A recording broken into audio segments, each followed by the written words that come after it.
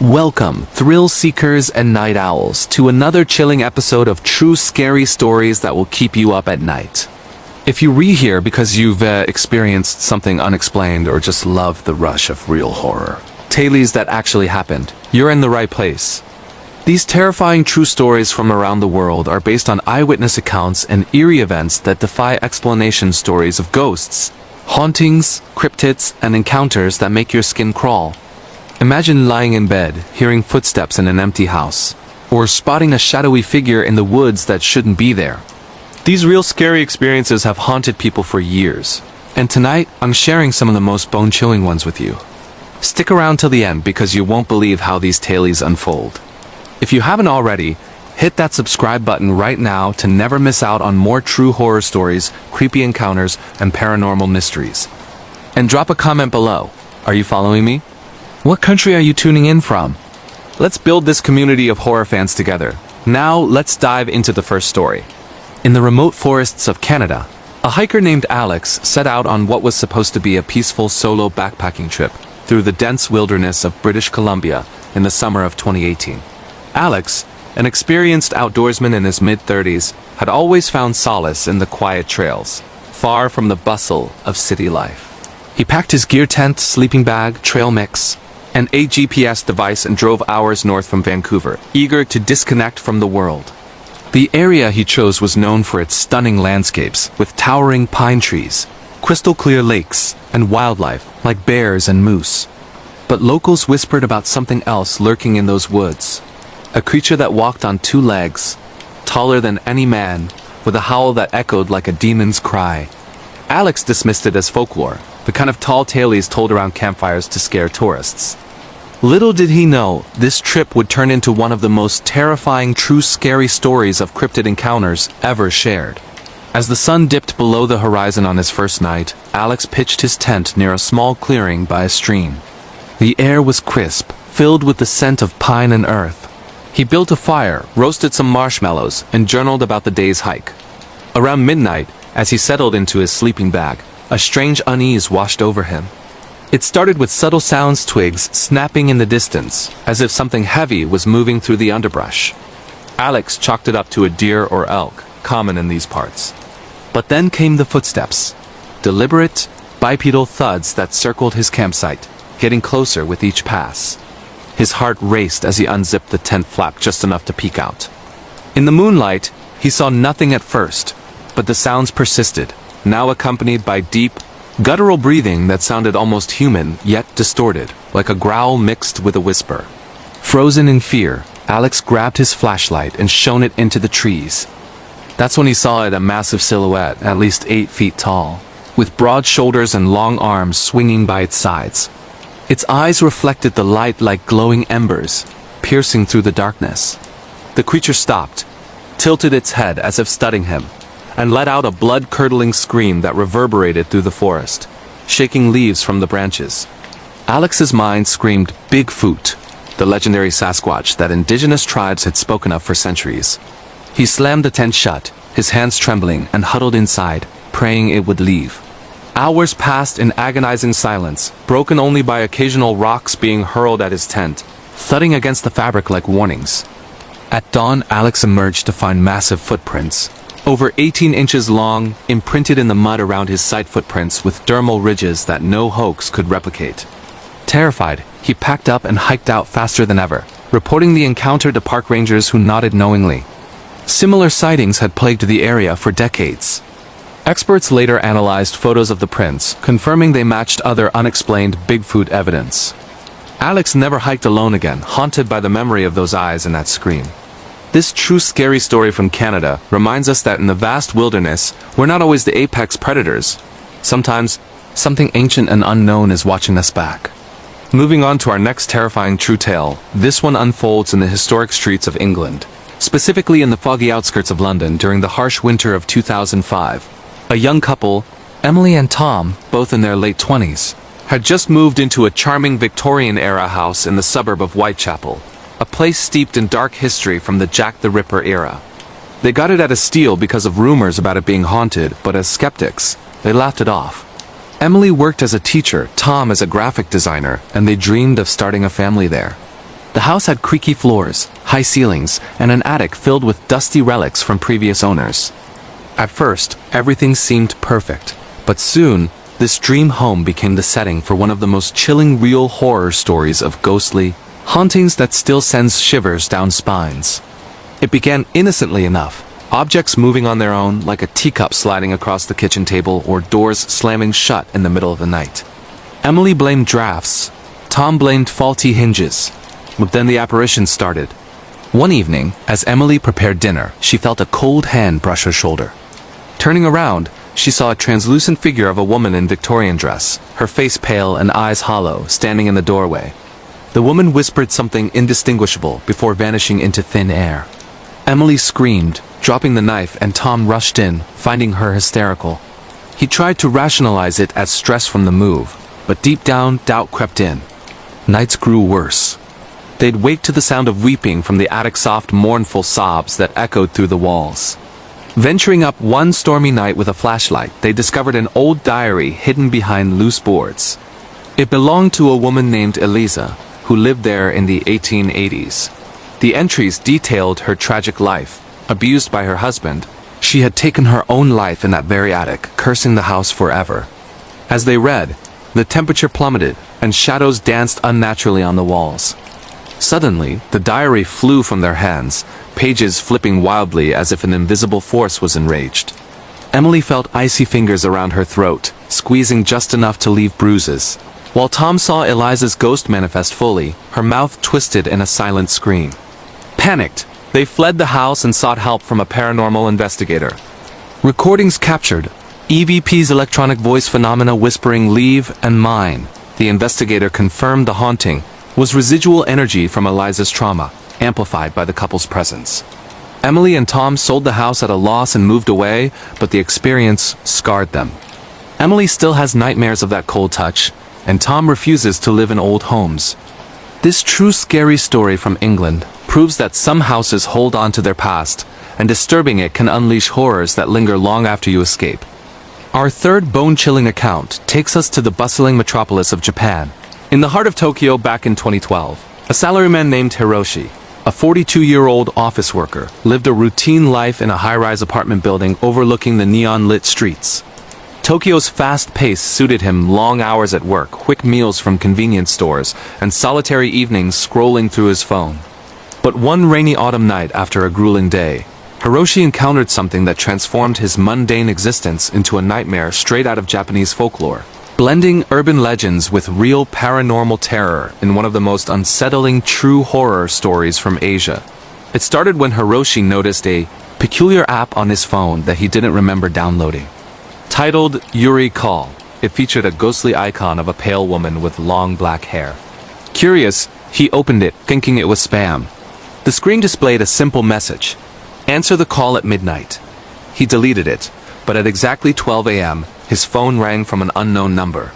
Answering hesitantly, he heard static interspersed with a woman's voice whispering in Japanese. "Help me. I'm in your building." Chills ran down his spine. He hung up, assuming a prank. But the calls persisted nightly, each time the voice growing clearer, describing details of his apartment, the blue curtains in his bedroom, the photo of his late mother on the shelf. One night the voice said, "Look out your window." Against his better judgment, Hiroshi peered down at the street 20 floors below. There, under a flickering street lamp, stood a woman in a white dress, her head bowed, hair obscuring her face like the infamous Sadako from Ring Legends. But this felt too real. She looked up, her eyes black voids, and waved slowly. Hiroshi slammed the curtains shut, his heart pounding. The next day, he researched similar experiences online and learned of cursed apps tied to urban ghosts, or yurei, spirits of the wrong seeking vengeance. Legend had it that a woman had jumped from his building years ago after being betrayed, her spirit now trapping souls via technology. The hauntings escalated. His lights flickered, showing glimpses of the woman in reflections, first in mirrors, then on his computer screen. One evening, returning home, he found wet footprints leading from the elevator to his door, as if someone had climbed from the rain-soaked streets. Inside, his phone rang again. "I'm here." Turning, he saw her materialized in his living room, dripping water, her mouth opening in a silent wail. Hiroshi fled, staying with friends, and consulted a Shinto priest who performed an exorcism on the apartment. The priest revealed the woman's name from records, Aiko, who had indeed died there, her suicide note mentioning betrayal. After the ritual, the calls stopped, but Hiroshi moved out, forever changed. He now warns others about mysterious apps, swearing this true scary story from Japan shows how ancient spirits adapt to the modern world, turning everyday devices into portals of terror. Shifting gears to the vast outback of Australia, our next real horror tale dates back to 1999 in the arid deserts near Alice Springs. A group of friends, Sarah, Mike, and Lisa, all adventurous 20-somethings from Sydney, embarked on a road trip across the rugged terrain, seeking thrills in the remote red center. They rented a jeep, stocked up on supplies, and planned to camp under the stars, far from civilization. The outback's isolation was part of the appeal. Endless red sands, ancient rock formations, and aboriginal stories of dreamtime spirits. But what began as a fun getaway devolved into a survival horror of unexplained disappearances and eerie phenomena, making it one of the most talked about, true scary stories from down under. On their third day, deep in the desert, their GPS malfunctioned, leading them off the main track into unmarked territory. As dusk fell, they set up camp near a cluster of boulders. Around the fire, Mike shared tales of the Min Min lights, mysterious glowing orbs said to lure travelers to their doom. They joked about it until, in the distance, they spotted floating lights, blue and green spheres bobbing erratically across the horizon. Intrigued, Mike wandered toward them with a flashlight, calling back that he'd check it out. Minutes turned to hours. He didn't return. Sarah and Lisa searched frantically, their shouts echoing unanswered in the night. Panic set in as strange occurrences mounted. Their campfire flared unnaturally high, casting shadows that seemed to move independently, forming humanoid shapes. Whispers carried on the wind indistinct voices in what sounded like an ancient language, perhaps Aboriginal warnings. Lisa felt tugs on her clothes, as if invisible hands were pulling her into the darkness. By morning, they found Mike's footprints leading to a dry creek bed, where they abruptly stopped, as if he'd vanished into thin air. No body, no signs of struggle, just eerie silence. Rescuers later arrived after the women hiked to a highway, but searches yielded nothing.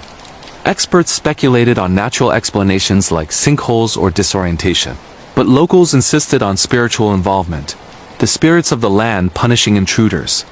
Sarah and Lisa returned home traumatized, with Sarah developing a phobia of open spaces. Years later, similar lights and disappearances were reported in the area, linking to indigenous lore of protective entities. This true scary story from Australia serves as a stark reminder that in the wild expanse, respecting the unknown is key, or you might become part of the legend yourself. Finally, for tonight's last heart-pounding narrative, we head to the snowy peaks of Norway in the winter of 2016. A solo skier named Lars, a 35-year-old adventure enthusiast from Oslo, decided to tackle the challenging trails of the Jotunheimen National Park during a rare clear spell. Known for its breathtaking fjords and glaciers, the park attracts extreme sports lovers, but also harbors tales of trolls and other Norse myths that locals treat with quiet reverence. Lars, equipped with skis, avalanche gear, and a satellite phone, aimed to conquer a remote slope untouched by crowds. What he encountered instead was a brush with the supernatural that ranks among the most freezing true horror stories of mountainous hauntings. As he ascended via ski lift, a sudden blizzard whipped up, reducing visibility to near zero. Undeterred, Lars pressed on, but soon lost his bearings in the whiteout. Hours in, exhausted and hypothermic, he stumbled upon an abandoned cabin half buried in snow. An old herder's hut from the 1800s. He broke in, started a fire with matches from his pack, and hunkered down. That's when the weirdness began. Knocks on the door, rhythmic and insistent, despite the howling wind outside. Peering through a frosted window, Lars saw nothing but swirling snow. The knocks grew louder, accompanied by heavy breathing that fogged the glass from the outside. Terrified, he barricaded the door, but then came the voice, a deep, gravelly murmur in Old Norwegian dialect. "Let me in, cold, double quotes." Lars's blood ran colder than the storm. Legend spoke of Draugr, undead beings that roamed the mountains, seeking warmth from the living.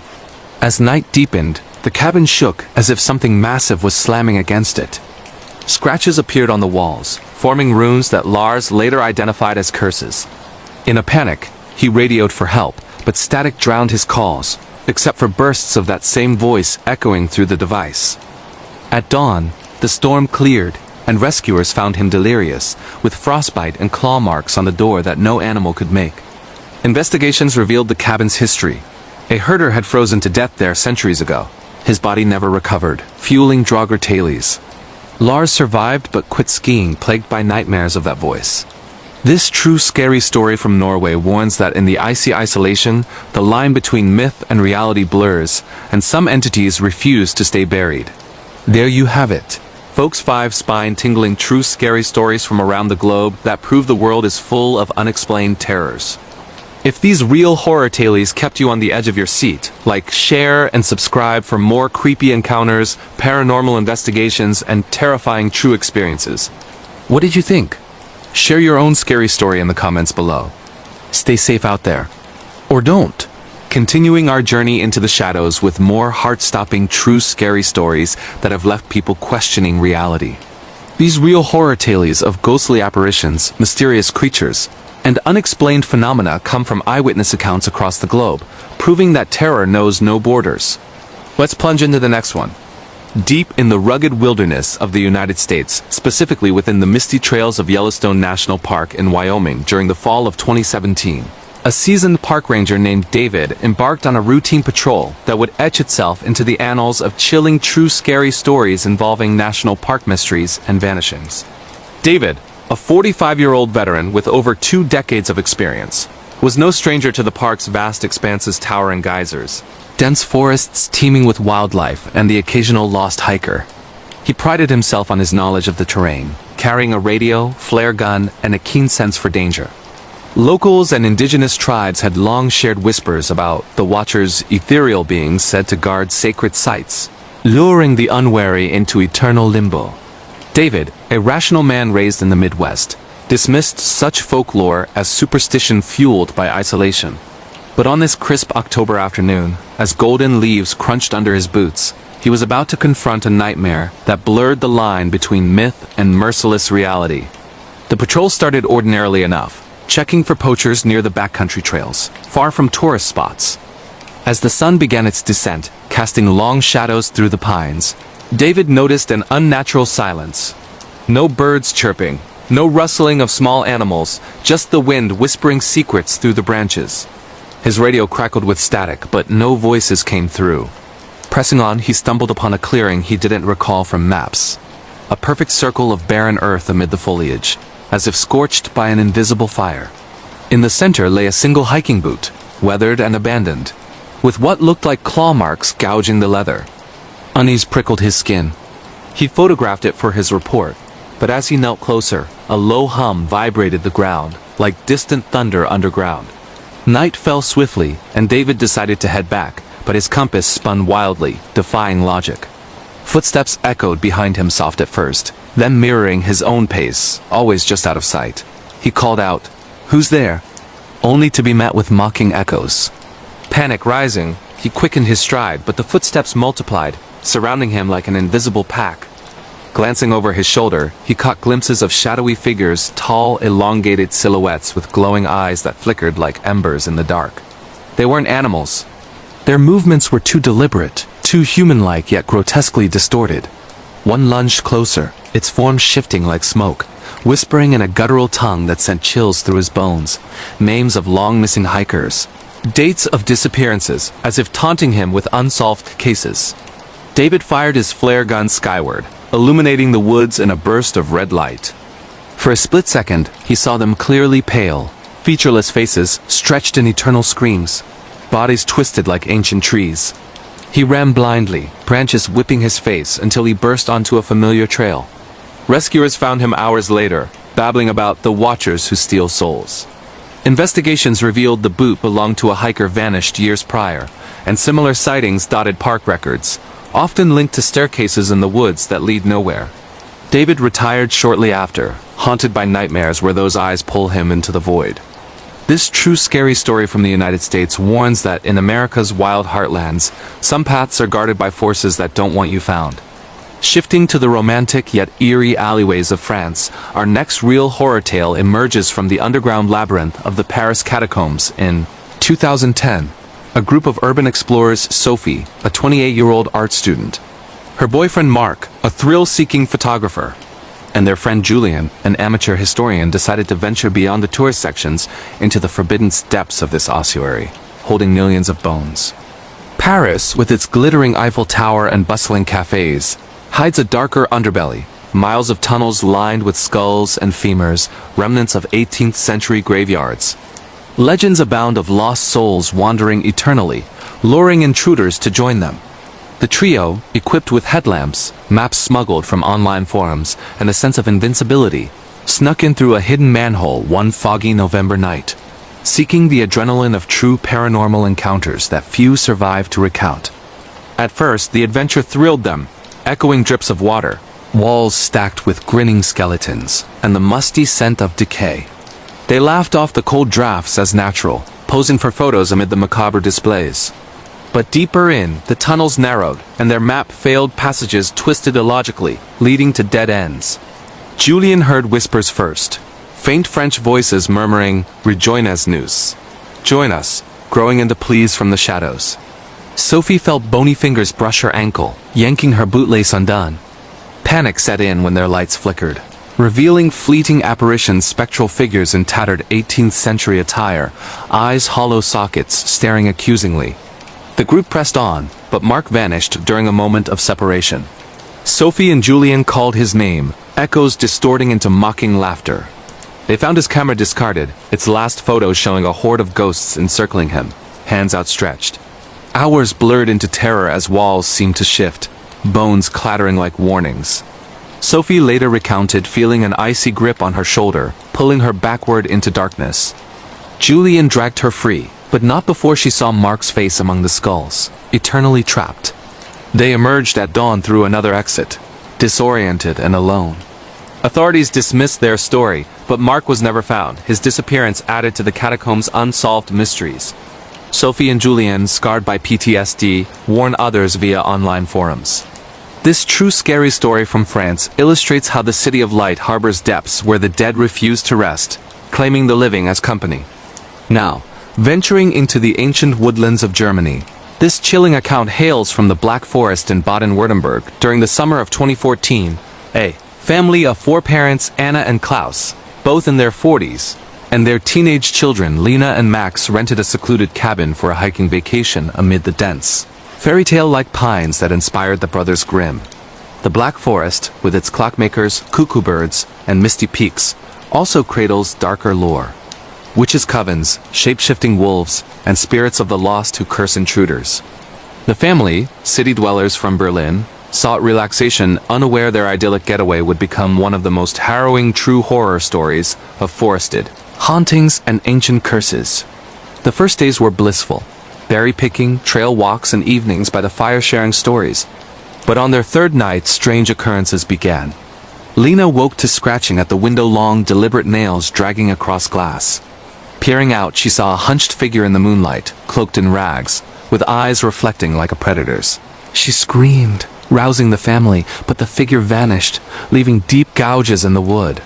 Klaus dismissed it as a bear, but the next day, they found animal bones arranged in a pentagram outside their Dora symbol, locals tied to hexes from medieval witch trials. As tensions mounted, whispers infiltrated the cabin, German voices chanting incantations, growing louder at midnight. Max felt an invisible force pin him to his bed, whispering his name with malevolent glee. Anna researched online and learned the cabin stood on a site of historical executions, where accused witches were burned, their spirits vengeful toward outsiders. One stormy evening, the family gathered for dinner when the lights died, and shadows coalesced into forms, women with charred skin, pointing accusatory fingers. Objects flew, plates shattering, books igniting spontaneously. Klaus herded everyone to the car, but the engine wouldn't start, tires slashed by unseen claws. They barricaded inside until dawn, enduring hours of pounding on walls and wails that pierced the soul. At first light, they fled on foot to the nearest village, where elders nodded grimly. Similar incidents plagued the area, linked to unrested souls. The family never returned, plagued by recurring nightmares and unexplained illnesses. Experts later investigated, capturing EVPs begging for release. This true scary story from Germany reminds us that some forests hold grudges, and disturbing the past can awaken curses that follow you home. Our next terrifying true tale transports us to the lush Amazon rainforest of Brazil. Near Manaus in 2008, an ecotourist group led by guide Ricardo, a 38-year-old local expert, included American couple Emily and Jack, both adventure bloggers in their 30s, seeking the thrill of untouched wilderness. The Amazon, with its vibrant biodiversity and indigenous tribes, also teems with folklore. The Curupira, a red-haired dwarf with backward feet who protects the forest by misleading hunters. Ricardo shared these tales lightheartedly around the campfire. But what unfolded became a survival ordeal of cryptid encounters and jungle horrors that rivals the most gripping real scary stories from South America. Deep into their trek, the group veered off marked paths to spot rare birds. Strange signs appeared, footprints facing the wrong direction, trees marked with claw-like scratches. Emily heard childlike laughter echoing through the canopy, but no children were near. As night descended, their camp came alive with unnatural sounds, branches snapping, low growls mingling with mimics of human voices calling their names.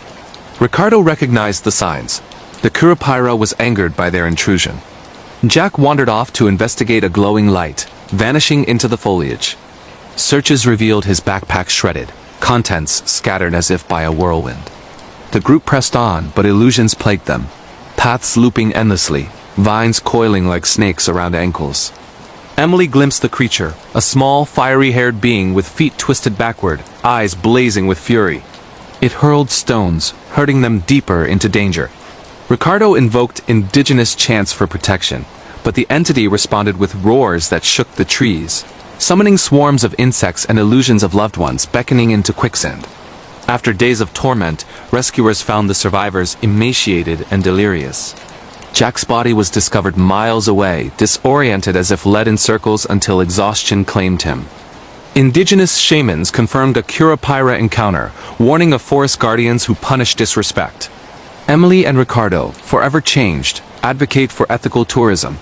This true scary story from Brazil proves that in the world's lungs, ancient protectors enforce balance with deadly consequences for those who trespass. Heading to the vibrant yet mysterious landscapes of South Africa, this bone-chilling narrative unfolds in the abandoned halls of Kempton Park Hospital near Johannesburg in 2019. A paranormal investigator named Debo, a 32-year-old skeptic turned believer, teamed up with friends Zanel and Sifo for an overnight lockdown in the derelict building. Once a bustling medical facility shut down in the 1990s, it's now infamous for hauntings. Apparitions of patients, eerie cries, and the Tokoloshia, mischievous imp from Zulu folklore that torments the living. Armed with EMF meters, spirit boxes, and cameras, the trio aimed to debunk or document the legends, unaware they D-star in one of the most intense true horror stories of hospital ghosts and cultural spirits. The night started with subtle anomalies, cold spots in operating rooms, doors creaking open unaided. Zanel captured orbs on video dust. They rationalized. But as midnight struck, the activity exploded. Footsteps pattered across ceilings, too small for humans. Sifo felt tiny hands tugging his pants, lifting him inches off the ground before dropping him. The spirit box spat fragmented Zulu words. TOKOLOSHE ... play ... pain. Shadows darted, manifesting as a diminutive figure with hairy body and glowing eyes, giggling maniacally. Terror peaked in the morgue. Drawers banged open, revealing phantom bodies that vanished upon approach. Debo was scratched deeply on his back, marks resembling claw prints. Zanel heard her deceased grandmother's voice, warning of the imp's curse. They fled at dawn, equipment malfunctioning, but footage showed the entity clearly proof that went viral among South African ghost hunters. Investigations tied it to hospital deaths and unburied souls invoking the Tokoloshi for vengeance. Debo now conducts rituals before progues, haunted by the scratches that never fully heal. This true scary story from South Africa highlights how blending modern skepticism with ancient beliefs can summon entities that refuse to be ignored.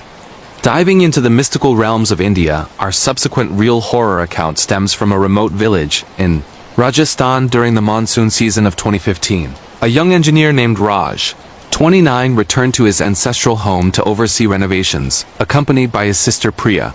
The village, dotted with ancient wells and temples, buzzed with tales of Chudale's vengeful female spirits with backward feet, born from women who died wronged. Raj, educated in Mumbai, scoffed at superstitions.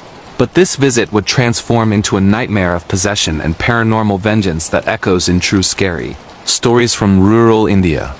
Strange events began immediately. Wells bubbling unnaturally at night, women's laughter echoing from empty streets.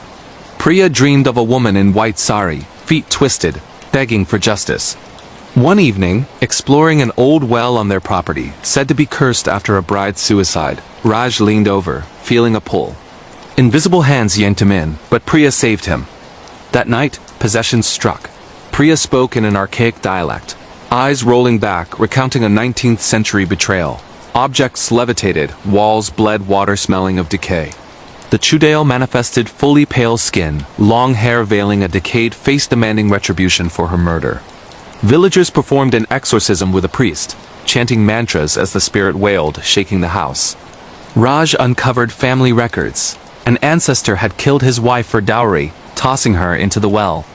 After the ritual, peace returned, but Priya bore faint scars.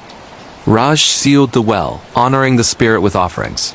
This true scary story from India underscores that ignoring cultural ghosts can awaken vengeful forces tied to unresolved injustices. Finally, for this batch of pulse-racing narratives, we cross to the vibrant streets of Mexico, in Mexico City's sprawling metro system back in 2013. A late-night commuter named Maria, a 25-year-old office worker, boarded the last train home after a long shift.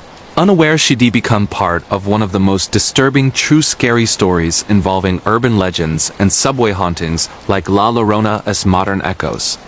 The metro, a lifeline for millions, hides grim histories, accidents, suicides, and spirits of the damned roaming empty cars. As the train rattled through dimly lit tunnels, Maria noticed she was alone, unusual even at midnight. Whimpers echoed from the next car, like a crying child. Curious, she investigated, finding nothing but cold air. The cries intensified, morphing into a woman's sobs.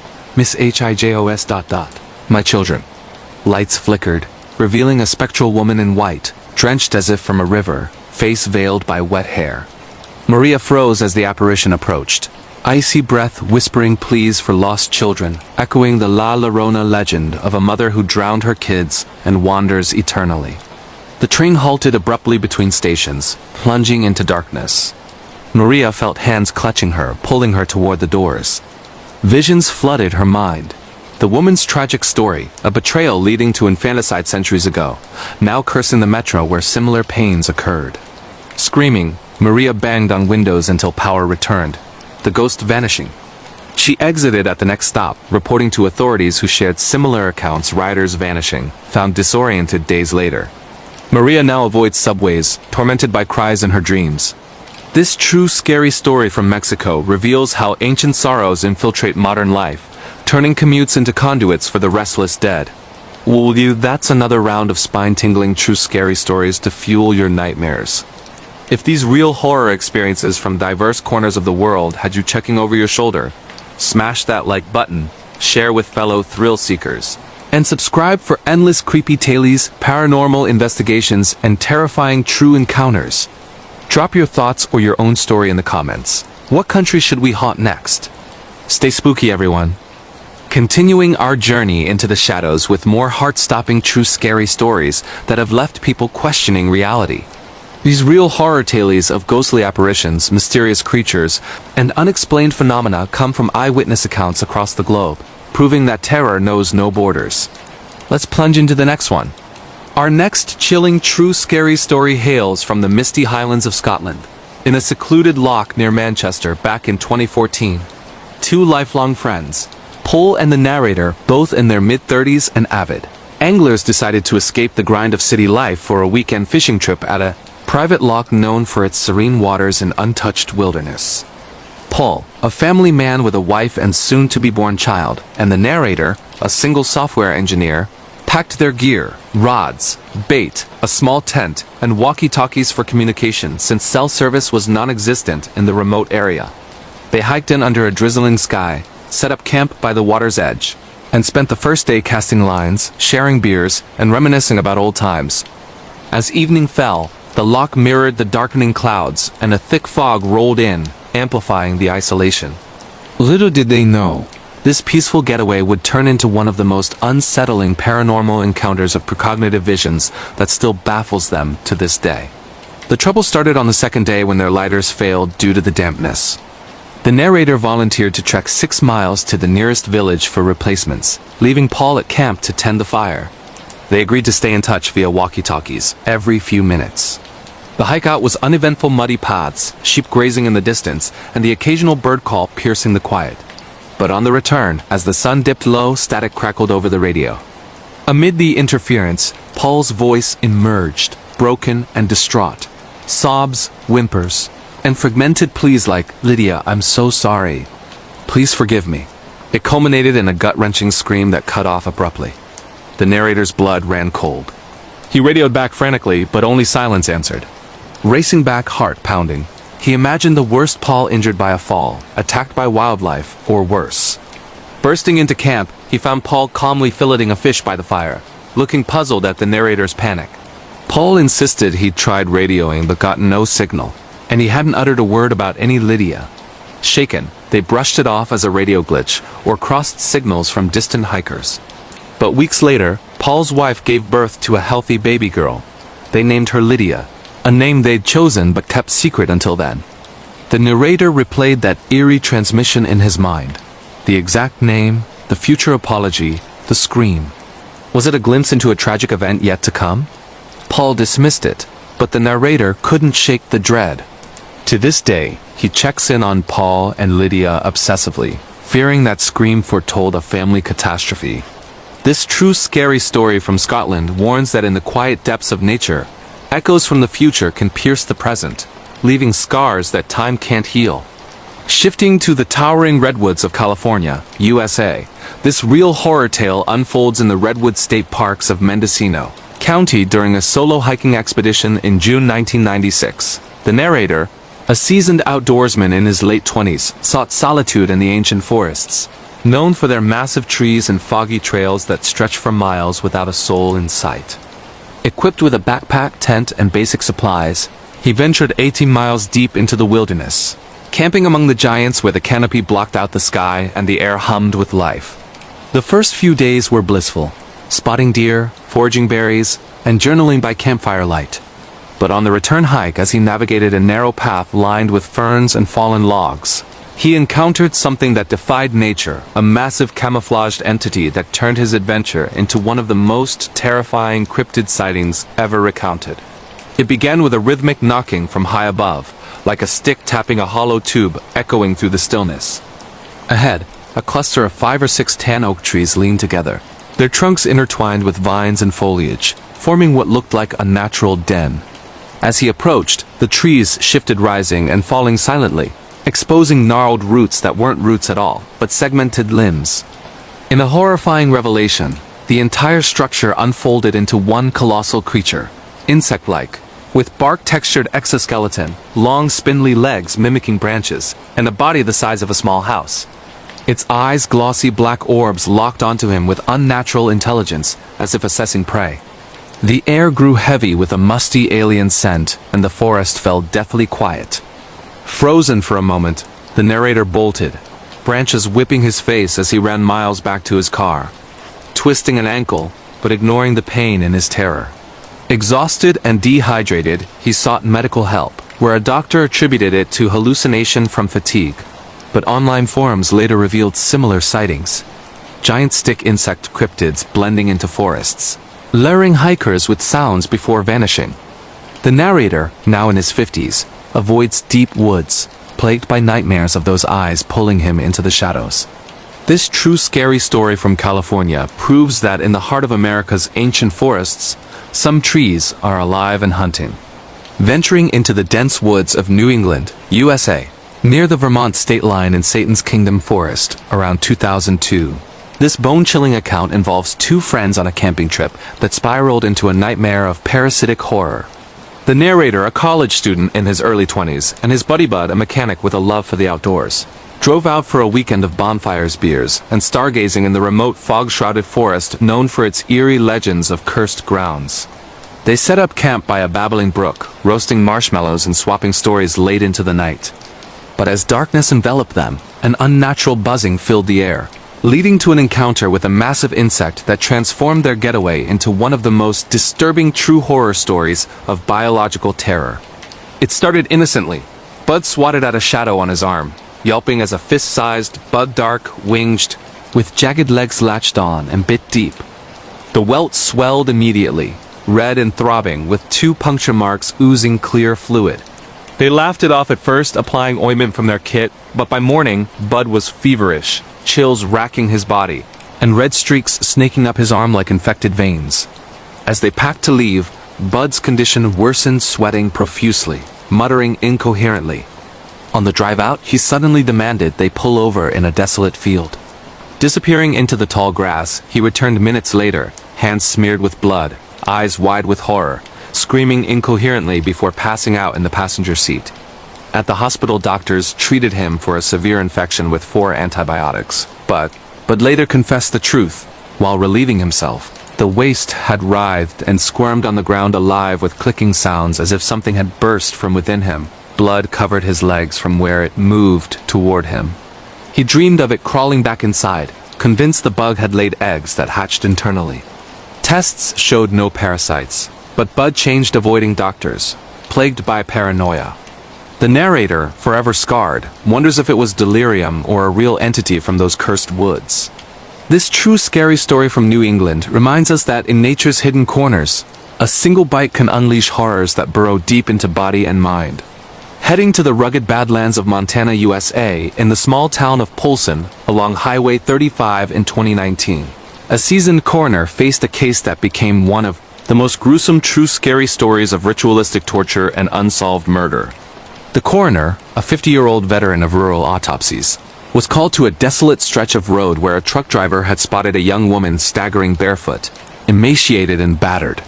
She collapsed before help arrived, her body a map of horrors, burns, scars, gouged eyes, and missing nails.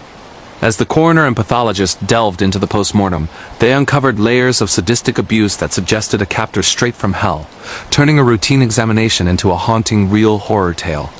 The autopsy revealed she weighed just 70 pounds at 5 feet 7, her frame skeletal from prolonged starvation. Systematic burns covered her skin, cigarette-sized circles and wire piercings through her abdomen, heated to inflict maximum pain. Her organs failed from malnutrition, but her stomach held the final clue: remnants of hallucinogenic fly agaric mushrooms mixed with deadly death cap toxins. She'd been force-fed to induce terrifying visions before her release, blind, weakened, and wandering in agony until collapse. Bruises on wrists and ankles indicated chains, perhaps in a remote cabin or bunker. No ID, no matches in databases. She was a ghost in life and death. The case was ruled homicide, but leads dried up, no witnesses, no suspects. The coroner, haunted by her silent screams, retired early, dreaming of her final miles in the wilderness. Locals whisper of a shadowy figure preying on hitchhikers, but proof eludes. This true scary story from Montana serves as a grim warning. In America's vast empties, monsters hide in plain sight, claiming victims who vanish without a trace. Now to the sun-baked ghost town of Lobo, Texas, USA. In the scorching summer of 1996, where 2 urban explorers stumbled into a scene of real-time terror amid abandoned ruins. The friends, both in their 20s and thrill-seekers from nearby El Paso, drove out to document forgotten town's Lobo, deserted after earthquakes and fires, with crumbling buildings standing like skeletons in the desert. Armed with cameras and water, they wandered the intact structures, old saloons, homes with faded wallpaper, and a church with shattered stained glass. But a blood-curdling scream shattered the silence, pulling them into one of the most intense true scary stories of witnessed violence in isolated places. Rushing toward the cries from a dilapidated warehouse, they heard pleas and curses echoing inside. Peeking through a crack, they glimpsed shadows moving, then 2 men burst out. A burly figure wielding a crowbar and a wiry accomplice, faces twisted in rage. The explorers bolted, the pursuers closed behind, shouting threats as they dodged rusted debris. Escaping to their car, they sped to the nearest sheriff's office. Returning with deputies, they found the warehouse splashed with fresh blood pools on the floor. Splatters on walls, but no body, no victim. The scene suggested torture, perhaps for information or sheer cruelty, interrupted by their arrival. Investigations yielded nothing. The perpetrators vanished into the desert. The friends, traumatized, quit exploring, haunted by what if they hadn't interrupted or worse, been caught. This true scary story from Texas proves that in ghost towns the living can be more terrifying than the dead, lurking in shadows where help is miles away. Our subsequent pulse-pounding narrative takes us to the Emerald Hills of Ireland, near the ancient hill of Tara in County Meath during a road trip in 2018. The narrator, a 28-year-old history buff, and his friend, a photographer, were driving back from exploring the sacred site revered for its spiritual energy and fairy lore when they encountered a colossal figure that blurred the line between myth and reality. The daylight drive along a quiet motorway was unremarkable, rolling fields, hedgerows, and scattered sheep under a clear sky. But as they crested a hill, a 10-foot-tall entity with long black hair and a dark, tattered covering stepped deliberately across the road, vanishing into the foliage without a sound. This sighting became one of the most vivid true scary stories of giant cryptids in modern times. The figure moved with unnatural slowness, its limbs elongated and skin pale, eyes hidden in shadow. The friends slammed on the brakes, hearts racing, but it paid them no mind, crossing as if oblivious to the car. No footprints, no rustle in the hedge, just gone. Shaken, they pulled over, debating if it was a hoax or hallucination. Research later tied it to Irish folklore. The Firbolg, or ancient giants, said to guard sacred sites, appearing to those who disturbed the energy. The Hill of Tara, with its burial mounds and rituals, amplified such visions, locals claimed. The narrator, forever changed, avoids solitary drives, replaying the stride in nightmares. This true scary story from Ireland illustrates how ancient lands hold guardians that step from legend into the light, challenging our grip on reality. Finally, wrapping up this round from the historic shores of Portugal. In an old countryside house near Lisbon around 2005, a family grappled with a malevolent entity that turned their home into a hotspot for paranormal activity.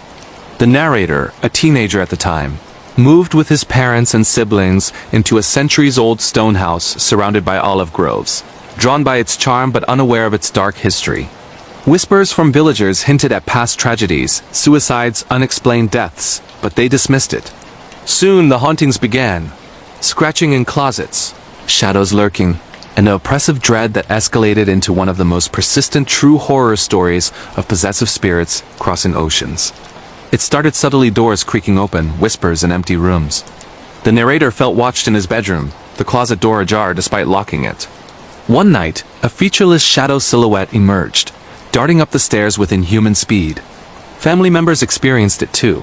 Objects flying, cold hands on shoulders, and dreams of a tormented soul begging for release. Research revealed the house built on an old burial site, disturbed during renovations. A local medium confirmed a restless spirit attached to the family, following them even after they fled to the USA for work. There, in a new apartment, the silhouette reappeared in historic park buildings nearby, mimicking the dread. Cleansings and prayers provided temporary relief, but the entity lingered in corners of their lives. The narrator, now an adult, still senses it during stress, a reminder of unresolved pasts. This true scary story from Portugal shows that some spirits cling like shadows, traveling far to claim what's theirs.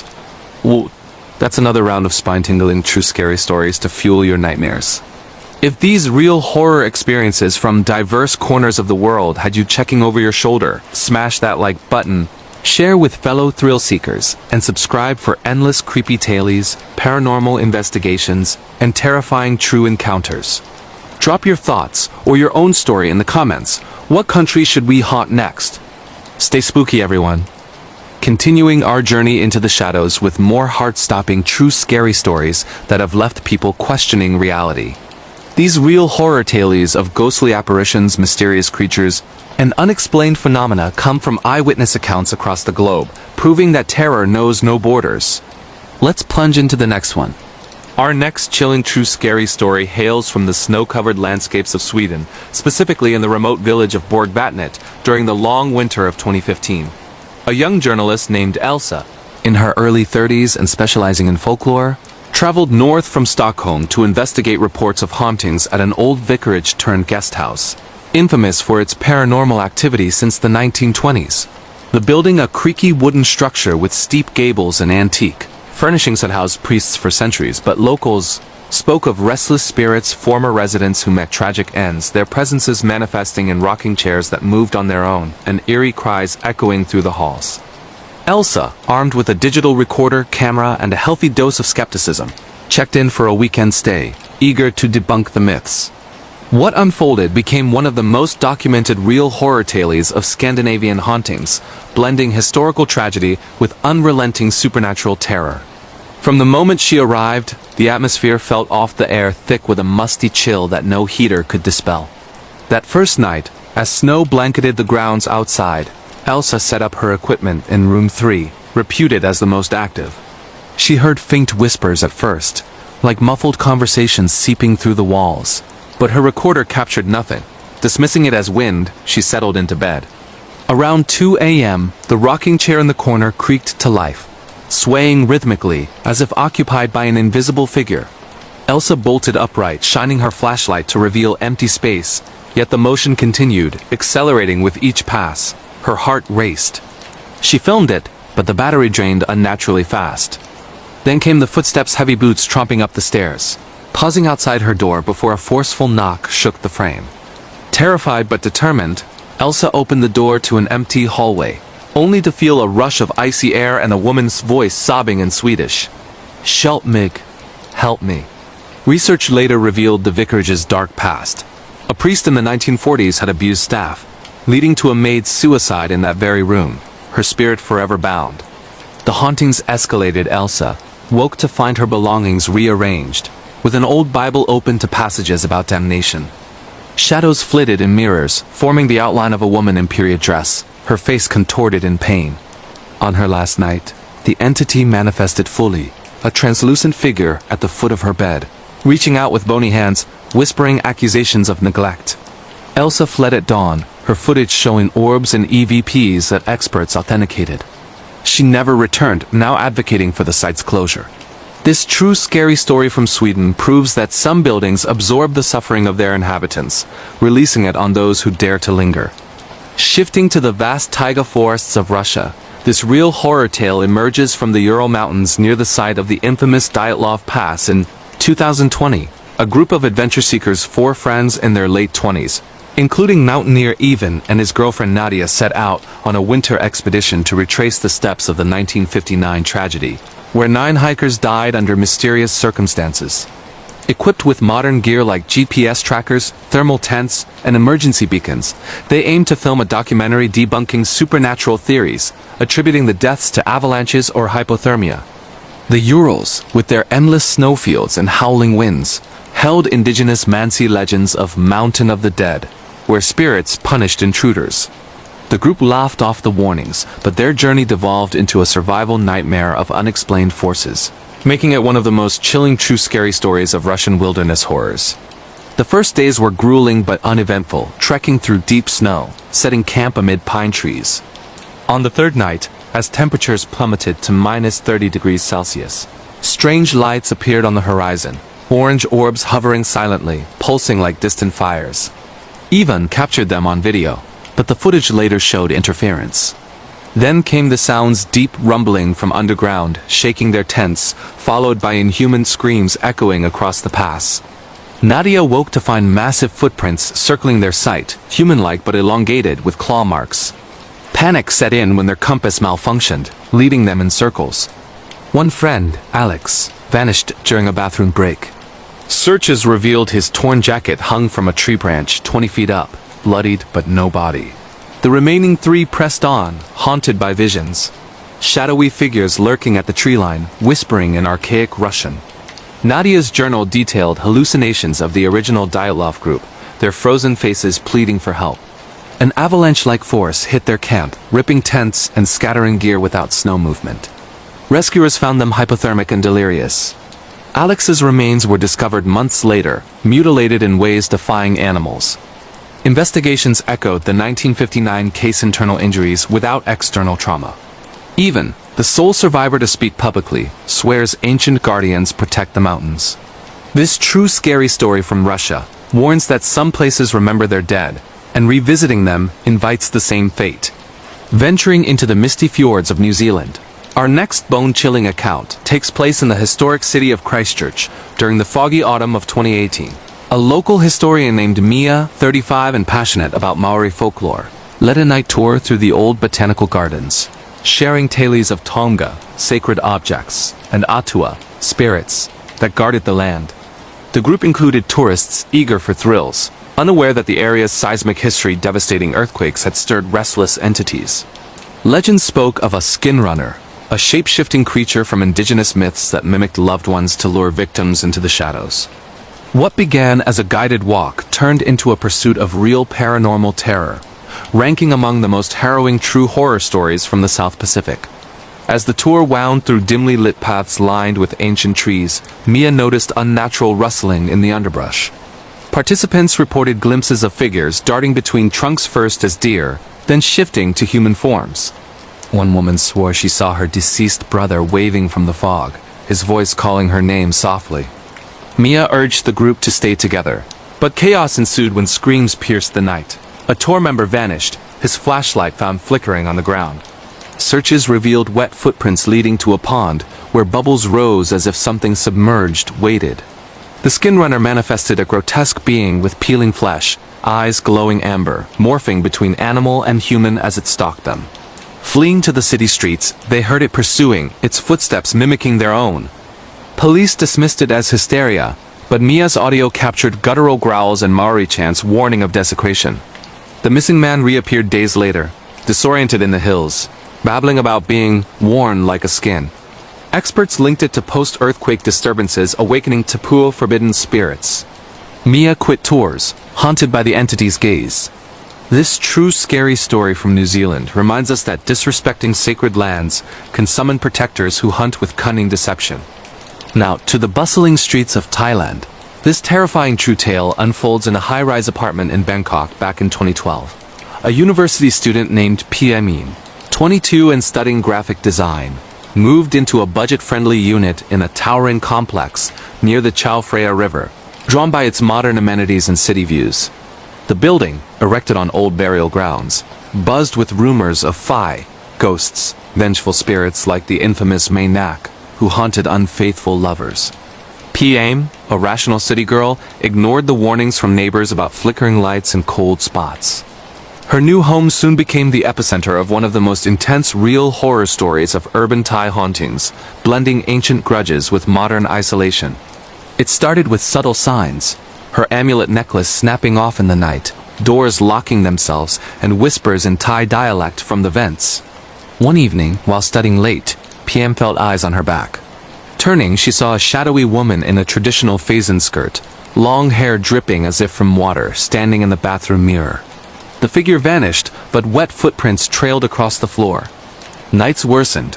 PM woke paralyzed, the ghost hovering over her bed, murmuring accusations of betrayal. Research uncovered the apartment's history. A young woman drowned herself there after her partner's infidelity, her spirit trapping souls in mirrors. The hauntings peaked during a full moon. Objects levitated, crashing against walls. And the ghost fully appeared, her decayed face pleading then snarling. PM sought a monk's blessing, who performed a ritual with holy water and chants, revealing the spirit's name via EVPs. After the exorcism, calm returned, but PM moved out, forever avoiding high-rises. This true scary story from Thailand shows how urban development disturbs the dead, turning homes into prisons for the restless. Heading to the ancient ruins of Italy, our subsequent pulse-racing narrative stems from the lagoon island of Poveglia, near Venice in 2019. A team of paranormal investigators led by Marco, a 40-year-old ex-priest, snuck onto the Forbidden Isle, once a plague quarantine site and later an asylum where thousands perished in agony. Overgrown with vines and crumbling buildings, Poveglia held tales of bell tower screams and ghostly doctors performing lobotomies. Equipped with EMF meters and night vision cameras, they aimed to capture evidence. Unaware they de-awaken a horde of tormented souls in one of the most overwhelming true scary stories of Italian island horrors. As fog enveloped the boat ride, Disembodied whispers greeted them ashore. Exploring the hospital ruins, EMF spiked erratically, and scratches appeared on arms, 3 parallel lines like claw marks. In the bell tower, where a mad doctor had jumped after claiming possession, they heard bells tolling without ropes. Shadows swarmed. Plague victims in masks, their eyes hollow, reaching out with bubonic swollen limbs. Marco felt an entity enter him, forcing words in Latin about eternal suffering. Footage showed apparitions materializing, pulling at clothing.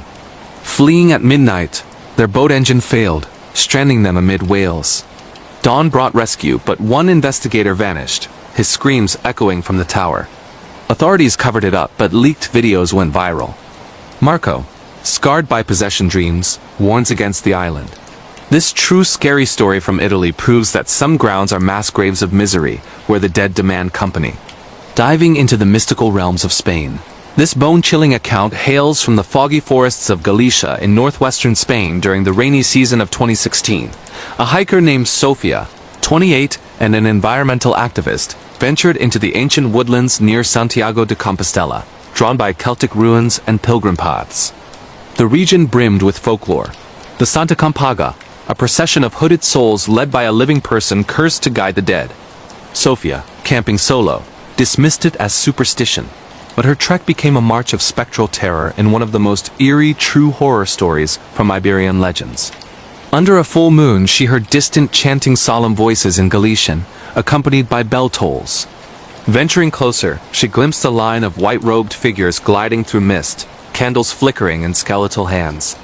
The leader, a living woman with vacant eyes, beckoned her to join.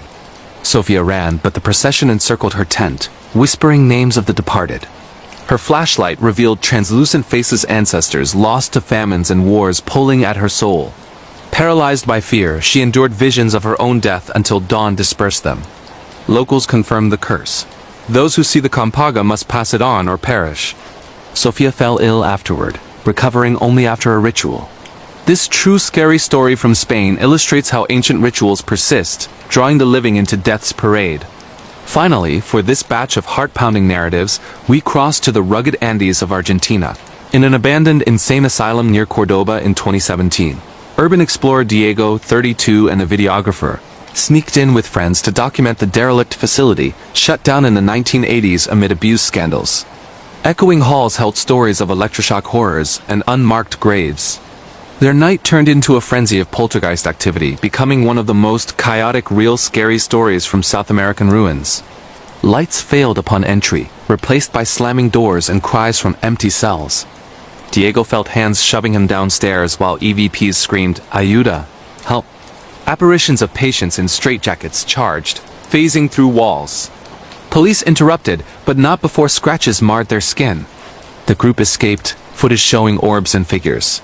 Diego, haunted by recurring visits in dreams, quit exploring. This true scary story from Argentina warns that forsaken asylums trap echoes of madness, unleashing them on intruders. Well, that's another round of spine-tingling true scary stories to fuel your nightmares.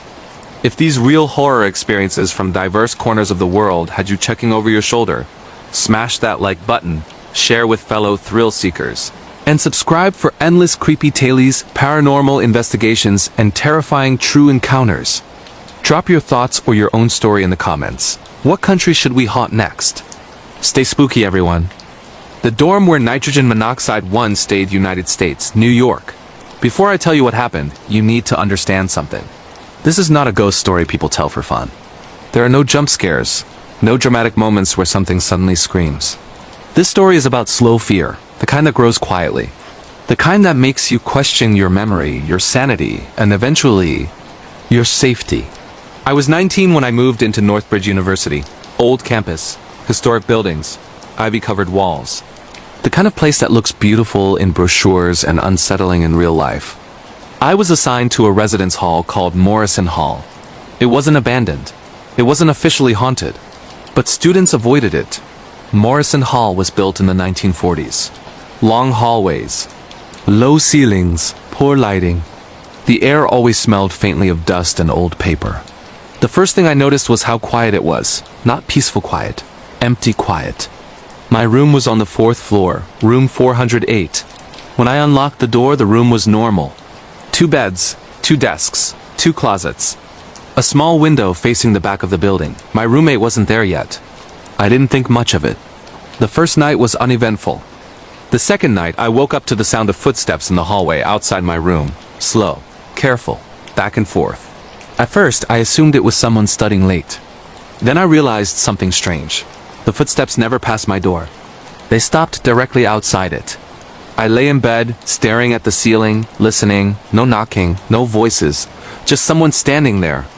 After what felt like several minutes, the footsteps walked away. The next morning, I asked my Rhea if someone had been reported wandering the halls at night. She looked confused. "No one lives on your side of the floor yet," she said. That didn't make sense. There were at least 10 rooms down my hallway. She checked her tablet. Then her expression changed slightly. Looks like they're technically assigned, but no one's checked in. I didn't ask what technically assigned meant. I wish I had. The third night is when things changed. I woke up at exactly 2:14 a.m. No noise. No dream. Just that sudden feeling that someone was awake with me. I turned my head toward the other bed. Still empty. But the desk chair at the other side of the room was pulled out. I was certain I had pushed it in before sleeping. I got up, pushed it back, and locked the door. I didn't sleep after that. From then on, every night followed a pattern. 2:14 a.m. Something small would be different. A drawer slightly open. My backpack moved. The trash can repositioned.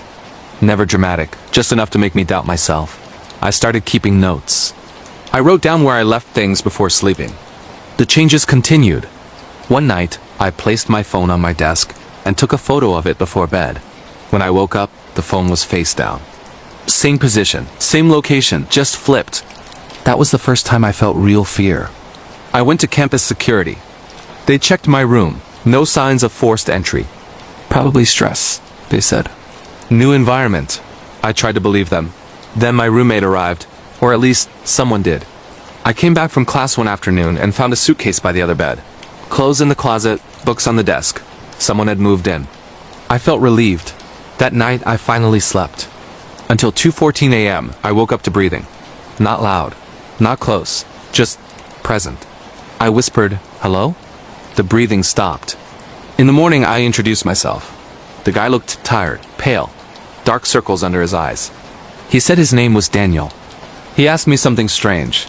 "Do you wake up at night too?" I didn't answer right away. He nodded slowly. "Yeah," he said.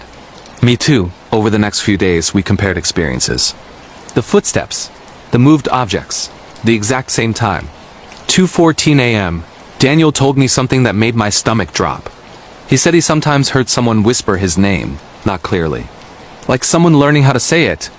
One night, I woke up and saw Daniel sitting on his bed, staring at the door. He didn't blink. He didn't respond when I spoke. The next morning, he acted like nothing happened. A week later, Daniel didn't come back from class. His bed remained untouched. His phone stayed on the desk. Campus police said he had withdrawn. No goodbye. No explanation. They removed his name from the door. Just like that. The nights got worse after he left. The breathing returned. Louder now. Closer. One night I felt the mattress beside me compress. Like someone sitting down. I didn't move. I didn't breathe. I felt weight. Then, a whisper. He couldn't stay. I moved out the next day. Years later, I searched university archives. I found something they didn't want students to see. Morrison Hall had a history. Students assigned to certain rooms would leave suddenly. Some transferred, some vanished. Always the same time. 2:14 a.m. Room numbers changed over the years. But the location stayed the same. 4th floor. Back side of the building. Room 408. The last line of an internal report read, "Occupancy remains inconsistent. Recommend continued use despite anomalies. Morrison Hall is still open. Room 408 is still assigned. And someone is probably sleeping there tonight." Waking up at 2:14 a.m., feeling like they're not alone. Room 317 was never empty. United States, Massachusetts. I didn't believe in haunted places before I moved into Hawthorne Hall. I believed in stress, sleep deprivation, overactive imagination. That belief didn't survive the first month. Hawthorne Hall sat at the edge of campus, partially hidden by old oak trees that blocked sunlight, even in the middle of the day. Most students preferred newer dorms closer to classrooms and dining halls. Hawthorne was cheaper. That should have been my first warning. On move-in day, my parents helped me carry boxes up 3 flights of narrow stairs. The walls were covered with layers of paint, cracked and peeling in places, like the building had been repainted too many times without ever being properly fixed. Room 317 was at the very end of the hallway. No windows in the hall. No vending machines, no noise. Just doors. When I unlocked the door, the room felt wrong, not scary. Not cold. Occupied. 2 beds sat against opposite walls. 2 desks. 2 closets. Everything normal. Except the air felt heavy, like someone had just left seconds before I arrived.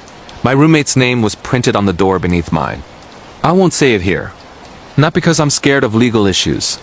Because writing it still makes my hands shake. The first night passed without incident. The second night, I woke up at 2:17 a.m. to the sound of movement. Someone shifting in bed. I assumed my roommate had arrived late and was trying not to wake me.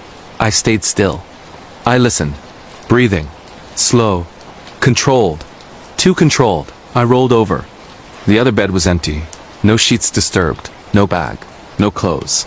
I checked my phone. 2:17 a.m. That became the routine. Every night, without exception. The sounds never crossed the room.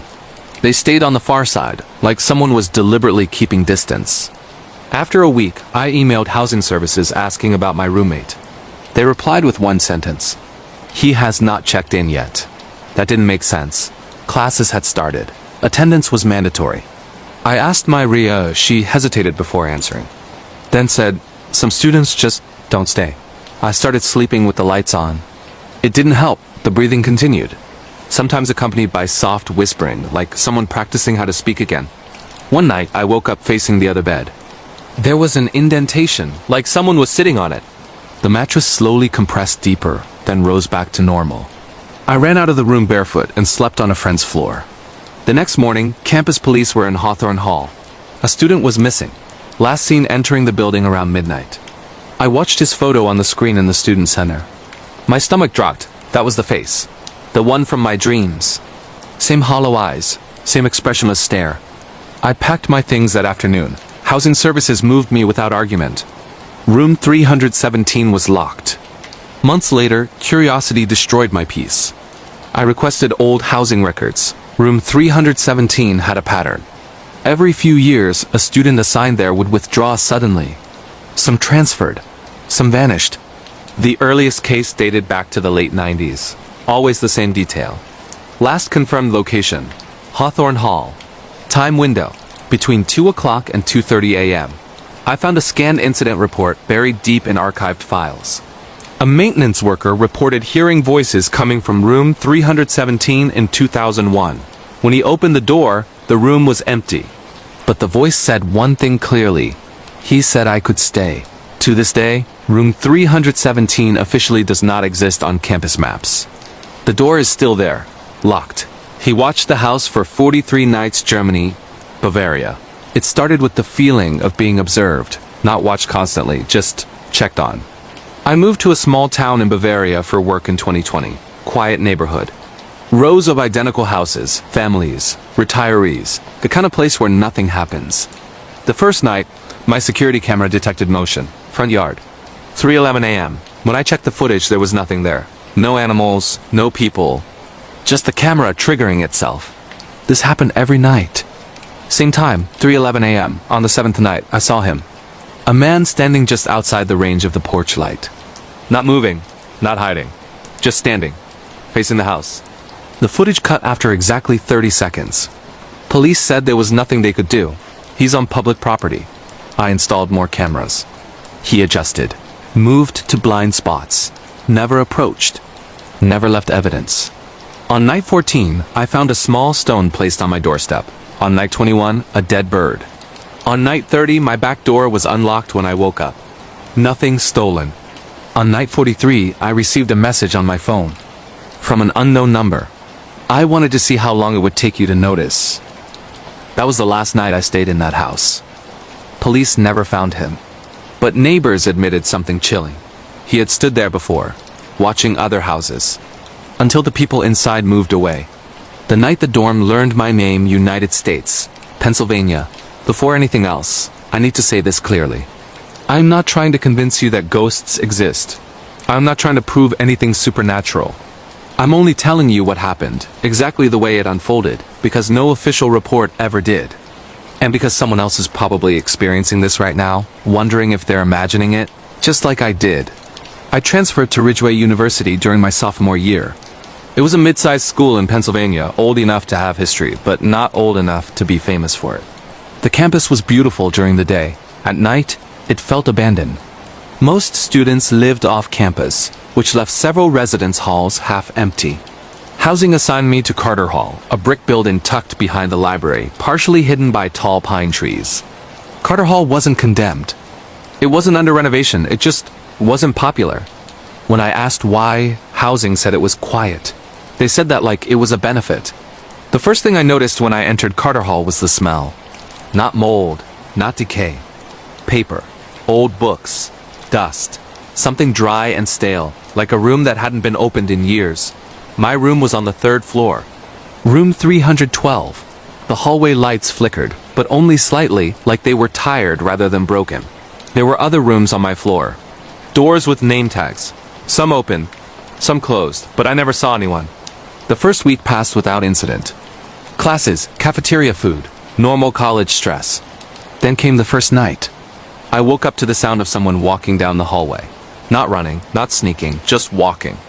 Each step echoed slightly, even though the carpet should have absorbed the sound. The footsteps stopped outside my door. I lay still. I waited for a knock. It never came. After about a minute, the footsteps continued down the hall and faded away. The next morning, I mentioned it to the RA. She frowned. "That's weird," she said. "I didn't do rounds last night. I asked if anyone else lived on my side of the floor." She hesitated. "Technically." Yes, that word again. Technically. The second night, I didn't wake up to footsteps. I woke up to breathing.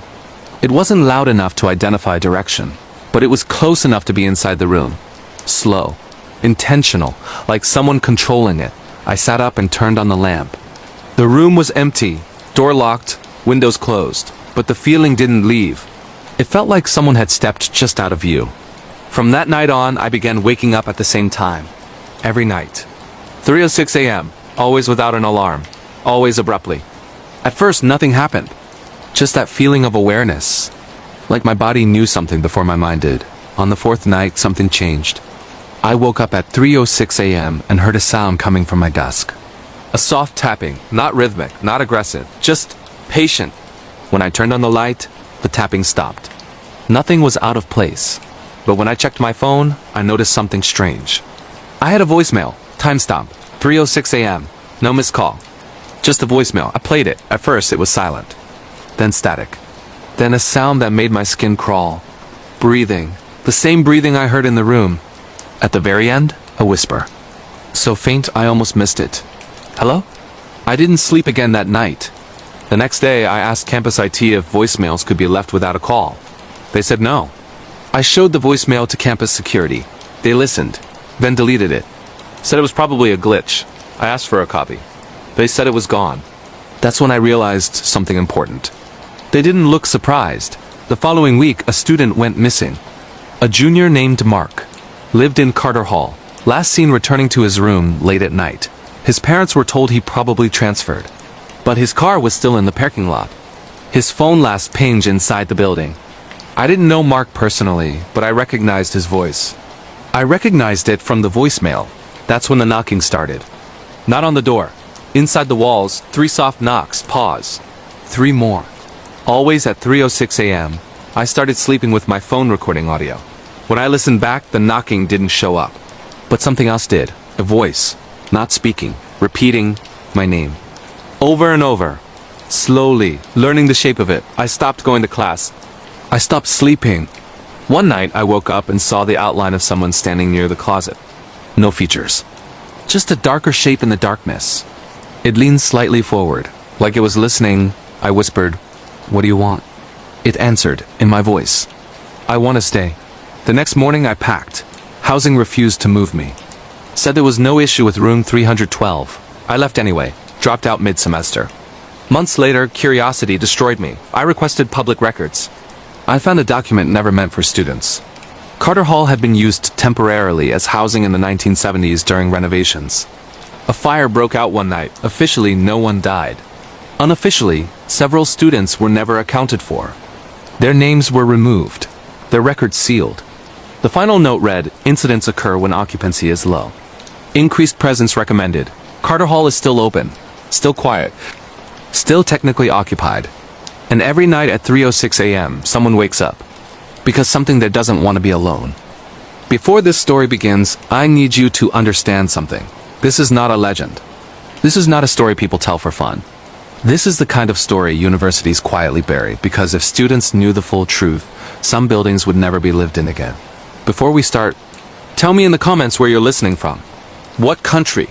What city? And subscribe now, because once this story truly begins, you won't want to stop halfway. The building that erased people, Part 1, United States, Ohio. I didn't move into Blackwood Residence Hall by choice. I moved there because every other dorm was full. Blackwood sat at the edge of campus, separated from the rest of the buildings by a stretch of trees and an old service road that most students didn't even know existed. During the day, it looked normal. At night, it disappeared. The lights on the outside were dim, not broken, just weak. Like they were never meant to fully illuminate the building. Housing described it as overflow residence. Students called it something else. The quiet building. I arrived in late August. Hot air. Empty campus. Orientation week. Inside Blackwood, the temperature dropped immediately. The air conditioning was aggressive, almost uncomfortable, even though it was still summer. The lobby was empty. No front desk. No security. Just a bulletin board with outdated flyers and a sign that read, "Temporary housing assignment." That word again. Temporary. My room was on the 5th floor. Room 513. The elevator didn't go past the 4th floor. No explanation. I had to use the stairs. As I climbed, I noticed something strange. The higher I went, the quieter it became. Not less noise, no noise. By the time I reached the 5th floor, I couldn't even hear my own footsteps properly. Like the sound was being swallowed. Room 513 was at the very end of the hallway. No windows. No exit signs. Just doors. Most of them unmarked. Mine had a name tag. Only my name. No roommate listed. That surprised me. Housing paperwork said I had one. Inside, the room was larger than expected. 2 beds. 2 desks. 2 closets. Someone had lived there before. The bed on the far side had an indentation in the mattress. Like someone had been sleeping there for a long time. I didn't think much of it. I wish I had. The first night I slept poorly. Not because of fear. Because of awareness. That feeling you get when you know you're not alone. Even when you can't prove it. At 2:41 a.m. I woke up. No noise, no dream. Just awake. The room was darker than it should have been. The digital clock on my desk was off. I hadn't unplugged it. I checked my phone. No signal, no Wi-Fi. Then I heard breathing. Slow. Measured. From the other side of the room. I didn't move. I didn't turn on the light. I told myself it was my imagination. The breathing stopped. I finally slept. From that night on, I woke up every night at the same time. 2:41 a.m. Always. Something was always slightly different. The chair angled differently. The closet door cracked open. My backpack moved. Nothing aggressive. Nothing obvious. Just enough. After a week, I realized something disturbing. I had never seen another student on my floor. Not once. I asked my RA. She avoided eye contact. Then said, "Most students don't stay long up there." That was all. The first disappearance happened 2 weeks later. A student named Lucas lived in Blackwood. Parents reported him missing. University said he withdrew. But his keycard logged into the building at 2:38 a.m., 3 minutes before my alarmless awakening. I checked my phone history. I had taken a screenshot at 2:42 a.m. that night. I don't remember doing it. The image was black. But when I adjusted the brightness, there was a shape standing beside my bed. The building that erased people, Part 2, United States, Ohio, after Lucas disappeared, Blackwood Residence Hall, changed. Not physically, emotionally. The building felt alert. Like it had noticed me noticing it. Campus police questioned students briefly, but nothing serious came of it. They accepted the university's explanation. Lucas had withdrawn voluntarily. No police reports, no alerts. No search, I knew that was a lie. Because 2 nights after his disappearance, something new happened. I woke up at 2:41 a.m., as usual, but this time I wasn't alone in the room. I didn't see anyone. I felt them. The air pressure changed, like someone had stepped inside without opening the door. My ears popped slightly, the way they do in elevators. Then I heard a sound I hadn't heard before. Typing, soft, careful, coming from the other desk. I stayed still. My heart was pounding so hard I was sure whoever or whatever was there could hear it. The typing stopped. Then a chair creaked. Slowly. The sound of someone standing up. I squeezed my eyes shut. I told myself not to move. Not to react. That's when I heard my own voice. Not recorded. Not echoed. Spoken. From across the room. Are you awake? I couldn't breathe. I couldn't answer. The voice sighed. Not angry. Disappointed. I waited, it said. They never did. I don't remember falling asleep again. I woke up to sunlight and silence. The other desk was different.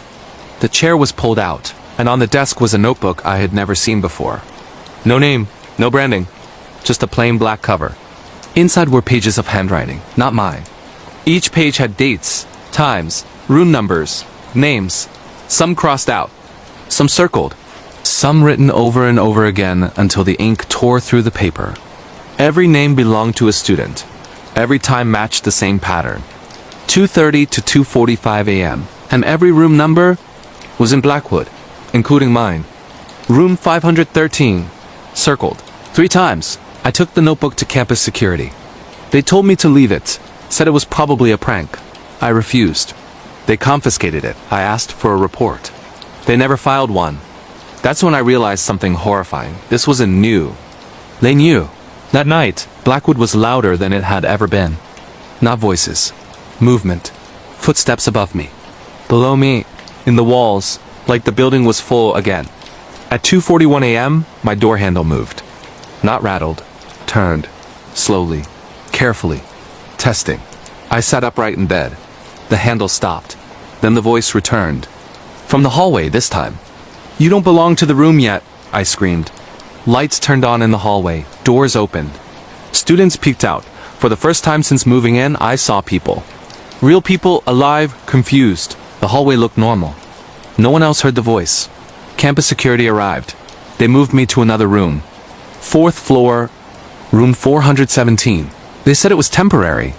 I packed in silence. That night I slept. For the first time in weeks, I slept through the night. No awakening. No breathing. No voice. I thought it was over. It wasn't, because the building didn't lose interest. It just followed the rules. I started seeing Lucas everywhere. Not physically. Digitally. His name appeared on group projects, on attendance sheets, in shared documents. Professors didn't notice. When I pointed it out, they said his name had always been there. I checked the class roster. Lucas wasn't listed, but his grades were submitted, updated, improving. He was still attending, just not physically. Then I got a message. From Lucas, sent at 2:41 a.m. I don't sleep anymore. I responded immediately. No reply. The message thread disappeared. The next morning, his name was gone from the group project, like it had never existed. I went back to Blackwood during the day. The 5th floor was locked, blocked off. No access. I asked why. They said no one had lived up there for years. I told them I had. They looked at me like I was confused. Housing records showed I had always lived on the 4th floor. Room 417, room 513 didn't exist. That night, I dreamed of the 5th floor. The hallway stretched longer than it should have. Doors on both sides, all open, empty rooms, empty beds. But people were inside them. Standing. Watching. They didn't move. They didn't blink. At the end of the hallway was a door, marked with a number that kept changing. When I got closer, it settled. Inside was my room, but the bed was occupied. Someone was sleeping in it, wearing my clothes, breathing the way I used to. I woke up screaming. At 2:41 a.m., in room 417, with someone standing at the foot of my bed. Not solid, not transparent, incomplete, like a draft. It spoke softly. You stayed too long. Then it reached out and touched my wrist. I felt cold spread up my arm. Then pain, sharp, real. I screamed again, lights on. No one there. But on my wrist was a mark, 3 small bruises, like fingers. I left campus the next day, dropped out. Moved home. Changed the numbers. I thought distance would save me. I was wrong. The building that erased people, Part 3, United States of Ohio, I thought leaving campus meant escape. That's the lie most places like Blackwood depend on. They don't chase you. They don't follow you like something physical. They wait, because once a place learns you, it doesn't forget. I moved back into my parents' house 3 hours away from Ridgeway University. Small town, quiet street, familiar walls. For the first week, I slept. Real sleep. No 2:41 a.m. No breathing. No voices. I convinced myself it was over. Then the dreams started. Not nightmares. Replays. I dreamed of Blackwood exactly as it was, not distorted. Not exaggerated. Accurate. The 5th floor hallway. The unmarked doors. The silence that swallowed sound. But something was different. The rooms weren't empty anymore. They were furnished. Lived in. Each room belonged to someone. Lucas, Daniel. Names I recognized from the notebook. Faces I remembered from campus. They weren't screaming. They weren't begging. They were doing ordinary things. Studying, typing, sleeping. Like they were still students. Just contained. I would wake up drenched in sweat at 2:41 a.m. Every time, even miles away. One night I noticed something terrifying. In the dream, one of the rooms was new. The door was clean. The bed untouched, waiting. When I woke up, my wrist burned. The same spot where the hand had touched me. I turned on the light. The bruises were back, darker, more defined. That's when I realized something I hadn't allowed myself to think before. Blackwood didn't take people randomly. It didn't hunt, it processed. I started researching Ridgeway University. Not online, not publicly. I went to local libraries. City archives, old zoning records. Blackwood Residence Hall didn't exist before 1968. Before that, the land was used for something else. A temporary housing structure. Built fast, cheap materials, minimal oversight. It housed students displaced during campus expansion. In 1971, a structural failure occurred. Officially, it was called a partial collapse. Unofficially, several students were never recovered. Their bodies were never found. The building was demolished. Or so everyone thought. Blackwood wasn't built on the site. It was built from it. Same foundation. Same footprint. Some of the same materials. They didn't remove what was there. They built around it. That's when things made sense. The quiet, the swallowed sound, the repeating time. 2:41 a.m. The time the collapse was reported. The time the structure gave way. The time no one came fast enough. Blackwood wasn't haunted. It was unfinished. The dreams became more detailed. I could walk further. Access rooms I couldn't before. I started seeing something new. A system. Each floor represented a stage. The lower floors were transient. People passed through. The upper floors were permanent. Once someone stayed long enough, once the building learned them, they stopped leaving. Their physical presence faded. But something else remained. Patterns. Habits. Voices. The building didn't want bodies. It wanted occupants. One night in the dream, Lucas spoke to me directly. "You're still half out," he said. His voice sounded distant, filtered. "Don't let it finish you." I asked him what finish meant. He looked toward the ceiling. "It needs replacements," I woke up screaming. At 2:41 a.m., to the sound of typing. In my bedroom, my desk chair was pulled out. My laptop was open. A document was on the screen. Untitled, the cursor blinked, then words appeared. One letter at a time. Not typed. Appearing. "You still belong to us." I unplugged everything. I didn't sleep for 2 days. On the third night, the doorbell rang. 2:41 a.m. I looked through the window. No one there, but on the porch was an envelope. No stamp. No address. Inside was a key card. Blackwood Residence Hall, room 513, and a note. "We saved your place." That's when I understood the final rule. Leaving didn't cancel the assignment. It postponed it. I did the only thing I could think of. I went back. Not to stay. To confront it. Blackwood looked the same. Quiet. Dim. Patient. The front door opened with the key card. The elevator still didn't go to the 5th floor. I took the stairs. Each step felt heavier. Like the building was resisting. The 5th floor door was no longer locked. The hallway was full. Every door open. Every room occupied. They all turned to look at me. Not angry. Expectant. At the end of the hall was room 513. Inside was my bed, my desk, my things. Someone was sitting on the bed, or something wearing me.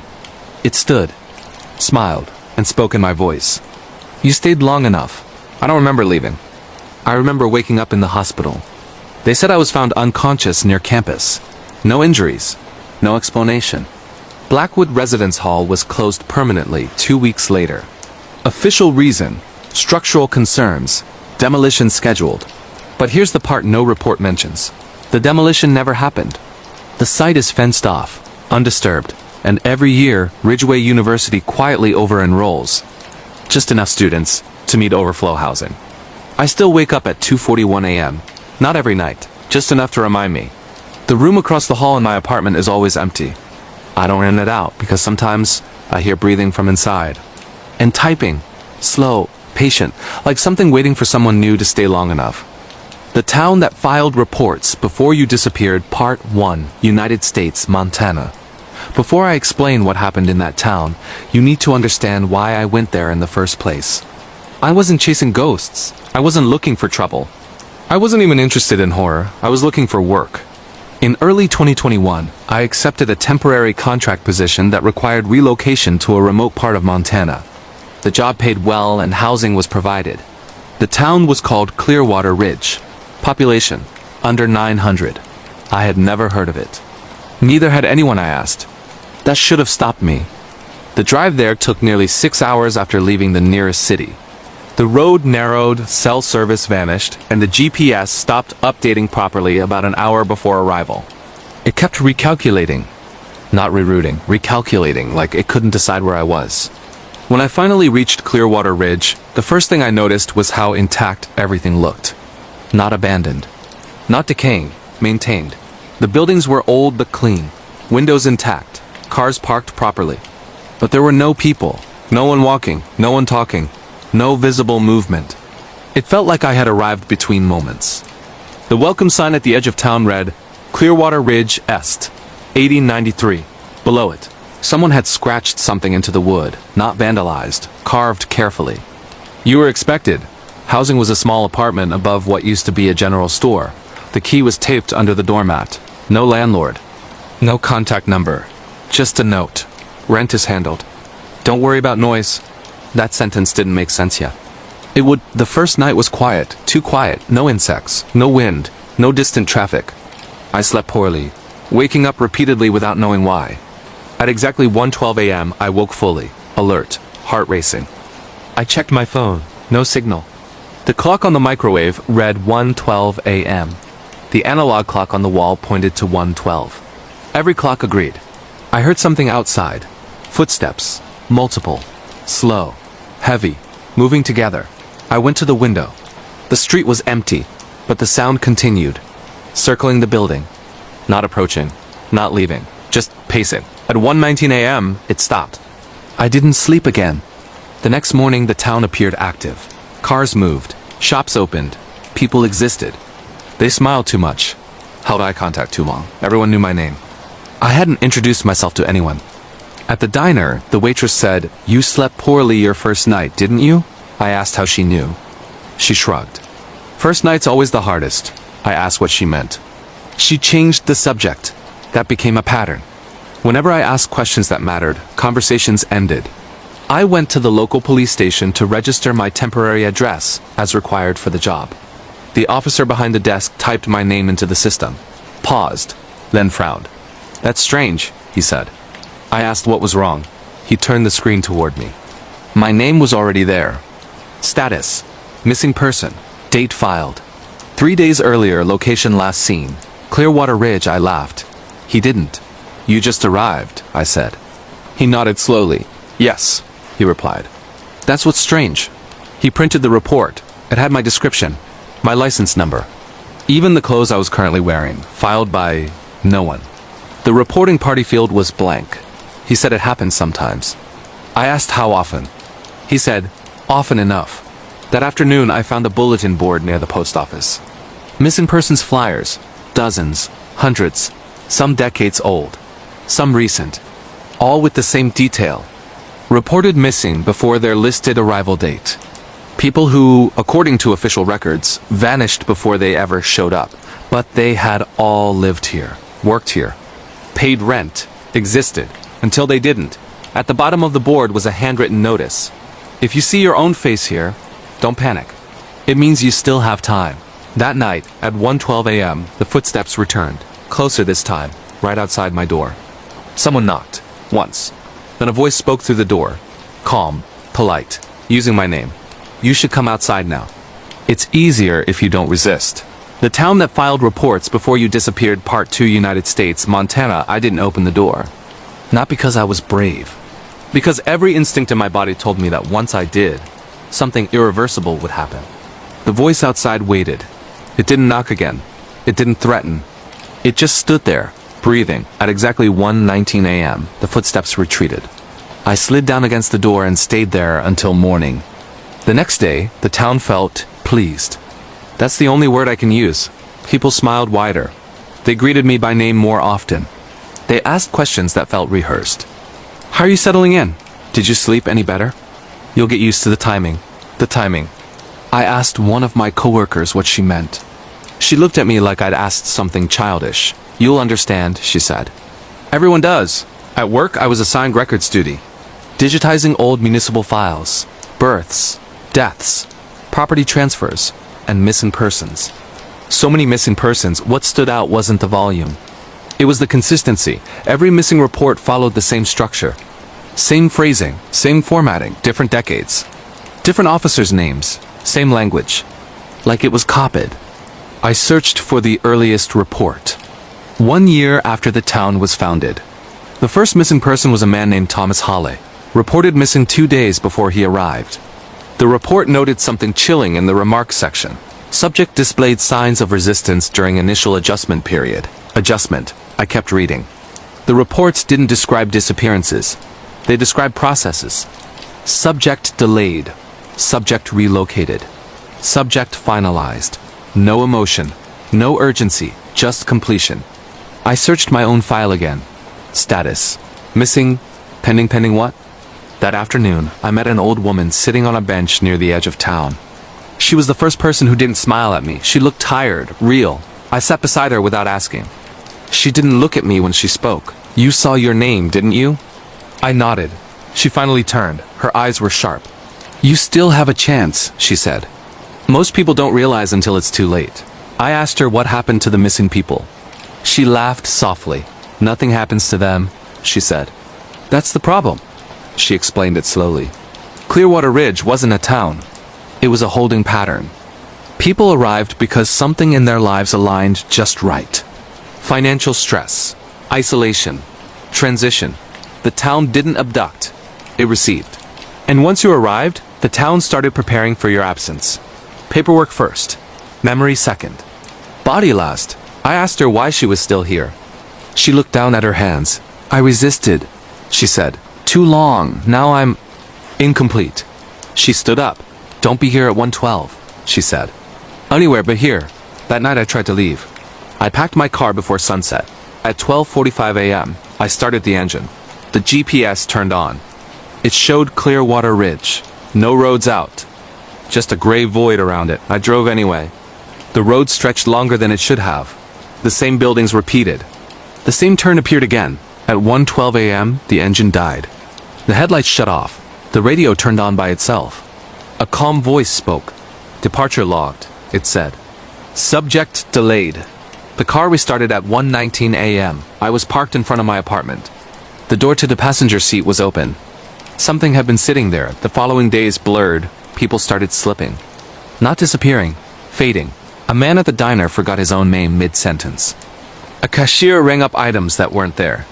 Someone waved at me from across the street, then stopped, confused, like they didn't remember why. I noticed something worse. Photos changed. I took pictures of the town.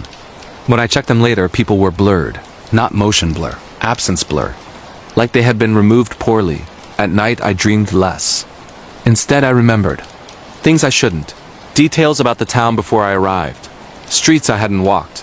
Names I hadn't learned. Clearwater Ridge was teaching me. That's when I found the room under the courthouse. No signs. No lock. Just stairs that weren't on any map. Inside were filing cabinets. Thousands of folders, each one labeled with a name. I found mine. Inside was everything. My birth certificate, school records, photos I never shared, and a final document. Status update, scheduled time, 1:12 a.m. action. Finalization at the bottom was a signature, not a name. Just the town seal. That night, the footsteps didn't stop at my door. They filled the street. At 1:12 a.m., every light in Clearwater Ridge turned on. Every door opened. Everyone stood outside, facing my building. The old woman stood at the front. She met my eyes and shook her head. The voice spoke again, louder this time. Subject ready. The town that filed reports before you disappeared, Part 3, United States, Montana, at 1:12 a.m. Clearwater Ridge stopped pretending.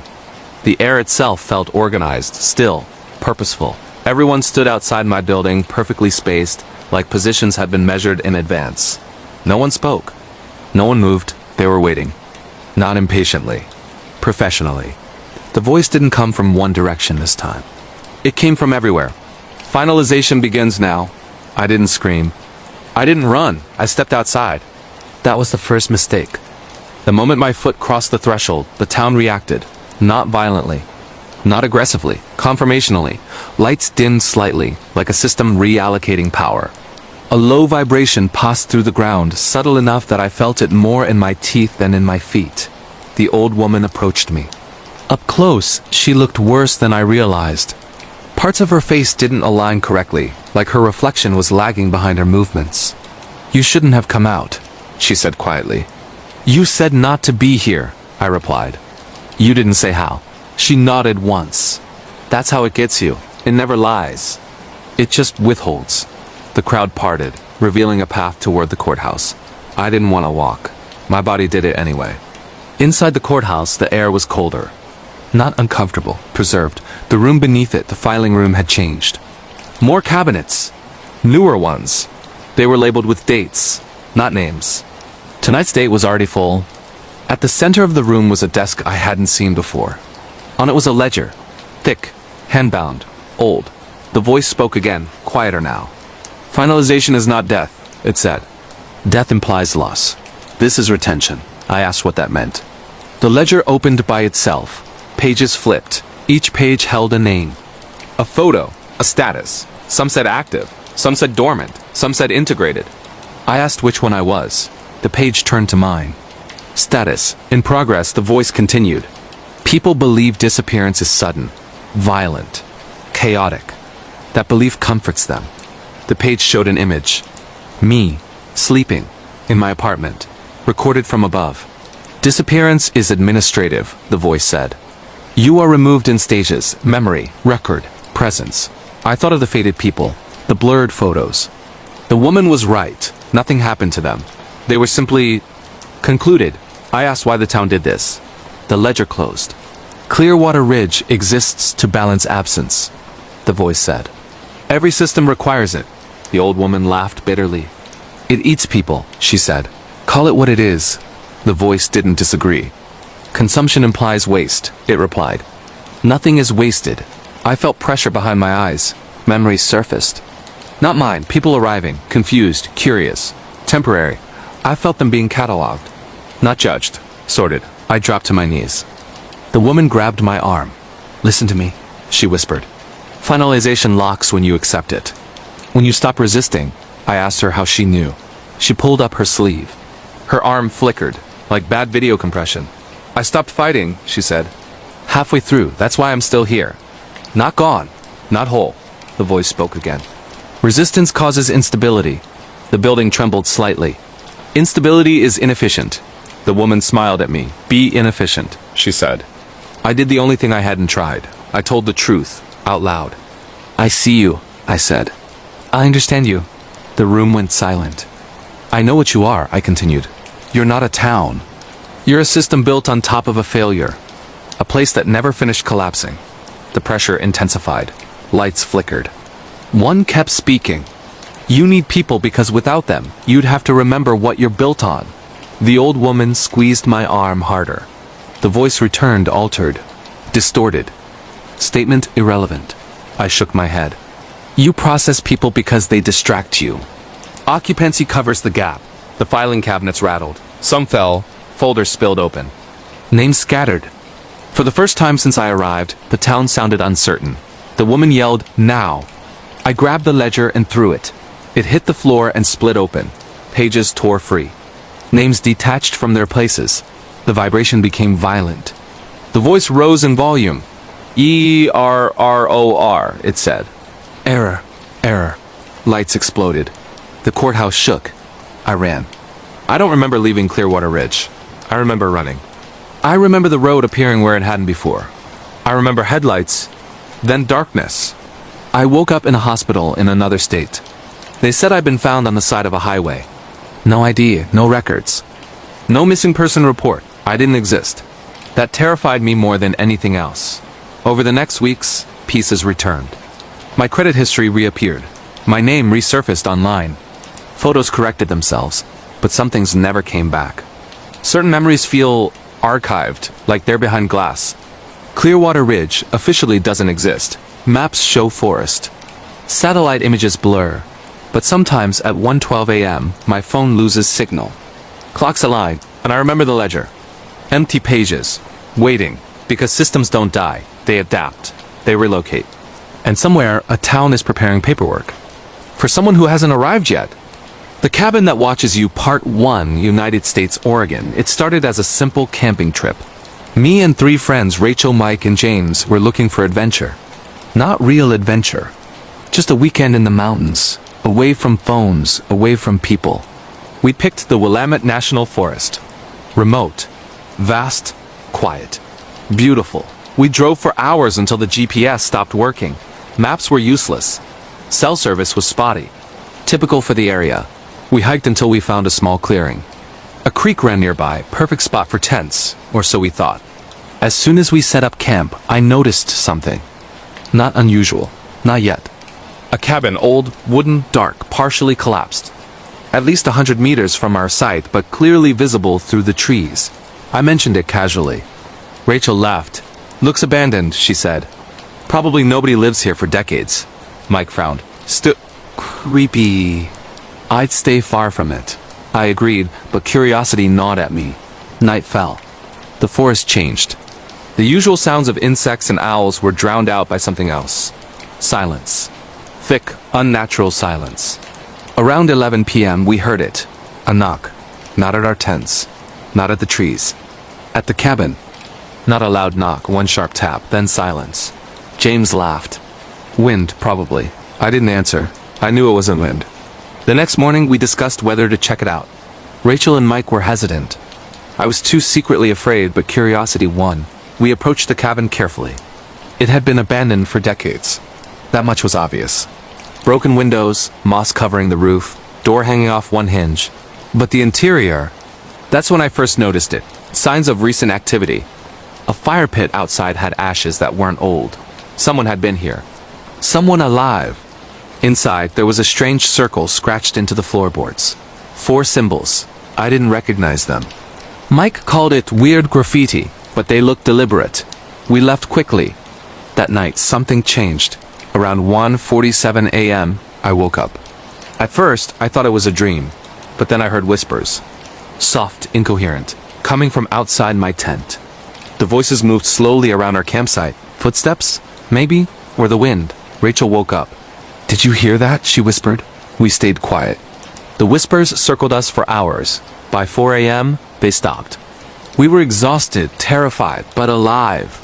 The next day, we debated leaving. But the trail back to the car was gone. Literally. GPS showed a blank map. No roads. No tracks. Nothing. We tried to retrace our steps. Hours passed. Trees seemed closer, denser. Shadows felt alive. And then we saw it again. The cabin. It wasn't where it had been before. Not exactly.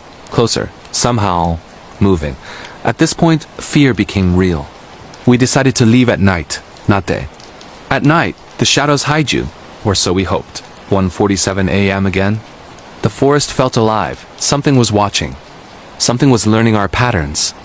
The cabin appeared in the distance, perfectly aligned with our path. We tried to go around. It followed. Trees seemed to shift. Paths bent unnaturally. That's when we heard the voice. Soft. almost a whisper. Coming from the cabin. You shouldn't be here. I froze. The others froze. It didn't matter, because the cabin knew we were afraid, and it was patient. The cabin that watches you, Part 2, United States, Oregon. We stood there longer than any of us want to admit. No one spoke after the voice came from the cabin. It didn't shout. It didn't threaten. It stated a fact. You shouldn't be here. Rachel was the first to move. She grabbed my arm and whispered, "We're leaving, now." We turned away from the cabin and walked in the opposite direction. Not running, not speaking. The forest felt wrong, too orderly, like the trees had agreed on where we were allowed to go. After 20 minutes of walking, James stopped. "We're going in circles," he said.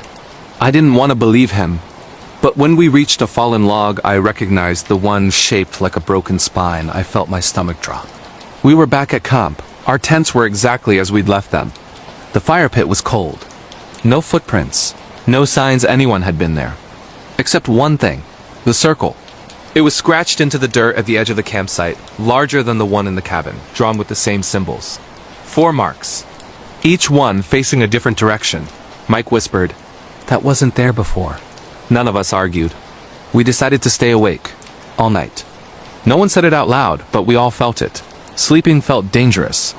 At 1:47 a.m., the forest went silent again. Not gradual silence. Instant. Like a switch had been flipped. That's when the knocking started. Not on the cabin. On the trees. One knock, pause. Another knock, always moving.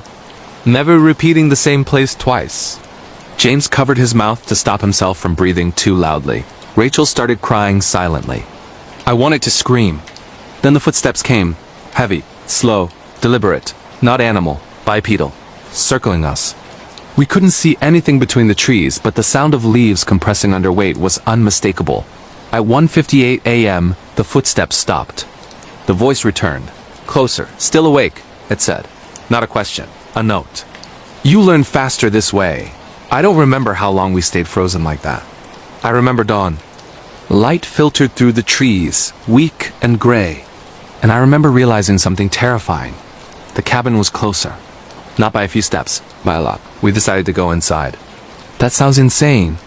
But when you're lost in the woods and something is controlling the space around you, you stop thinking in terms of safe and unsafe. You think in terms of answers. The cabin door was fully open now. Inside, the air was warmer than outside. Stale, but not abandoned. There were objects on the table. Not old, not dusty. Personal. A compass. A torn map. A phone charger. Things people bring when they think they're coming back. The symbols on the floor had changed. They weren't scratched anymore. They were carved deeper. And one of them was incomplete. Mike noticed it first.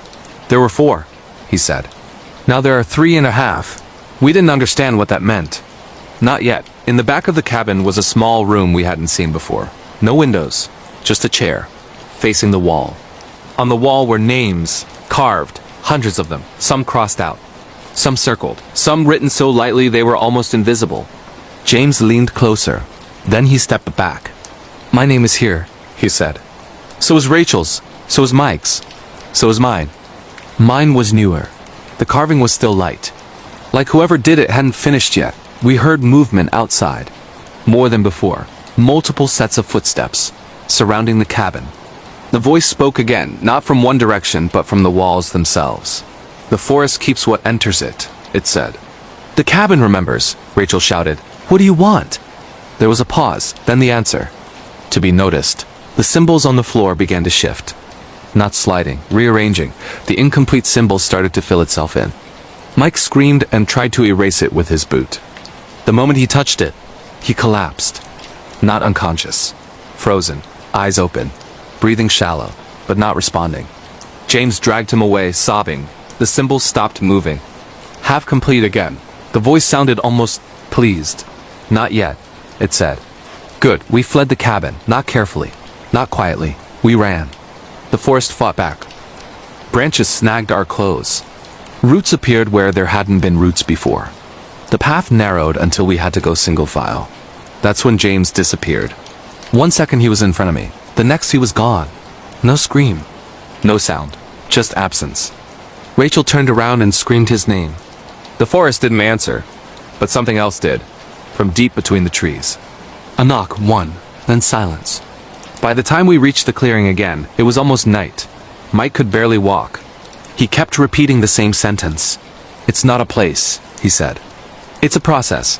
At 1:47 a.m., the cabin lights turned on. There shouldn't have been electricity, but there it was. Warm yellow light spilling through broken windows. Inviting. Waiting. The voice spoke one last time that night. "One of you has already stayed," it said. "The rest are deciding." The Cabin That Watches You Part 3. The final night, United States, Oregon. When dawn came, Rachel, Mike, and I were exhausted. But exhaustion didn't explain the unease gnawing at us. James was gone. No tracks. No footprints. Nothing. We called his name for hours. No response. I felt it in my gut. The forest had decided. We stayed awake that night, huddled together near the clearing. 1:47 a.m. The forest grew silent. The cabin lights turned on again, not flickering. Not weak. Bright. Warm. Calm. And then we heard it. The voice. Decide. Not a question. Not a suggestion. A statement. 3 simple words. Decide to stay. I realized in horror what it meant. James hadn't disappeared. He had chosen, or been chosen. Either way, the forest had marked him as permanent. We didn't speak. We couldn't. Hours passed. Rachel whispered, "We can't stay, we can't." The voice interrupted. "Staying is not death. Leaving is not safety. Only the forest knows your place." The symbols on the ground began to glow faintly. The incomplete symbol moved again. It pointed at Mike. He froze. His eyes widened. The forest echoed with whispers, hundreds, maybe thousands. "We've been waiting for you," they said. I grabbed Rachel's hand. We ran. The forest shifted. Paths changed. Trees moved. Roots and branches grabbed at us. 1:47 became a countdown in my mind. And then, as if by miracle, the clearing appeared. The path to the car. Clear. Visible. Straight. We didn't look back. We reached the car. Mike's door opened by itself. We got in. The engine started. The forest was silent. When we reached the main road, the GPS worked again. We drove straight through the night. James didn't call. Rachel didn't speak. Mike didn't breathe properly. We didn't return. Days later, I checked the news reports.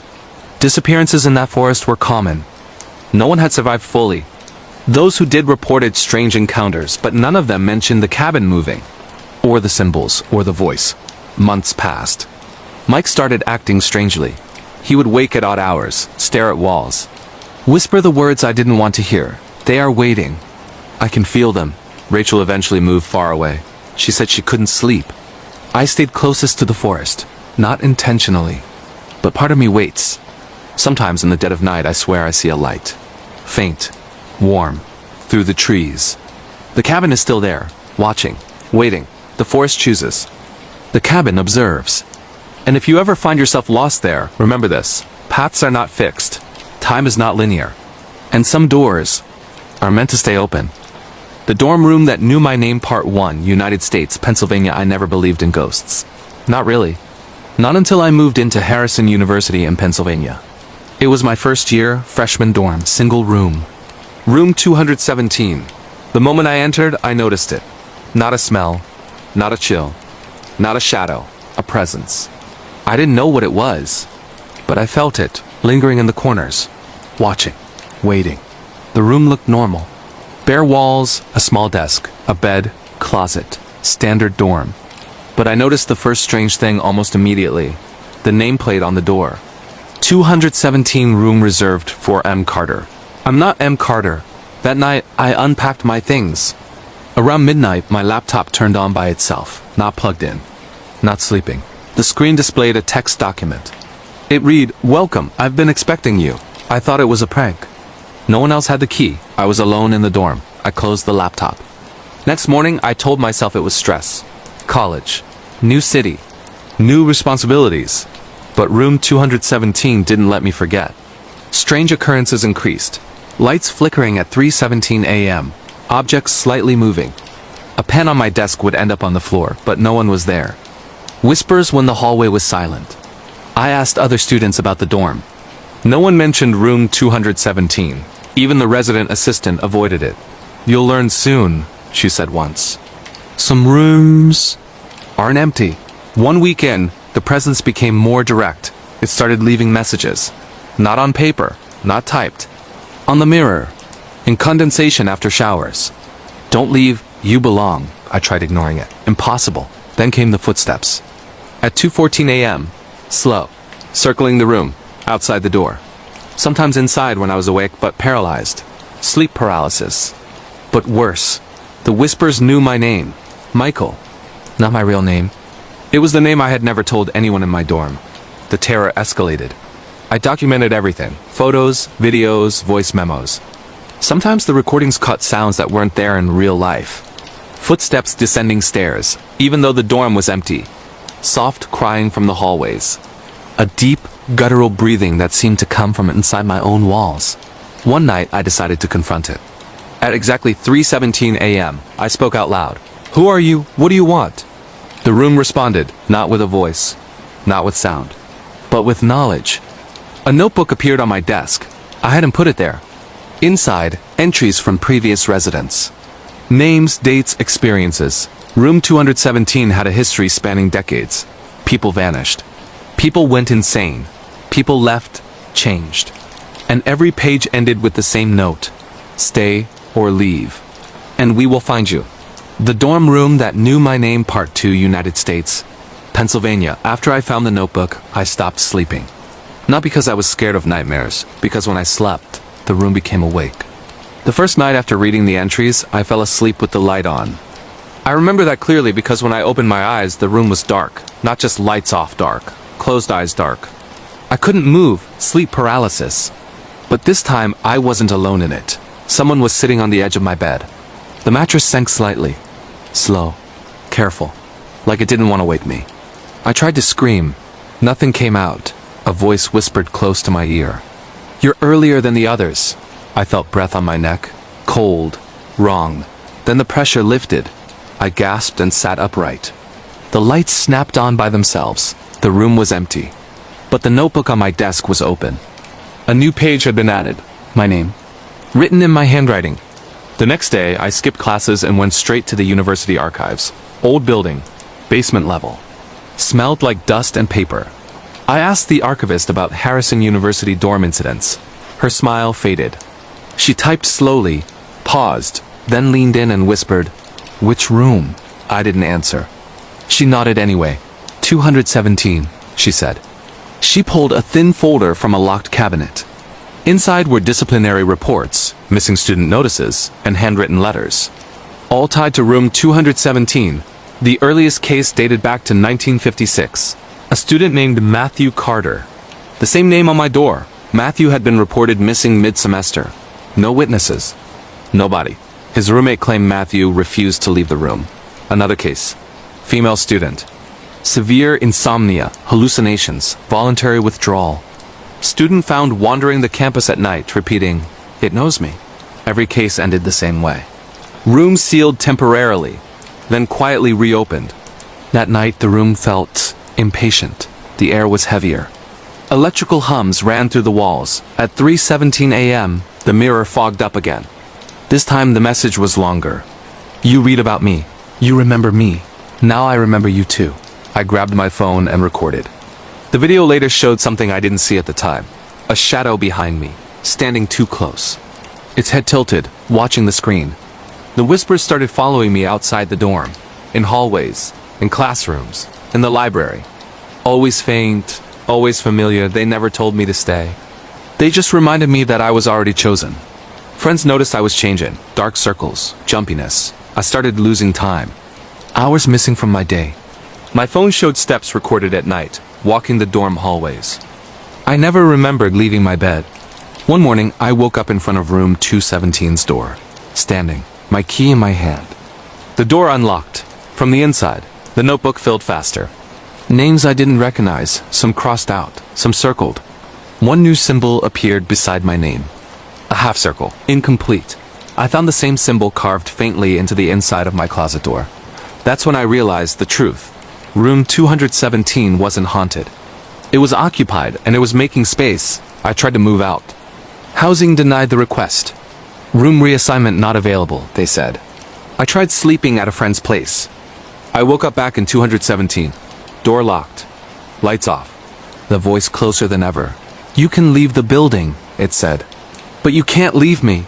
The temperature dropped. The walls creaked. And for the first time I saw it. Not fully, just enough. A shape peeling itself out of the corner of the room. Thin, tall, wrongly proportioned. Its face looked like a memory trying to be a person. I stayed too long, it said softly. And now you're early. The dorm room that knew my name, Part 3. The final night, United States. Pennsylvania, I knew the room was alive. Not haunted, alive, and it knew me better than I knew myself. The notebook lay open. The half-circle symbol next to my name now glowed faintly. I touched it. Pain shot through my fingers, not physical but mental. Images. Memories. Not mine. Matthew Carter, the first occupant of room 217. He wasn't missing. He had stayed. Fully. The room had consumed him. Not physically. Not visibly. But it took everything else. His will, his presence, his identity. I realized then what the room meant by, "You can't leave me." It didn't want me dead. It wanted me replaced. At 3:17 a.m., I felt the pressure in the walls increase. The door closed softly behind me. The shadows condensed. The whispering intensified. Hundreds of voices now overlapping. Matthew, Michael, stay. Complete the circle. I backed away toward the bed. The shape from before emerged fully. Tall. Thin. Wrong.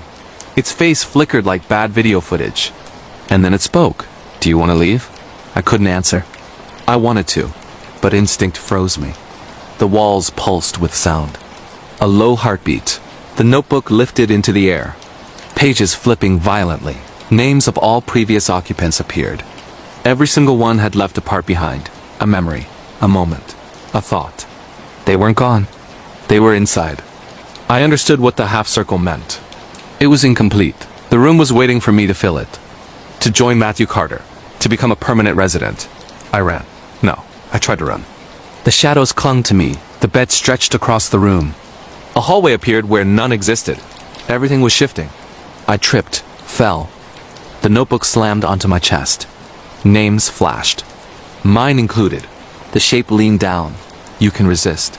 But resistance takes time. I scrambled to my feet. I made it to the door. I opened it. The dorm hallway looked normal. Silent. Empty. Safe. I didn't look back. I ran down the stairs, out the building, into the cold night. Weeks passed. I moved off campus. Tried to forget. I thought I had escaped, until I found myself walking past a mirror. And for a moment I saw it, not fully. A thin figure, watching, waiting. My reflection twisted slightly. A half-circle appeared, etched faintly into the corner of the mirror. And a whisper, almost affectionate, said, "Soon. Room 217 is still there. Still alive. Still waiting. For the next student. The next name. The next half-circle." The Lost Campers in Oregon Part 1, United States, Oregon. It began as a routine summer camping trip. 4 friends, me, Sarah, Liam, and Tony, decided to explore the Cascade Mountains deep in Oregon's wilderness. No phones. No internet, just tents, backpacks, and the thrill of isolation. We parked near a trailhead and hiked for hours. GPS worked only intermittently. Cell service vanished halfway through the trail. By late afternoon, we found a perfect campsite near a creek. Beautiful. Quiet. Secluded. But as soon as we set up, we noticed something odd. A trail sign. It wasn't official. Wooden. Handmade. Pointing deeper into the woods. It read, "The Forest Watches. Turn back now." We laughed it off. A prank, surely. Tony, ever the skeptic, said, "It's probably some hikers messing with people. Come on, it's Oregon. Weird stuff happens, that's all." We shrugged and ignored it. Night fell. The forest changed. The usual wildlife noises faded. Silence replaced them. Around 11:13 p.m., we heard it. Not wind. Not animals. Footsteps. Heavy. Slow. Circling our camp. Sarah whispered, "Did you hear that?" I nodded. Tony scoffed. "Probably bears." But Liam froze. Eyes wide. "No bear walks like that." The creek sparkled under moonlight. Shadows stretched unnaturally. Then the knocking started. Soft. Wood tapping. Over and over. From the trail sign. We froze. Then a voice, not human, whispers in unison. "You shouldn't be here." We decided to ignore it, stay calm, but sleep was impossible. Every sound amplified. The wind became whispers. Leaves rustled like conversations. At 2:42 a.m., Sarah woke screaming. She said she had seen something. A figure, tall, thin, hidden in the trees, watching, not moving, not breathing, just present. By dawn, we agreed to pack up and leave. But the forest had other plans. Paths we had hiked before it vanished. Rocks, trees, trails rearranged. GPS showed blank map. Hours passed. Panic set in. And that's when we found the first cabin. Small, wooden, collapsed roof. Like it had been abandoned decades ago. But a faint smoke rose from the chimney. No fire, no one inside. The door creaked open. And inside, the Lost Campers in Oregon Part 2, United States. Oregon, the cabin's door creaked open as we approached. Inside, the air was stale, heavy, dust-covered furniture, cobwebs, broken windows. But the walls... symbols, strange carvings. Circles, lines, shapes I didn't recognize. Some painted in a dark substance. Some scratched into wood. We found a notebook on a rotting table. Names, dates, notes about campers who never returned. I noticed one familiar name, Matthew Carter. The same name I had seen months before on another story online. A chill ran down my spine. That night we slept near the cabin. I don't know why we didn't run. At exactly 2:42 a.m., the forest changed. The air thickened. The creak sounded wrong. Faster, heavier, almost like breathing. And then the whispers returned. Not soft this time. Loud, overlapping, almost intelligible. You came back. You can't leave. Stay.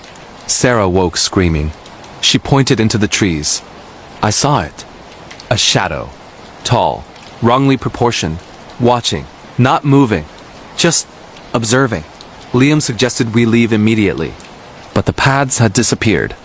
We had walked the same route for hours. Trees shifted, branches blocked trails we had walked before. Even the creek curved differently. It was impossible to retrace our steps. The forest was alive. By morning, Tony was missing. We searched for hours, no tracks, no signs, only the cabin. And the notebook, a new page, one left behind. Panic set in. We decided to spend the day finding another route out. But every path led back to the cabin, and every night, the whispers returned. The shadows moved closer. One night, I woke during sleep paralysis. The shape was inside the cabin with us, watching. Its face flickered like broken video. Its voice whispered, "You will stay, or leave, and be taken." Liam was gone the next morning. I realized the forest was choosing. Not killing, not harming physically, just taking. We tried escaping. Hours turned into days. The cabin always appeared first. No matter which direction we ran, the forest shifted, trees moved. Paths changed, rocks appeared where there were none. It was like a living maze. Sarah screamed one night, "We'll never leave." And the cabin responded, softly, almost lovingly, "You belong." By the fourth night, only Sarah and I were left, exhausted, hungry, terrified. We saw the shadows fully. Tall figures, humanoid but wrong, moving silently between trees, eyes glowing faintly. We knew then. This wasn't a prank. This wasn't natural. The forest was alive, and it chose who stayed. The Lost Campers in Oregon Part 3, the final night, United States, Oregon. By the fifth night, Sarah and I were beyond exhaustion. We hadn't eaten properly. Our water was almost gone. The forest had completely taken over our sense of direction. Every trail we tried led back to the cabin. The whispers had become voices, clear, demanding, chanting. "Stay, join US." The forest remembers. I realized then, the forest wasn't just alive. It was collecting. Every camper, every hiker, every person who entered, part of them remained. At 3:17 a.m., exactly, the shadows emerged. They weren't subtle this time. Tall, humanoid, impossibly thin. Faces flickering like broken footage. One approached Sarah. Its hand reached for her. Not violently. Softly. She froze. Eyes wide. Then the cabin door opened slowly. Smoke and faint light spilled out. The shape inside gestured. "You will stay, or leave. And be taken," Sarah screamed. I grabbed her, pulling her away. But the forest shifted. Branches twisted. Roots blocked our path. The cabin was closer than before. It was waiting. We ran blindly. Hours passed. Days felt like minutes. We were trapped in a maze that constantly changed. At one point, I looked back. Sarah had vanished. No struggle, no scream, just gone. And the whispers mocked me. Alone, you will stay. I stumbled into a clearing. There it was. The cabin. Perfect. Silent. And the notebook lay on a stump outside. I opened it. My name written in a new entry. A half-circle symbol next to it. Incomplete. The forest pulsed. The shadows surrounded me. I knew then. I couldn't run. I couldn't escape. I had become part of the forest's collection. Part of room 217. Part of the unseen network of lost campers. Weeks later, hikers found the campsite. They reported missing tents. Footprints leading nowhere. No bodies. No signs of struggle. Just the cabin. And faint whispers at night. Even now I can hear them. Every time someone enters the Oregon wilderness, the forest watches. The cabin waits. And the shadows, they remember your name. The Vanishing of Emily Sanders, Part 1, United States, New York. Emily Sanders was 19, a college student in upstate New York. She lived alone in a small apartment near campus.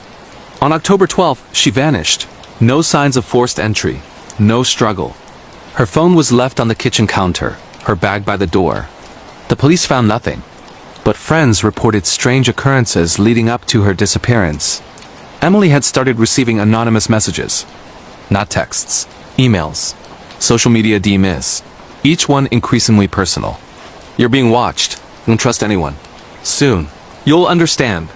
Her roommate, Lisa, remembered the day she found Emily in her room, whispering to herself, "They're here, always watching." Emily didn't explain.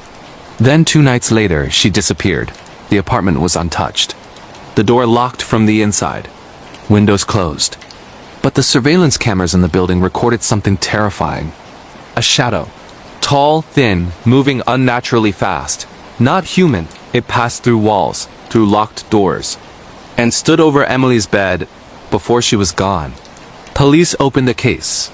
Neighbors reported strange noises in her apartment. Footsteps. Whispering. Objects moving on their own. But no one could explain how Emily vanished. Weeks later, similar reports appeared across New York. Other young women receiving anonymous messages. All reporting the feeling of being watched. And all near Emily's last known location. Her parents hired a private investigator, Michael Harris. He discovered a pattern. All victims had one thing in common. They had stayed in room 3B at a particular apartment building years before. Room 3B had been renovated multiple times. Previous occupants vanished. Some returned with no memory. Some never returned. And every time, the building's manager reported seeing strange shadows on security cameras. Not people, not animals. Shadows that didn't follow normal movement. The Vanishing of Emily Sanders Part 2, United States, New York investigator Michael Harris spent days reviewing Emily's digital life. Her phone, emails, social media. Every message came from anonymous accounts. But one detail stood out. All accounts were created exactly 7 years ago. No names, no photos, only cryptic messages. Michael tracked IP addresses. All led to the same building, the one with room 3B. He decided to inspect the apartment in person. The building looked ordinary during the day. Residents came and went. But when he reached room 3B, the hallway temperature dropped. Not gradually, instantly. Michael felt eyes on him. The door was locked. He knocked, no response. A faint whisper echoed from inside, "You shouldn't be here." Michael forced the door open. Inside, the room was empty. Yet everything felt wrong. The walls were scratched with numbers, dates, names, some scratched deeper than others, and on the bed, a laptop, powered on, screen glowing. A new message appeared. "Look for her before she forgets." Michael checked building records. Room 3B had a history spanning decades. Students, young professionals. All had strange disappearances linked to that room. Some returned months later, disoriented, refusing to speak. Some vanished permanently. A pattern emerged. The room chose its victims through subtle psychological manipulation. Emily's messages had warned her. Her paranoia. Her whispers to her roommate. The shadow on the surveillance cameras wasn't human. It was the entity controlling the room. That night, Michael set up cameras around room 3B. He slept in a nearby apartment. At exactly 2:42 a.m., the cameras recorded movement. Not human. A figure materialized from the walls. Tall, thin, wrong proportions. Its eyes glowed faintly red. It moved silently toward the bed, and Emily's image appeared. She was on the bed, awake, watching, her face twisted in terror. She whispered something. The camera picked it up. "They know I'm awake." Then she vanished. The shadow turned to the camera, its gaze piercing. The next day, Michael showed the footage to police. They were skeptical. Until a second disappearance occurred in the same building. Another young woman, same pattern, same room, same shadow. Michael realized the entity wasn't confined to the room. It could reach victims anywhere. And the longer someone ignored the warnings, the stronger it became. The messages Emily received weren't random. They were instructions. A countdown. And when the countdown ended, the entity claimed its victim. The Vanishing of Emily Sanders Part 3. The final investigation. United States, New York. Michael Harris knew time was running out. The longer Emily stayed missing, the stronger the entity became. He prepared himself for the impossible. A direct confrontation with the entity controlling Room 3B. That night, he entered the building with cameras, recording equipment, EMF meters, and a flashlight. The hallway was silent. The temperature dropped drastically. At 2:42 a.m., he reached Room 3B. The door opened slowly by itself. Inside, the room was alive. The walls shifted subtly, like breathing. The numbers and names carved in the wood glowed faintly, and then he saw it. The shadow. Tall, thin, flickering like corrupted video footage. Its face, if you could call it a face, was distorted, constantly shifting. And on the bed, Emily, alive, awake, watching him. Her eyes were empty, not fully her own. The entity spoke through her voice. "You came too late. She is mine." Michael tried to approach. The room resisted. Walls bent, doors disappeared, floorboards twisted. Objects levitated, spinning slowly around Emily. The air vibrated with whispers. Hundreds of voices overlapping. "Stay. Join US. Complete the circle." Emily reached toward Michael with a vacant expression. But inside he felt a flicker of recognition.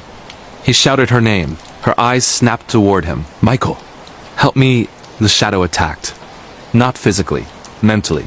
Memories, fears, regrets poured into Michael's mind. He felt himself slipping, losing control, but he focused. One thought, Emily. He grabbed her hand, and something broke.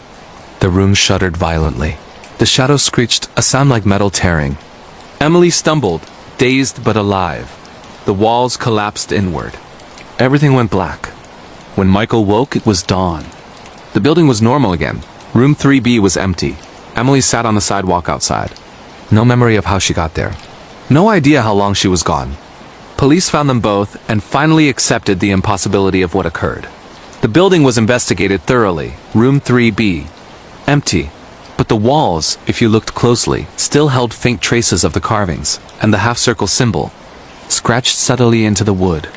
Weeks later, Emily returned to college. She seemed normal, but at night she whispered, "They're still watching." They never forget a name. Michael never stopped investigating. He knows the entity will strike again. And Room 3B waits, patiently, for the next victim. The Haunted Dorm Room That Never Sleeps Part 1, United States, Massachusetts. I never believed in ghosts. I never believed in curses. I never believed in haunted dorm rooms. Until my freshman year at Harrison University. Room 412. The Ore handed me the key with a nervous smile. "Be careful," she said. I laughed it off. I didn't know why she was nervous. The first week was normal. Classes, cafeteria, late-night study sessions. But the room, it felt off. The first night, I set my alarm for 7 a.m. I woke at 3:17 a.m. The room was silent. Too silent. I could hear the walls breathing. The air was thick. My laptop was on. I hadn't turned it on. A file opened on the screen. A video. It was me sleeping. I had set up no cameras. I hadn't installed anything, and yet there I was, motionless. I tried to ignore it. Maybe a prank. Maybe a virus. But every night, it got worse. 3:17 a.m. Lights flickering. Whispers from the walls. And then, knocks. Soft. Slow. Hesitant. From inside the closet. I never opened the closet, not at first. After 3 nights of sleepless terror, I found a notebook under my bed. Old, leather-bound, pages yellowed. It wasn't mine. But every page described me. my habits, my classes, my friends. And the last page, he will stay here. I dropped the notebook. It wasn't mine, but somehow, it knew me. The whispers became voices. Not loud, not clear, but insistent. Wake up! See me! Do not sleep! I tried talking to friends. They laughed. Freshman paranoia, they said, but the room didn't care. It watched. By the end of the second week, I hadn't slept properly. Hallucinations started. Shadows in the corners. Objects moving slightly when I looked away. The closet door. Sometimes open, sometimes closed. Sometimes it breathed. I don't know how to explain that. The wooden door, expanding and contracting, like lungs. Then I found the previous tenant's belongings. A photo, a keychain, a pair of glasses. Under the floorboard behind a loose tile. His name, Matthew Carter. The same name I had seen mentioned in online forums about missing students. He vanished in 2005. Room 412 was closed for months after that. Now it was mine. The nights grew worse. At exactly 3:17 a.m., the walls spoke. I could hear breathing, footsteps pacing, words forming in the shadows. You cannot leave. Stay forever. I tried sleeping with the lights on. Nothing helped. One night I woke in sleep paralysis. A figure stood over me, tall, thin, eyes glowing faintly red. Its face, shifting, wrongly proportioned. It whispered, "You are the next." I struggled, screamed, couldn't move. The notebook floated beside my bed, pages flipping violently. Names appeared, my name circled, half-circle symbols everywhere. The air burned. The shadows thickened. By the third week, I couldn't leave. The door wouldn't open properly, hallways twisted. Floors shifted. Friends who tried to visit said the building looked different. The dorm doesn't exist the same way, one friend told me. Every day I lost time. Hours vanished. I found myself awake at 3:17 a.m. every night. Every single night. Recording videos. But in all the recordings, I was alone. The Haunted Dorm Room That Never Sleeps, Part 2, United States, Massachusetts. After the third week, I realized something terrifying. Room 412 wasn't just haunted. It was alive. The walls shifted subtly, breathing. The closet, it wasn't a closet. It wasn't a closet. It was a gateway. And Matthew Carter, the previous tenant, he wasn't missing. He had become part of the room. Every night at 3:17 a.m., it spoke. Soft whispers turned to voices. Stay. You belong. Complete the circle. I began seeing things in reflections. Not just me. A tall, thin figure standing behind me, flickering, shifting, watching. Sometimes it appeared in the window. Sometimes in my laptop screen. I tried contacting the Ray. She refused to enter the room. Her face pale. Room 412. No one ever stays awake. No one leaves intact. I tried leaving. The door wouldn't open fully. Hallways twisted. The stairwell changed. I ended up back in room 412. Then I discovered the notebook again. It had new entries. Not in Matthew's handwriting. Not in mine. But predictions. Dates. Names. Events that hadn't happened yet. Warnings. The last page read, "You will stay. OR you will join him." I began documenting everything. Every night. Every shadow. Every whisper. I noticed a pattern. The room targeted weaknesses, fears, regrets, secrets, and it amplified them. One night, during sleep paralysis, the figure appeared fully. Tall, thin, with a face flickering like broken video footage. Matthew Carter's eyes appeared briefly within it. "You see me," it said. "Yes," I whispered, terrified. "You are next," it replied. I tried screaming. Nothing came out. I felt my memories being pulled. Every memory of my life, my family, my friends, drained into the room. I realized then, this wasn't just a haunting. It was possession. By week 4, I barely recognized reality. The walls would move when I wasn't looking. Objects would appear and disappear. I recorded a video one night. When I watched it, I wasn't in the video. Only the room, the bed, the closet, and a shadow. Standing exactly where I had been, I researched Matthew Carter. He vanished in 2005. No trace. But former students whispered. He sometimes appears to new tenants. Not as a person. As a warning. Then came the night it fully manifested. The closet door opened. Not slowly. Not quietly. Violently. The shadow stepped out. Tall, thin, wrong, breathing. It walked toward me, I ran. But the room shifted. The floor became walls. The ceiling became floor. I screamed. The figure laughed. Or maybe it was Matthew, or both. I tried escaping through the window. The city outside flickered, not real. The room controlled everything. Even my perception of reality. I began hearing Matthew's voice clearly. Join us. Stay awake forever. Become one with the room. I screamed. I fought, and I realized I could never leave. Room 412 didn't want a tenant. It wanted successors. The Haunted Dorm Room That Never Sleeps Part 3. The Final Night, United States, Massachusetts. By week 5, I was no longer sure what was real. Room 412 had consumed everything familiar. The hallway was gone. The stairs twisted endlessly. Even the moon outside my window flickered in and out of existence. The shadows became louder. Matthew Carter's presence was stronger than ever. That night, at exactly 3:17 a.m., the room shifted violently. The walls bent inward, the floor cracked, ceiling stretched above me. From the closet, the tall figure emerged fully. No flickering this time, solid, real, terrifying. It looked like a man, but not human. Its face, Matthew's and not Matthew's, was twisted in an impossible grin. I warned you, it whispered. You cannot leave. You belong to room 412. I ran toward the door. It slammed shut before I could reach it. The air thickened. Whispers became screams. Every fear, every memory, every regret pressed into me. I fell to my knees. Then I remembered the notebook. Flipping through its pages frantically, I noticed a new passage. To escape, you must accept the room, become part of it, or fight and risk being erased. I didn't understand, but I had no choice. The figure approached. Cold, impossible, alive. I felt my consciousness being pulled, merged with the room, and then I screamed. Something inside me resisted. I shouted Matthew's name. The figure paused. For a moment, I saw him, trapped, eyes hollow, silent scream on his lips. I realized then room 412 had claimed him before me. And now it wanted to claim me too. I lunged for the closet door. It opened this time. The hallway stretched infinitely. I ran. But the floor was not solid. Walls twisted around me. The ceiling became ground. I could feel room 412 breathing behind me. At the dorm exit, I looked back one last time. The window shimmered. Matthew Carter stood there watching.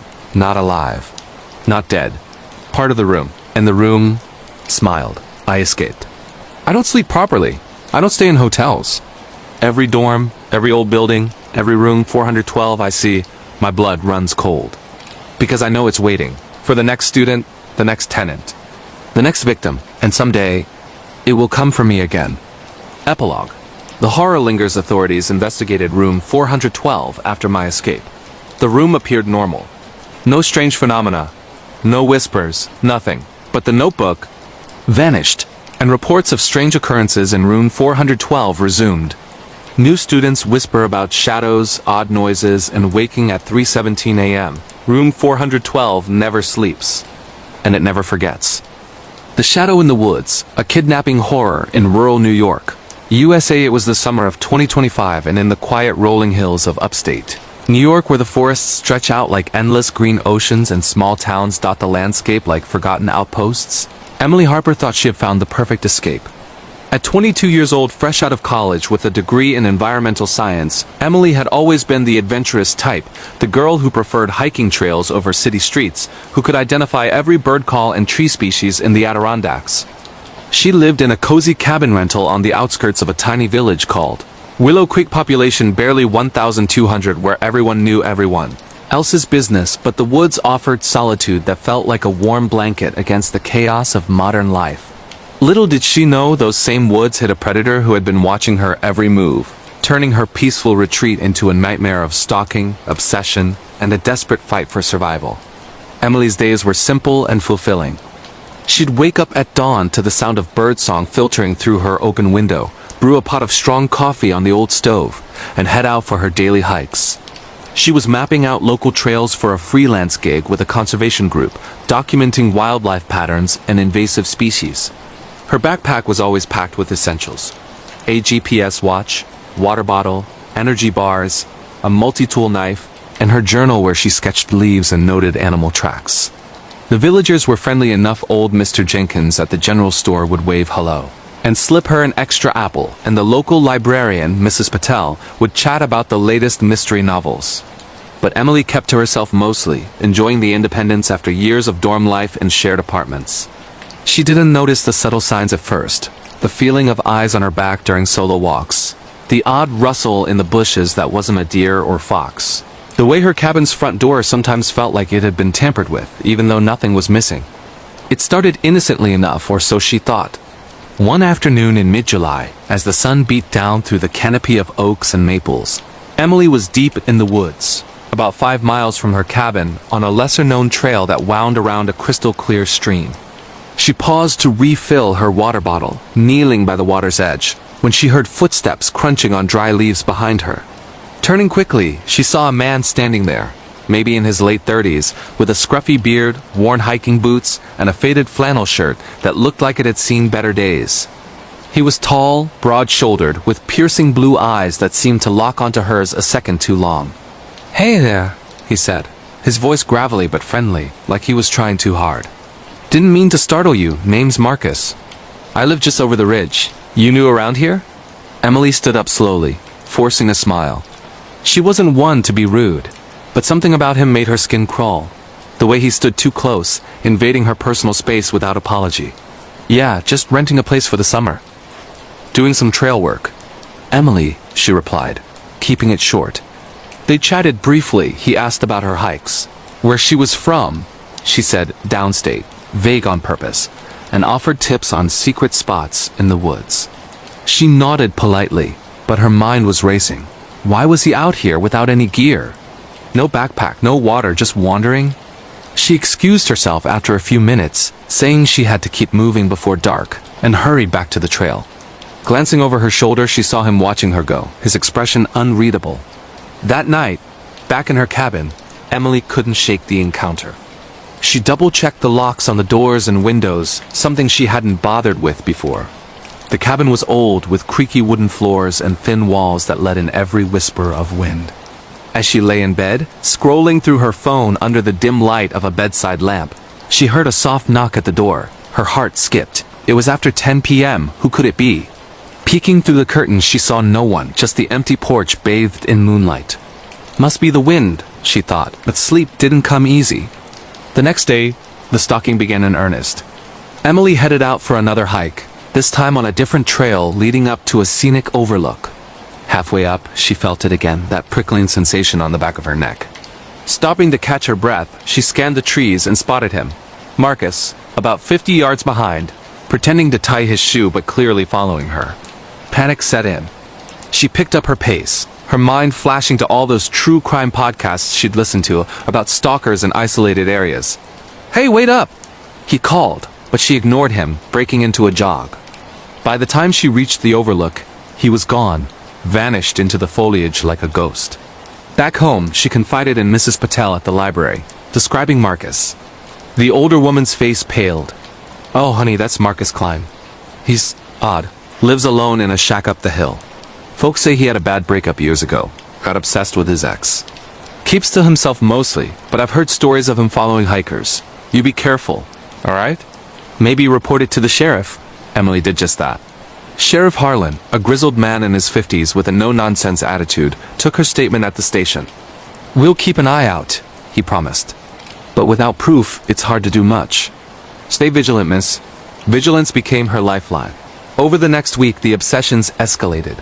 Emily found footprints around her cabin, large blueprints circling the perimeter, like someone had been pacing outside her windows at night. One morning, she discovered a note tucked under her doormat. "I see you on the trails. We could explore together." Her blood ran cold. She installed a cheap trail camera from the store, pointing it at the front door, and started carrying pepper spray on her hikes. The turning point came on a stormy evening in late July. Thunder rumbled in the distance as Emily hurried back from a short walk, rain starting to patter on the leaves. She felt eyes on her again, quickening her step. Bursting into the cabin, she slammed the door and locked it, heart pounding. That's when the knocking started, slow, deliberate raps on the wood. "Emily? It's Marcus. I just want to talk." She backed away, grabbing her phone to call the sheriff, but the signal was spotty from the storm. "Go away!" she yelled. "I'm calling the police!" The door rattled as he tried the knob. "Come on, don't be like that. I know you're alone in there. We could be friends. Or more." Terror gripped her. She ran to the kitchen, grabbing a knife from the drawer, her hands shaking so badly she nearly dropped it. The rattling stopped, but then she heard scratching at the window fingernails dragging down the glass, slow and deliberate, like he was toying with her. Lightning flashed, illuminating his face pressed against the pane, eyes wide with mania, a twisted smile on his lips. Emily screamed, dialing 911 despite the weak signal. "There's a man trying to break in, please hurry." The operator's voice crackled through, "Stay on the line, ma'am. Units are en route. Lock yourself in a room if you can." She barricaded herself in the bathroom, knife clutched tight, listening to him circle the cabin, whispering her name through the walls. Emily ... "I know everything about you, your hikes, your journal. I've been watching." Minutes felt like hours. Finally, sirens wailed in the distance. Marcus's footsteps retreated, fading into the storm.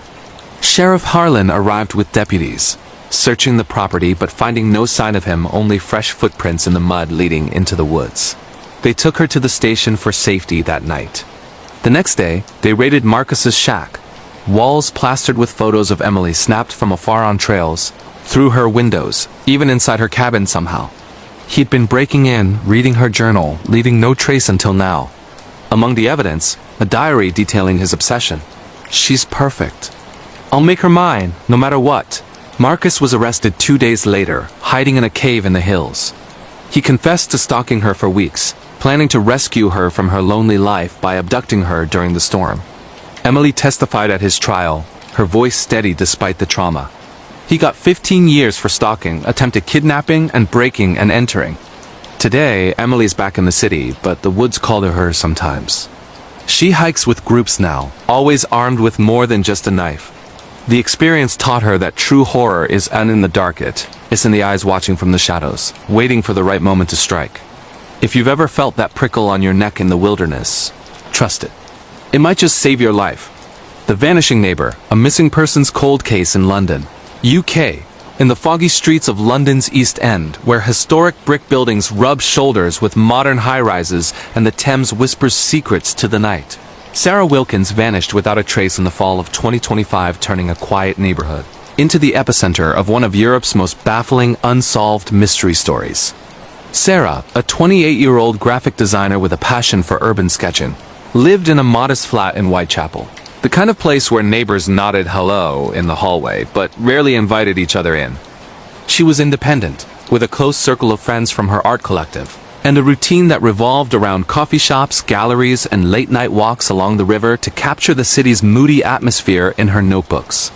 But beneath the surface, Sarah had been dealing with weird coincidences and foreshadowing that hinted at something darker, a series of events that felt too orchestrated to be random, leading to her disappearance, and a cold case that still haunts investigators. It began subtly in September.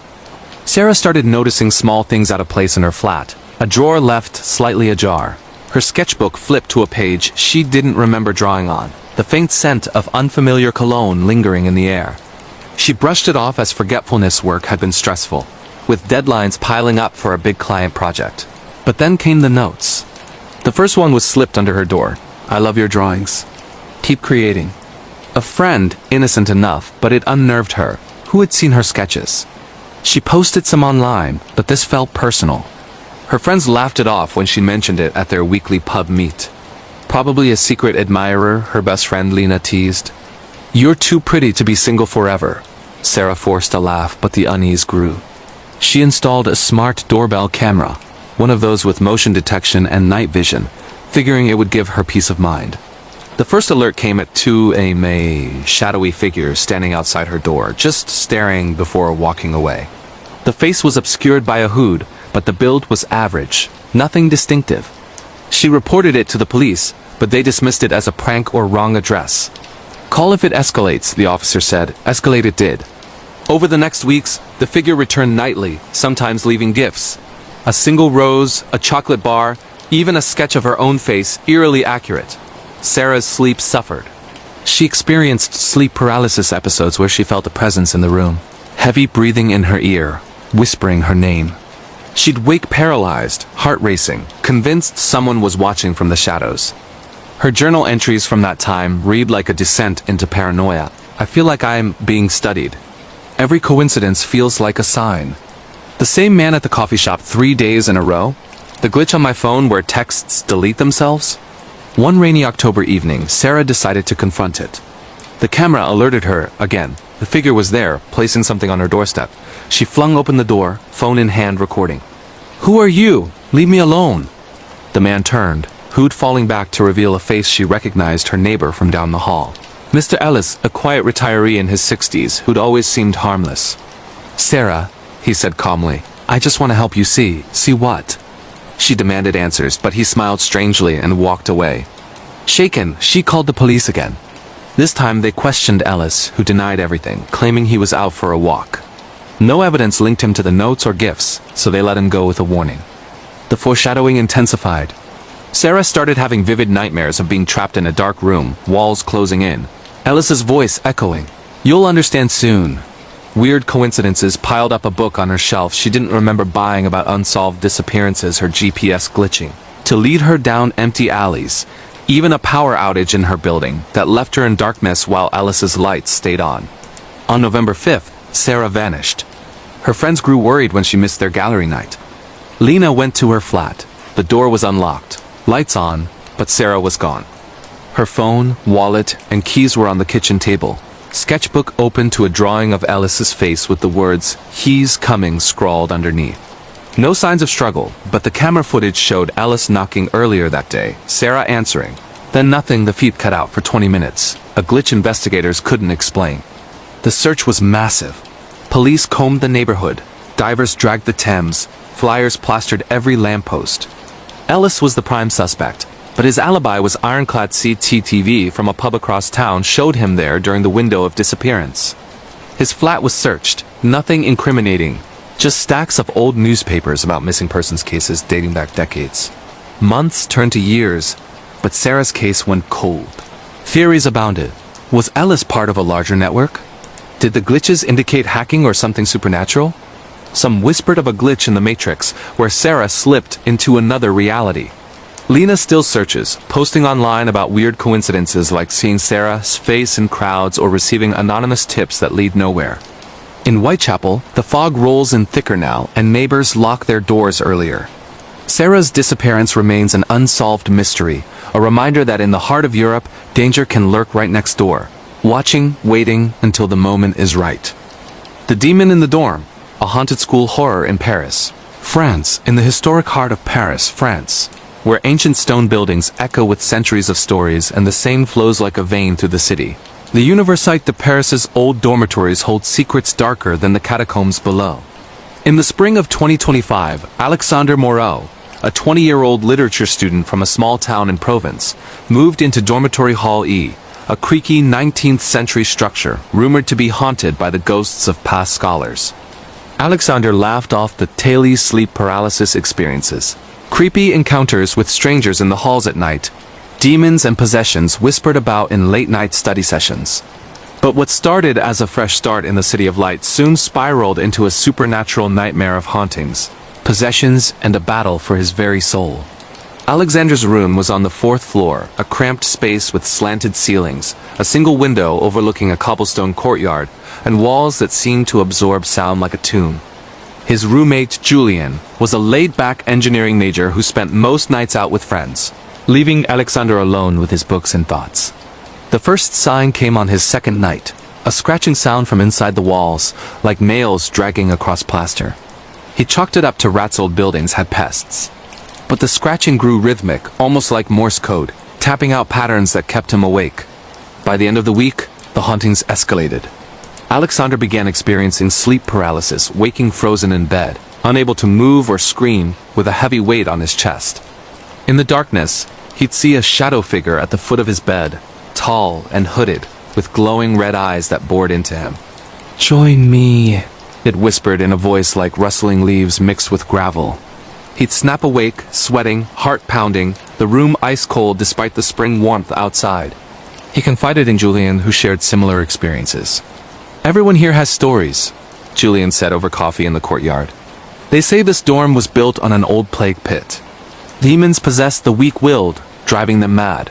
Alexander researched in the university library, uncovering dark history. In the 1800s, a student named Victor Laurent had dabbled in occult rituals, summoning a demon that possessed him, leading to a string of suicides in the dorm. Victor's room? The very one Alexander occupied. Coincidence? Or foreshadowing? The possessions began subtly. Alexander found himself blacking out for hours, waking with no memory but covered in dirt, his hands scratched as if he'd been digging. His sketches, usually landscapes, turned demonic. Twisted figures with horns, eyes that seemed to follow you. Friends noticed his mood swings. One moment cheerful, the next snarling in anger over nothing. One night, during a storm that rattled the windows, the entity revealed itself fully. Alexander woke to the scratching again, louder, from under his bed. Grabbing his phone's flashlight, he looked beneath and saw a face staring back, pale, decayed skin, black voids for eyes, a mouth stretched in a silent scream. "Mine," it hissed. Panic surged. He bolted from the room, running down the hall where other students poked heads out, whispering about the cursed one. Julian found him cowering in the common area, babbling about demons. They called a priest from a nearby church, Father Moreau, no relation, who performed an exorcism in the room, sprinkling holy water, reciting Latin prayers, the air growing thick with sulfur as the entity fought back. Objects flew, books slamming into walls, the bed shaking violently. Alexander convulsed, his voice not his own. "He invited me, the boy from long ago." The ritual lasted hours, ending with a guttural scream from Alexander as black smoke poured from his mouth, dissipating into the night. Exhausted, he collapsed, the room finally still. Today, Alexander studies elsewhere, but the dorm haunts his dreams. The university sealed room 412, but whispers persist of scratching in the walls, waiting for the next victim. In Europe's ancient cities, the past never truly dies, it possesses the present. The abandoned asylum intruder. Urban exploration horror in Berlin, Germany. Deep in the overgrown outskirts of Berlin, Germany, where remnants of the Cold War linger like ghosts in the fog, the old Weissensee Asylum stands as a crumbling relic of forgotten horrors. Closed in 1990 after scandals of patient abuse and experimental treatments, it's a magnet for urban explorers seeking thrills in abandoned places, hidden tunnels, and asylums filled with echoes of the past. In the winter of 2025, Lena Schmidt, a 25-year-old photographer with a YouTube channel dedicated to creepy explorations, ventured in with her small crew. Her boyfriend, Max, a tech guy who handled drones and lights, and their friend Anna, a history buff. What they expected was dusty wards and faded graffiti.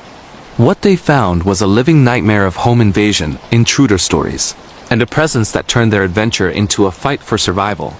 Lena had scouted the site, online forums buzzing with tales of haunted asylums, supernatural creatures lurking in the basements, and weird coincidences like equipment failing at the same spot every time. They slipped through a chain-link fence under cover of night, flashlights cutting through the snow-dusted grounds. The main building loomed like a skeletal giant, windows shattered, vines choking the brickwork. Inside, the air was stale, heavy with the scent of decay and something metallic like old blood. They started in the lobby, cameras rolling for Lena's video. "Welcome to Weissensee Asylum, one of Berlin's most haunted spots. Tonight, we're diving into its dark history, patient experiments, possessions, and unexplained deaths." Max set up the drone for aerial shots of the wards, while Anna read from her notes. In the 1970s, doctors here tested mind-control drugs. Some patients never left alive. As they moved to the patient wings, the creepy encounters began. Footsteps echoed from empty halls, slow, deliberate, like someone pacing. Lena dismissed it as the building settling, but Max's drone glitched, crashing into a wall. Retrieving it, they found scratches on the propellers, fresh and deep, like claws. Deeper in, the tunnels awaited underground passages connecting wards, rumored to hide cryptid-like entities from wartime experiments. The group descended a rusted staircase, the temperature dropping unnaturally. "Feels like a freezer down here," Anna whispered. That's when they heard the breathing raspy close from the shadows. Lena swung her light, catching a glimpse. A hunched figure, skin pale and stretched, eyes reflecting like a cat's. "Run!" Max yelled. They bolted, the intruder giving chase, footsteps pounding, growls echoing off the walls. Lena tripped on debris, twisting her ankle, but Max pulled her up. They barricaded in a side room, hearts racing as the door rattled. "What is that?" Anna gasped. Through the crack, they saw it. Not human, but something twisted, elongated limbs. Wendigo-like features from folklore, perhaps a survivor of experiments gone wrong. It clawed at the door, whispering in German, "Stay play Bokas passed in terror." The entity eventually retreated, but the group was trapped until dawn, when they escaped through a vent. Outside, police waited. Someone had reported screams. Lena's footage captured the chase, going viral as proof of supernatural creatures in abandoned places. Back home, Lena healed, but the nightmares lingered. The intruder's face in her mirrors, a glitch in reality. Berlin's asylums hold more than history, they hold horrors that follow you home. The Roadside Phantom. A road trip horror in rural Spain on the winding highways of rural Spain, where olive groves stretch under endless blue skies and ancient villages cling to hillsides. Javier Ruiz's 2025 road trip turned into a truck driver horror straight out of a nightmare. Javier, a 35-year-old long-haul driver from Madrid, specialized in overnight deliveries across Europe. His rig a home away from home with a cozy sleeper cab and satellite radio to combat the loneliness. But on a foggy night in Andalusia, a creepy encounter with a stranger escalated into a supernatural pursuit that blurred the line between reality and glitch in the Matrix distortions. Javier was hauling produce from Seville to Barcelona, taking a shortcut through back roads to beat traffic. The GPS glitched repeatedly, rerouting him onto unmarked paths.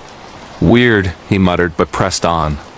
Around midnight, his headlights caught a figure on the roadside, a woman in a white dress waving him down. He slowed, rolling down the window. "Need help?" he asked in Spanish.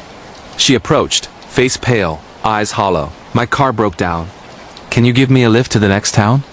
Against his better judgment, he knew the risks of picking up strangers. Javier let her in. She introduced herself as Maria, saying little else, her presence chilling the cab despite the heater. As they drove, she stared ahead, whispering about lost souls on these roads. Javier felt uneasy, the fog thickening unnaturally. Then the distortions began. The dashboard clock jumped forward hours. Radio static turned to screams, and in the rearview, Maria's reflection showed a decayed face grinning. "Pull over," she demanded. Panicked, Javier swerved, but she grabbed the wheel, forcing him off the road. The truck stalled in a ditch. Maria vanished, leaving claw marks on the seat. Javier fled on foot, hearing her laughter echo. Hours later, rescuers found him babbling about phantoms. Investigators discovered Maria matched a woman missing since 1950, killed in a crash on that road. Javier's truck showed no mechanical failure, just glitches. He quit driving, haunted by the encounter, a reminder that Europe's old roads carry more than traffic. They carry the dead. And that's it for today's episode of bone-chilling true horror stories. If these tales of kidnappings, stalkers, missing persons, unsolved mysteries, creepy encounters, paranormal, supernatural hauntings, demons, possessions, haunted houses, urban exploration in abandoned places, road trip horror, and more kept you on the edge of your seat, smash that like button, subscribe for more weekly uploads, and comment your thoughts below. Stay safe out there, you never know what's watching. The Midnight Caller, a 911 operator horror in Chicago, USA. In the bustling heart of Chicago, where the city skyline pierces, the night like jagged teeth and the streets hum with endless activity even after dark. Lisa Ramirez worked the graveyard shift as a 911 dispatcher in a dimly lit call center buried in the basement of a downtown precinct. At 32, Lisa had seen it all, or so she thought, from domestic disputes that turned deadly to frantic reports of car accidents on icy winter roads. The job was high stress, with calls flooding in from every corner of the Windy City. But Lisa prided herself on her calm demeanor, her ability to guide callers through chaos with clear instructions and a steady voice. The center was a maze of cubicles, glowing screens, and the constant beep of incoming lines, staffed by a skeleton crew during the wee hours when most of the world slept. But on a freezing December night in 2025, just days before Christmas, a single call would shatter her sense of control and plunge her into a nightmare of unsolved mystery stories, creepy encounters with strangers, and the chilling realization that some horrors lurk just beyond the phone line. It started innocently enough around 2:15 a.m. as Lisa sipped her third cup of black coffee to ward off the mid-shift slump. The line rang, displaying an unknown number from a residential area in the south side, a neighborhood known for its mix of historic homes and pockets of urban decay. 911, what's your emergency? She answered, her voice professional and reassuring. At first, there was only heavy breathing, labored, ragged, like someone struggling for air after a sprint. Then a woman's voice, whisper thin and trembling, cut through the static. Help me! He's here. He's inside the house. Lisa's training kicked in immediately. Ma'am, stay calm. What's your name and address? The caller whispered her name, Elena Vargas, and an address on a quiet street lined with old brick bungalows. He's coming up the stairs, ... I can hear him. Please, hurry. Lisa dispatched units right away, her fingers flying over the keyboard as she relayed details. Possible home invasion and intruder stories in progress, suspect inside the residence, caller hiding upstairs. Elena, are you safe? Can you lock yourself in a room? The woman sobbed softly. I'm in the bedroom closet. He broke the window downstairs. I think he's not human. His eyes, they're wrong. A chill ran down Lisa's spine at those words, but she pushed it aside. Callers in panic often said wild things, blending fear with hallucination. Stay on the line with me, Elena. Officers are en route, ETA 5 minutes. Describe the intruder. Elena's voice dropped even lower, barely audible over the creak of floorboards in the background. Tall, all black clothes. But his face pale, like a mask, and his eyes glow, like an animal's in the dark. He's whispering my name. How does he know my name? The line crackled, and Lisa heard it too, a low guttural whisper through the phone. ELENAAA ... double quotes. Her heart skipped. It could be feedback, or Elena herself in distress, but it sounded distinct, masculine, mocking. Elena, talk to me. Are you still there? A muffled scream erupted, followed by the sound of wood splintering, a door being forced open. Then chaos, thrashing, Elena's pleas of, no, get away, and a deep, inhuman growl that sent static buzzing through the headset.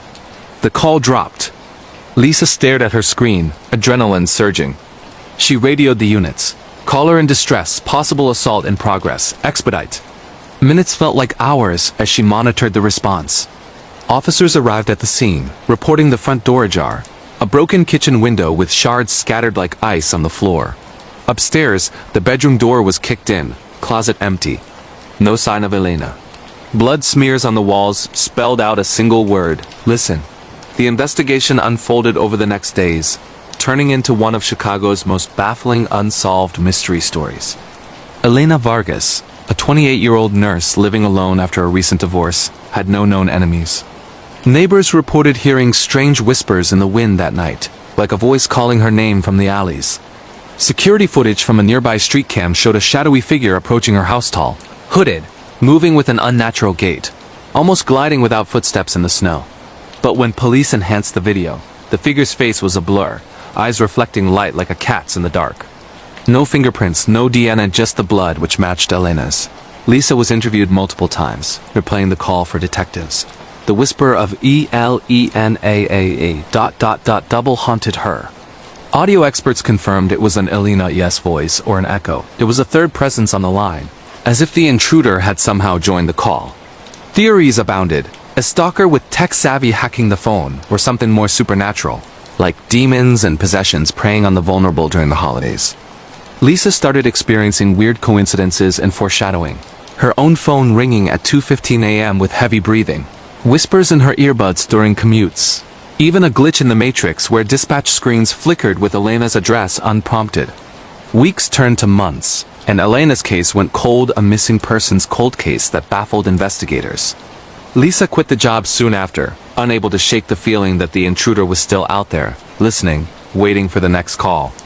She moved to a high-rise downtown, installing extra locks and cameras, but the whispers followed in her dreams. Lisa AA ... quote, if you've ever felt that prickle of being watched in the dead of night, trust it, it might be the only warning you get. The Battlefield Phantom, a military horror in Normandy. France, amid the rolling fields and hedgerows of Normandy, France, where the ghosts of World War II still linger in the misty mornings, and the soil holds secrets of battles long past. Sergeant Marcus Hawley led a NATO training exercise in the summer of 2025. At 38, Marcus was a seasoned veteran from the U.S. Army. Stationed in Europe for joint operations, his unit practicing maneuvers in the same landscapes where Allied forces stormed beaches decades ago. The area was dotted with bunkers, craters, and memorials, a place of historical reverence but also eerie quietude after dark, where the wind carried echoes of artillery fire and the cries of the fallen. Marcus's platoon set up camp in an abandoned farmhouse near Omaha Beach, the stone walls scarred by shrapnel, the fields stretching out like a graveyard under the stars. What started as routine drills spiraled into a tale of military and war-related horror. Real paranormal encounters, ghosts, and hauntings that blurred the line between history and the supernatural. The first sign came on the second night, as the platoon wrapped up a mock assault and settled in for rest. Marcus took watch, his M4 rifle at the ready, scanning the perimeter with night vision goggles. The air was thick with fog rolling in from the channel, turning the landscape into a ghostly haze. Around 0200 hours, he heard a distant gunfire, sharp cracks like vintage rifles from the 1940s, not the modern bursts his team used. Dismissing it as echoes from a nearby range, he radioed in, "All clear." But then the whispers started, faint German voices carried on the wind. AMERIKAN ER.KOMMEN ... Marcus froze, his skin crawling. He wasn't fluent, but he knew enough from briefings. Americans ... A chill gripped him as shadows moved in the fog, silhouettes of soldiers in outdated helmets, advancing crouched like an old war footage. Shaking it off as fatigue, Marcus ended his shift and bunked down in the farmhouse attic, the rafters creaking like old bones. Sleep came fitfully, plagued by nightmares of D-Day. Storming beaches under machine gun fire, bodies piling up in the surf. He woke to a weight on his chest, unable to move, sleep paralysis and nightmare experiences blending with reality. Above him hovered a translucent figure, a soldier in tattered Wehrmacht uniform, face gaunt and eyes hollow, whispering in guttural tones, "Warum bist du hier? Why are you here?" Marcus screamed silently, his body frozen as the apparition reached out with skeletal hands, fingers brushing his throat like icy fog. The next day the platoon reported similar disturbances. Radios picking up static laced with Morse code from World War II, compasses spinning wildly and glitch in the Matrix reality. Distortions, even a private swearing he saw a phantom squad marching through the fields at dawn. Marcus confided in his CO, who laughed it off as hazing or imagination, but privately admitted Normandy's reputation for hauntings. Thousands died here, their spirits unrested. That night, during a live-fire drill, the real horror struck. A soldier vanished mid-patrol, his gear found abandoned near a forgotten bunker. Search parties scoured the area, finding fresh boot prints leading into the concrete maw, but inside, only echoes and a cold draft. Deep in the tunnels, they heard cries, English and German mingled in agony before the missing man staggered out, babbling about "the dead pulling me down." Investigators dismissed it as disorientation, but Marcus knew better. Whispers followed him back to base, shadows lurking in barracks corners. He requested transfer stateside, but the nightmares persisted. Demons and possessions from the past, soldiers reliving their deaths. Normandy's fields hold more than history, they trap the souls of the fallen, waiting to drag the living into their eternal war. If you've ever felt the weight of history on your shoulders during a quiet night, it might not be imagination, it could be the ghosts calling you to join them. The cryptid in the cabin, a camping horror in the Black Forest, Germany. Deep in the Black Forest of Germany, where ancient pines tower like sentinels and legends of supernatural creatures whisper through the mist. A group of backpackers from Berlin sought adventure in the summer of 2025, led by 25-year-old Lena Fischer, an outdoor enthusiast with a love for folklore. The party of 4 pitched tents in a remote clearing near the Triberg waterfalls, far from tourist trails. The forest was a labyrinth of shadows, roots twisting like veins across the ground, and the air thick with the scent of damp earth and pine. Lena had heard tales of the Wendigo-like beings, tall, emaciated figures with antlered heads, skinwalkers that mimicked human cries to lure prey, but dismissed them as myths. What unfolded was a nightmare of camping and wilderness horror in national parks and deep woods. Abandoned cabins hiding horrors that defied explanation. The first day was idyllic, hiking along moss-covered paths, swimming in icy streams, and sharing stories around a campfire as dusk fell. But as night deepened, strange sounds echoed, branches snapping like footsteps, low growls that could be wolves but felt too intelligent, too close. Lena's friend Max joked about cryptids, but tension built when their dog, a sturdy German shepherd named Bruno, whined and stared into the darkness, hackles raised. Around midnight, a piercing cry rang out. A human scream twisted into something animalistic, like a woman in pain. "Help me." It called, drawing them toward an overgrown trail. Against better judgment, they followed with flashlights, Bruno leading the way. The cry repeated, guiding them to a dilapidated cabin, boards rotting and windows shattered like empty eyes.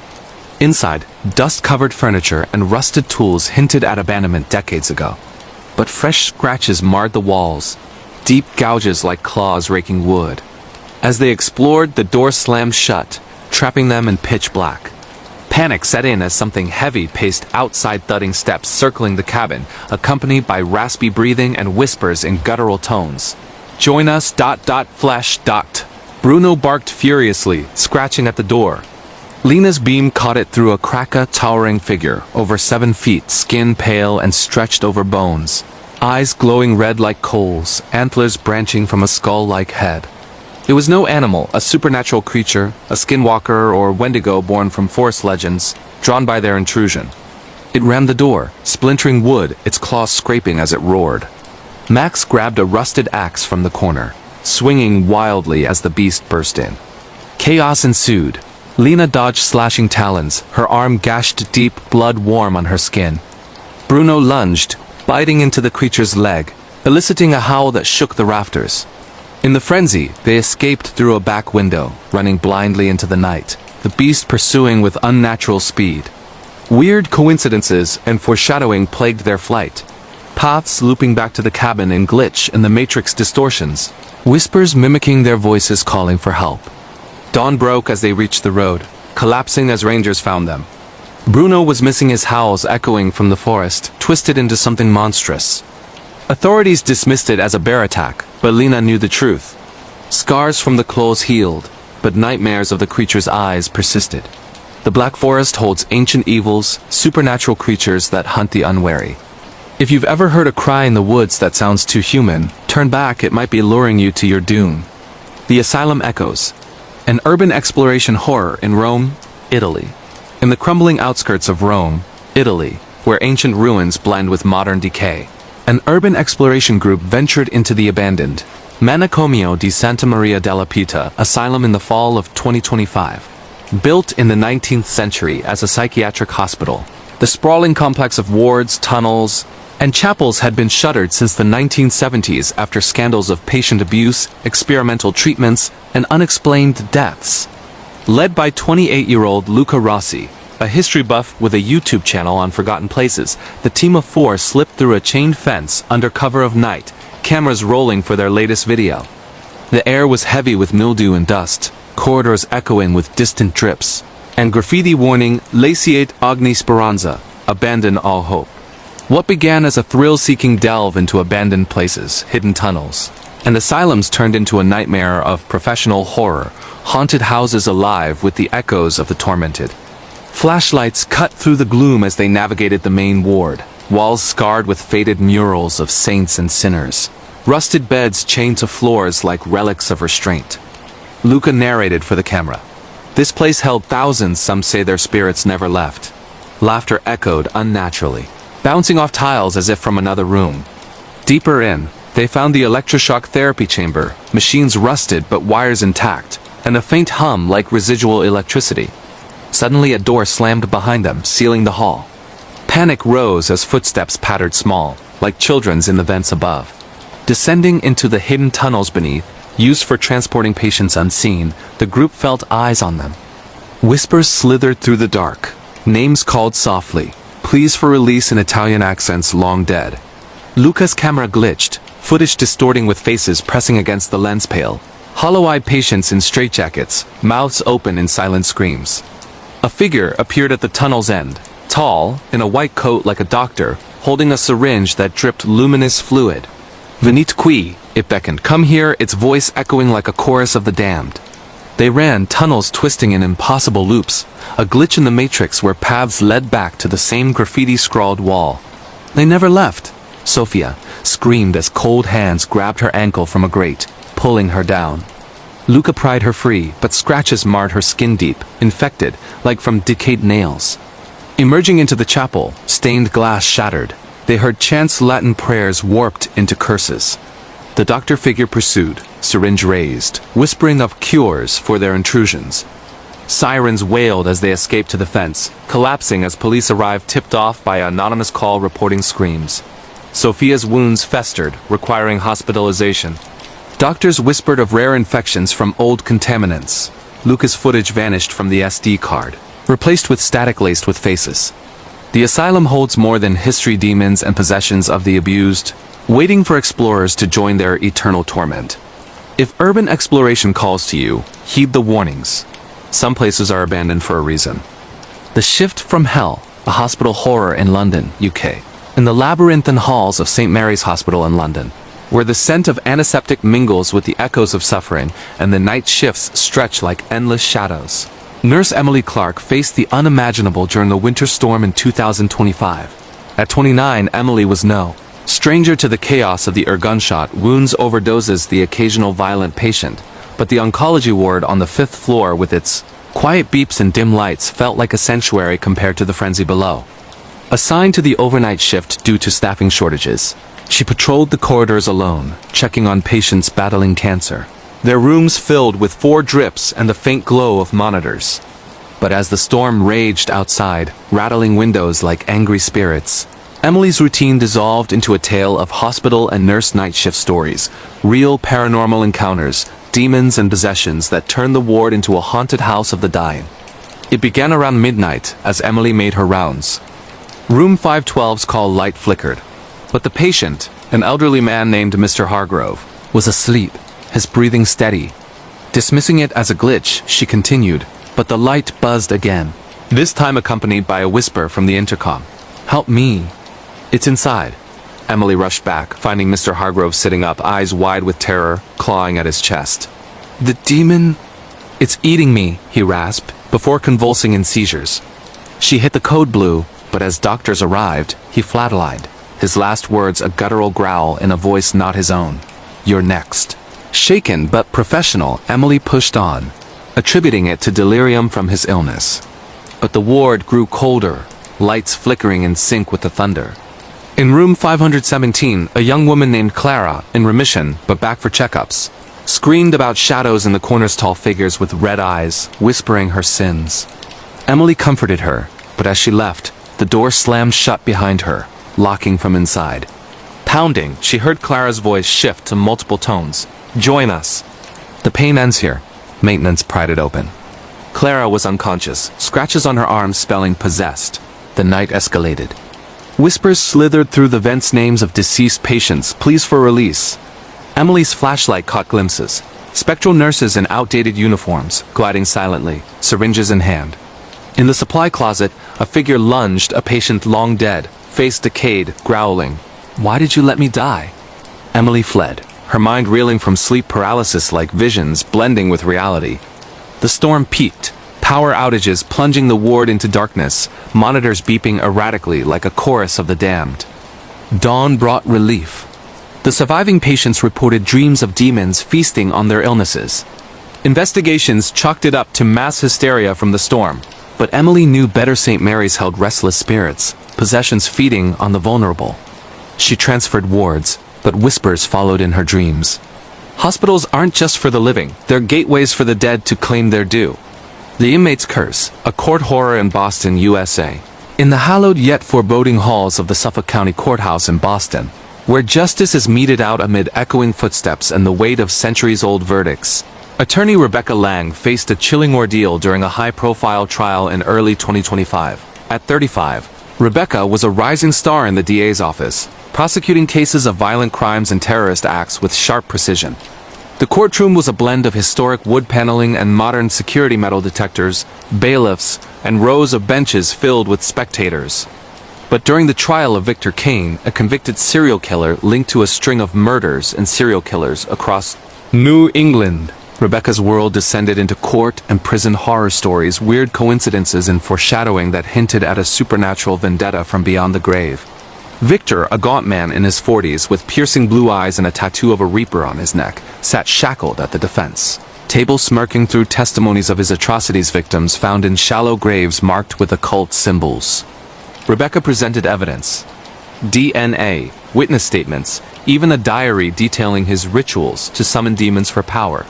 But as she cross-examined him, Victor leaned forward, whispering so only she could hear, "The shadows will come for you, Rebecca. They know your name." Her blood ran cold. How did he know her childhood fear of the dark?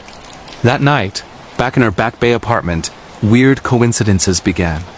Lights flickered, casting shadows that twisted into faces screaming victims from Victor's case files. Sleep brought nightmares, Victor's voice chanting in Latin, demons clawing from mirrors. At the next hearing, Victor laughed during her closing. "The curse is set. You'll join them soon." Bailiffs restrained him as he spat blood his own, from biting his tongue, forming a symbol on the floor. The coincidences escalated. Rebecca's car stalled on a bridge, engine growling like a beast. Her phone rang with static whispers of case details she hadn't shared. During sentencing, Victor was given life, but as guards led him away, he locked eyes with her. The prison walls can't hold what's coming. That night, her apartment plunged into darkness, shadows coalescing into clawed figures, demons and possessions manifesting. She fled to a hotel, but the whispers followed. Guilty ... guilty ... Investigators dismissed it as stress. But Rebecca uncovered Victor's occult ties, rituals invoking entities to curse his accusers. She quit prosecuting, moving to a quiet suburb, but shadows linger in corners. Courts dispense justice, but some crimes summon horrors that transcend the law. # the Dorm Demon, a haunted school horror in Oxford, UK. In the ivy-clad spires of Oxford University, where centuries of scholarship echo through stone corridors and ancient libraries hold forbidden tomes, freshman Sophia Grant moved into a historic dorm in the fall of 2025. The building, dating to the 1600s, was rumored for haunted schools and dorm rooms, with tales of scholars driven mad by unseen forces. Sophia, 18 and studying literature, shared a suite with 3 roommates. The rooms creaky with wooden beams and narrow windows overlooking foggy quads. What started as excitement turned into professional horror, real paranormal encounters with demons and possessions that made the dorm a haunted house of academic nightmares. The signs were subtle at first. Books falling from shelves at midnight, pages open to passages about exorcisms. Sophia laughed it off, blaming drafts, but her roommate Alice began sleepwalking, muttering in Latin, a language she didn't know. One night, Sophia woke to Alice standing over her bed, eyes rolled back, voice deep and malevolent. "She belongs to us now." Alice collapsed, remembering nothing, but bruises appeared on her arms like fingerprints. The hauntings intensified. Whispers in the walls recited forgotten spells, shadows elongated into horned figures. During a study session, the room grew freezing. Breath visible as a demonic presence manifested. A swirling black mass with red eyes, growling, "Leave or join." Sophia experienced sleep paralysis, the entity pinning her, whispering temptations of forbidden knowledge. Research in the Bodleian Library revealed the dorm's dark past. A 17th century scholar dabbled in alchemy, summoning a demon that possessed students, driving them to suicide. An exorcist was called secretly, the ritual shaking the building with screams and flying objects. The demon fought, possessing Alice briefly, her body contorting unnaturally. Holy water and prayers banished it, but not before it vowed return. Sophia transferred universities, but echoes linger in her dreams. Oxford's halls hold more than learning, they cradle ancient evils waiting to possess the curious. # the dark web there, an online horror in Amsterdam, Netherlands. In the vibrant yet shadowy canals of Amsterdam, where coffee shops glow with neon and the internet's underbelly thrives in hidden cafes, 22-year-old tech student Johan Visser delved into the forbiddens during a rainy autumn in 2025. Johan, living in a cramped apartment overlooking the Prinsengracht, was obsessed with online conversations and internet horror from the deep dark web, creepy apps, and dares that tested boundaries. One night, browsing anonymous forums, he stumbled upon a challenge. Download an app called Shadowlink, enter a virtual room, and survive the game for 24 hours. What seemed like a thrill became a nightmare of murders and serial killers, glitch in the matrix distortions blending digital and real terror. The app installed seamlessly, opening to a black screen with a chat prompt. Enter if you dare. Johann typed his name, joining a virtual lobby with avatars faceless shadows whispering invites. The game began, tasks escalating from sharing secrets to filming dares in the city. By hour 6, a message. Find the red door at midnight. Johann ventured out. Following GPS to an abandoned warehouse in the industrial district, the door painted crimson. Inside, flickering lights revealed graffiti of eyes watching. And the voice from his phone. Welcome to the hunt. Glitches ensued, his screen warped. Showing his apartment in real time, shadows moving where none should be. Back home, knocks at the door. Peering through the peephole, a masked figure with a knife. Johann barricaded, but the app broadcasts his location to players, serial killers lurking on the dark web. Whispers through speakers. We see you. Weird coincidences piled up. Friends texting dares they never sent. His reflection in mirrors lagging like a glitch. The climax. A dare to meet at a canal bridge. Johann arrived to find a body floating, a previous player, throat slit. The app locked his phone, counting down. Your turn. Police raided after an anonymous tip, tracing the app to a ring of online predators. Johann survived, deleting everything, but shadows persist in his devices. The dark web isn't just virtual, it's a portal for real horrors to cross over. And that's wrapping up another batch of spine-tingling true horror stories from across America and Europe. If these accounts of 911 operator calls that reveal dark secrets, military ghosts haunting battlefields, cryptids lurking in wilderness cabins, urban exploration and haunted asylums, hospital night shifts plagued by demons, court curses from serial killers, haunted dorms possessing students, and dark web dares leading to murder kept you glued to your screen, don't forget to like, subscribe, and hit notifications for more. Drop in the comments what freaked you out the most, stalkers in the shadows or paranormal whispers. Stay vigilant out there. The night holds more than you know. The Whispers in the Warehouse, a workplace scary experience in Manchester, UK. In the industrial sprawl of Manchester, UK, where old factories loom like forgotten giants amid the rain-slicked streets and the hum of machinery never fully fades, Jake Thompson clocked in for his night shift at a massive distribution warehouse on the city's outskirts in the winter of 2025. At 27, Jake was a forklift operator, used to the monotonous grind of loading pallets under fluorescent lights that buzzed like angry insects, the air thick with the scent of cardboard and diesel. The warehouse was a cavernous space aisles stretching into shadows where stacks of boxes towered like precarious walls, and the only company, after hours, was the occasional creak of settling metal or the distant echo of a truck backing in. Jake's co-workers joked about the place being haunted stories of accidents from the old mill days. Workers crushed under falling loads, their spirits lingering in the cold drafts. But Jake, ever the skeptic, brushed it off as urban legends until a series of creepy encounters with strangers and weird coincidences turned his workplace into a labyrinth of terror, blurring the lines between overwork hallucinations and a genuine supernatural haunting. It started on a foggy November evening, the kind where the mist seeped through the loading docks, turning the concrete floors slippery. Jake was alone in Sector 7, the farthest corner reserved for overflow stock, maneuvering his forklift through narrow paths. The radio crackled with static, playing faint oldies tunes to keep him company.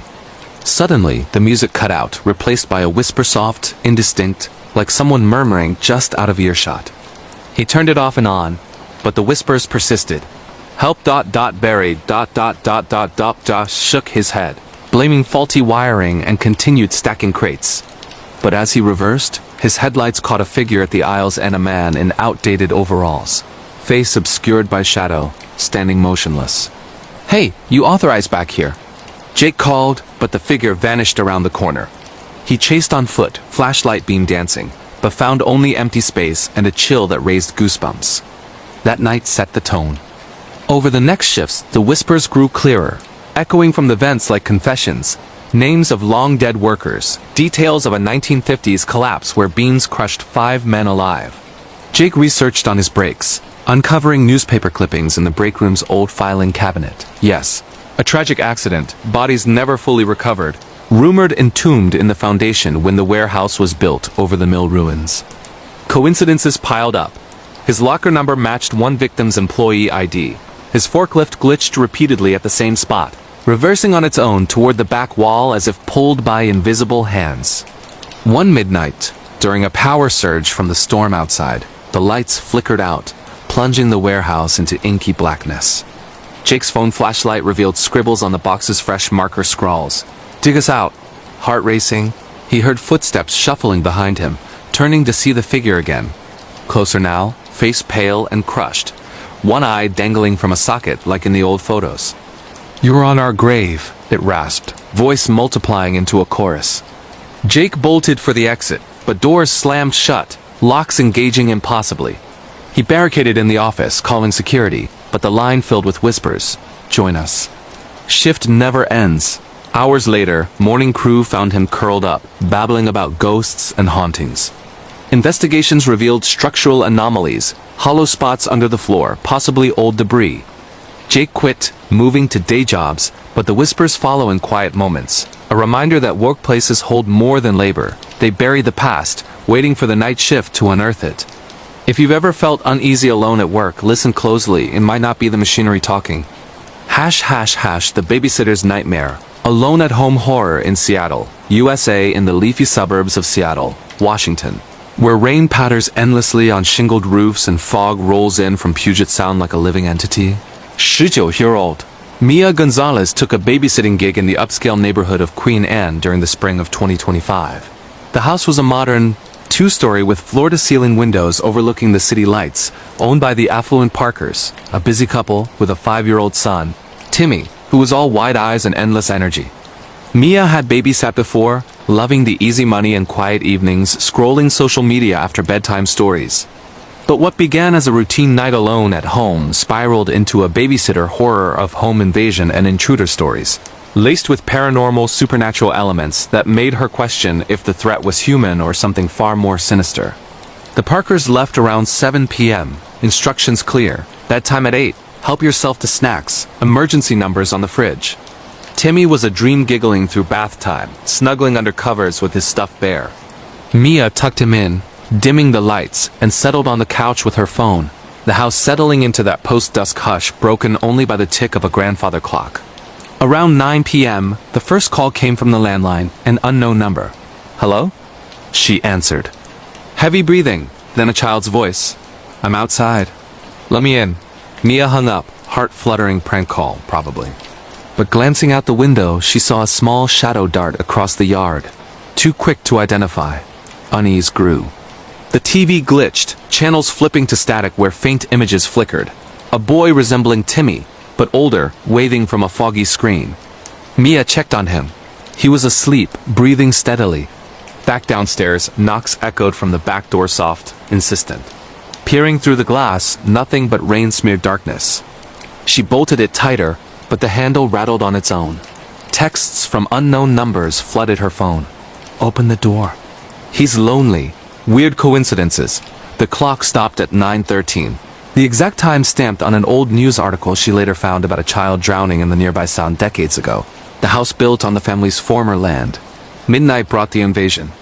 Lights dimmed unnaturally, and Mia heard footsteps upstairs, small feet padding across the floor. Rushing up, Timmy's bed was empty, door to the attic ajar. "Timmy?" She called, climbing the creaky stairs into dust-choked darkness. Her flashlight revealed scribbles on the walls. "Play with me forever." A giggle echoed, and a cold hand grabbed her ankle, pale, translucent, pulling her down. She screamed, kicking free, racing back to find Timmy safe in bed, but with dirt under his nails as if he'd been digging. The parents returned to Mia's frantic tale. Police found no evidence, but the family admitted strange occurrences since moving in, a ghostly boy seeking a playmate. Mia never babysat again, haunted by the voice in her dreams. Come back, alone. Suburban homes promise safety, but some harbor spirits that crave company in the night. The neighbor's secret. Neighbor horror stories in Berlin, Germany, in the vibrant yet shadowy district of Kreuzberg in Berlin, Germany, where street art covers every wall and the canal reflects the glow of hip cafes. Anna Weber moved into a renovated apartment building in the summer of 2025. At 30, Anna was a freelance graphic designer escaping a bad breakup, drawn to the area's eclectic vibe and affordable rents. Her neighbor in 4B, Herr Muller, was an elderly man with a kindly smile. always offering fresh-baked bread or chatting about the weather in accented English.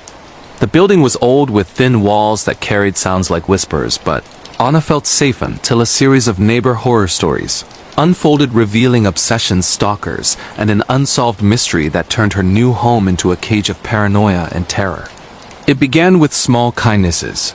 Moira leaving notes under her door, complimenting her artwork visible through the window.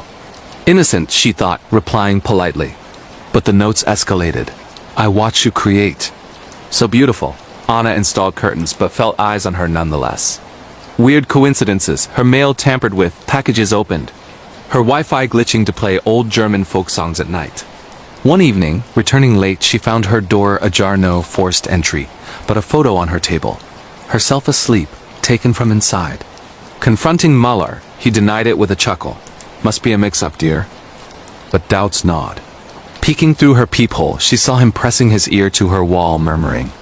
Researching, she uncovered the building's dark past, a cold case from the 1980s. A woman in her apartment vanished, suspected abducted by a neighbor obsessed with her. Muller had lived there since then, unchanging in photos. The climax came during a blackout. Anna heard scratching at her door, then a key turning. He had a duplicate. Barricading, she called police, but the line cut to his voice. "You're mine now." Shadows under the door, fingers probing. Police arrived to find Muller gone, his apartment a shrine. Walls plastered with her photos, diaries of his obsession echoing the old case. Muller was arrested, hiding in the basement, confessing to stalking, linking to the unsolved disappearance. Anna moved. But neighbors' eyes follow her still. In Europe's crowded cities, the wall between homes is thin, and so is the line between friendly and fatal. # the possession in the prison. Court and prison horror stories in New York, USA, in the stark confines of Rikers Island in New York City, where the East River laps against concrete walls and the air hangs heavy with despair. Inmate Carlos Rivera began his sentence for a minor theft in early 2025. At 25, Carlos was no hardened criminal, hoping to keep his head down amid the clanging gates and echoing shouts.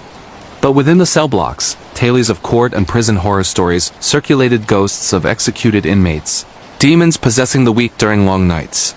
Carlos dismissed them until a series of demons and possessions turned his incarceration into a supernatural battle, with weird coincidences and foreshadowing hinting at a curse from the courtroom that followed him inside. It started in the courtroom during sentencing. The judge's gavel struck with an unnatural echo, and Carlos felt a chill, as if something entered him. In prison, nightmares plagued him, visions of a 19th century hanging, the noose tightening around his neck. Fellow inmates whispered of the hangman, a spirit possessing prisoners, driving them to violence. Carlos's cellmate noticed changes. His eyes darkening, voice deepening during sleep, muttering in archaic English. Coincidences mounted. His inmate number matched an old execution date, tattoos appearing on his skin, overnight faded noose marks. During yard time he blacked out, waking with bloodied knuckles, another inmate beaten, no memory. Guards isolated him. But in solitary, the possession intensified, walls bleeding symbols, shadows coiling like ropes. "Hang for your sins," the voice inside growled. A chaplain performed a ritual, incense thick, as Carlos convulsed, the entity screaming histories of wrongful convictions. It fled in a gust of wind, shattering lights. Carlos was released early, but the nooses shadow lingers. Prisons lock bodies, but some horrors chain the soul. The foreshadowed fall. Weird coincidences and foreshadowing in Paris. France, in the romantic yet enigmatic streets of Paris, France, where the Seine winds like a serpent and cafes buzz with whispered secrets. Sophie. Laurent experienced a cascade of weird coincidences and foreshadowing in the fall of 2025 that culminated in an unsolved mystery story. At 28, Sophie was a bookstore owner in the Latin Quarter, her days filled with dusty tomes and curious tourists. But a series of eerie event streams mirroring reality, objects moving on their own hinted at a glitch in the matrix.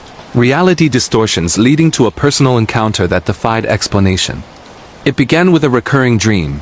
Falling from the Eiffel Tower, wind whipping as the ground rushed up. Waking sweaty, she'd find tower postcards scattered on her floor, unsent. Coincidences escalated. Clocks stopping at 11:11, strangers quoting lines from her journal, her reflection in windows lagging slightly. A customer left a book open to a page about parallel realities, unmarked but feeling targeted. One evening, drawn inexplicably to the tower, Sophie ascended amid twinkling lights. At the top, dizziness struck, the dream manifesting. A gust pushed her toward the edge, but a hand pulled her back. A man resembling her late father, vanished years ago in a mystery. "Not yet," he whispered, then dissolved into mist. Investigators dismissed it as hallucination, but Sophie uncovered family secrets. Her father's research into time glitches, his disappearance foreshadowed in old letters. Paris's beauty hides distortions. If coincidences align too perfectly, question your reality.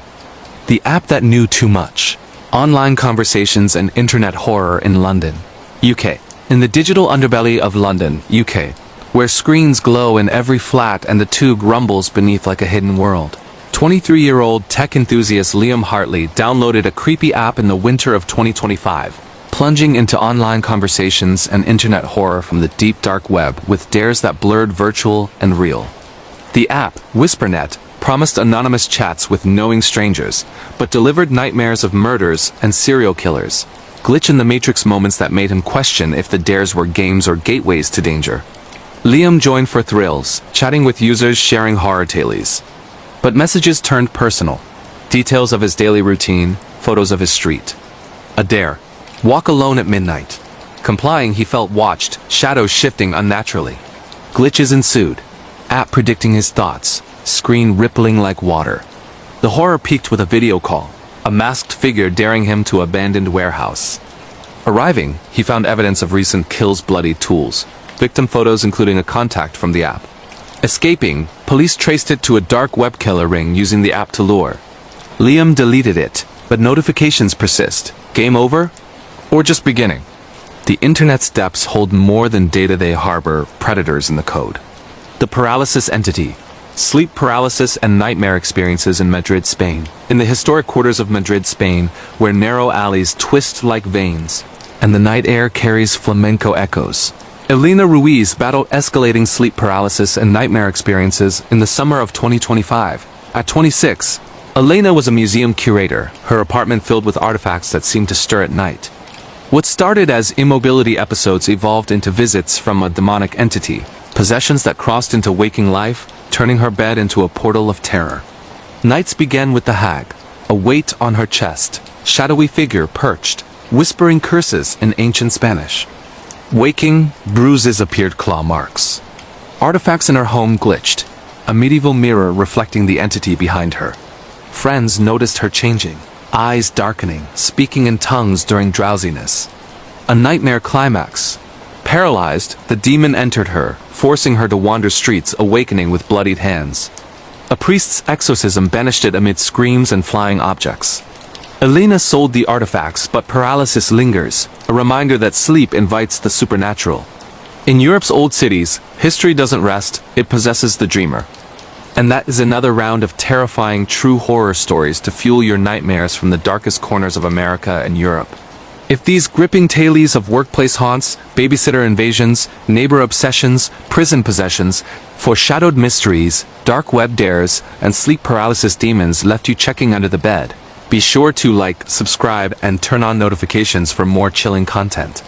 Share in the comments which story hit closest to home, and remember, the scariest things are often just a shadow away. Terrifying true horror story.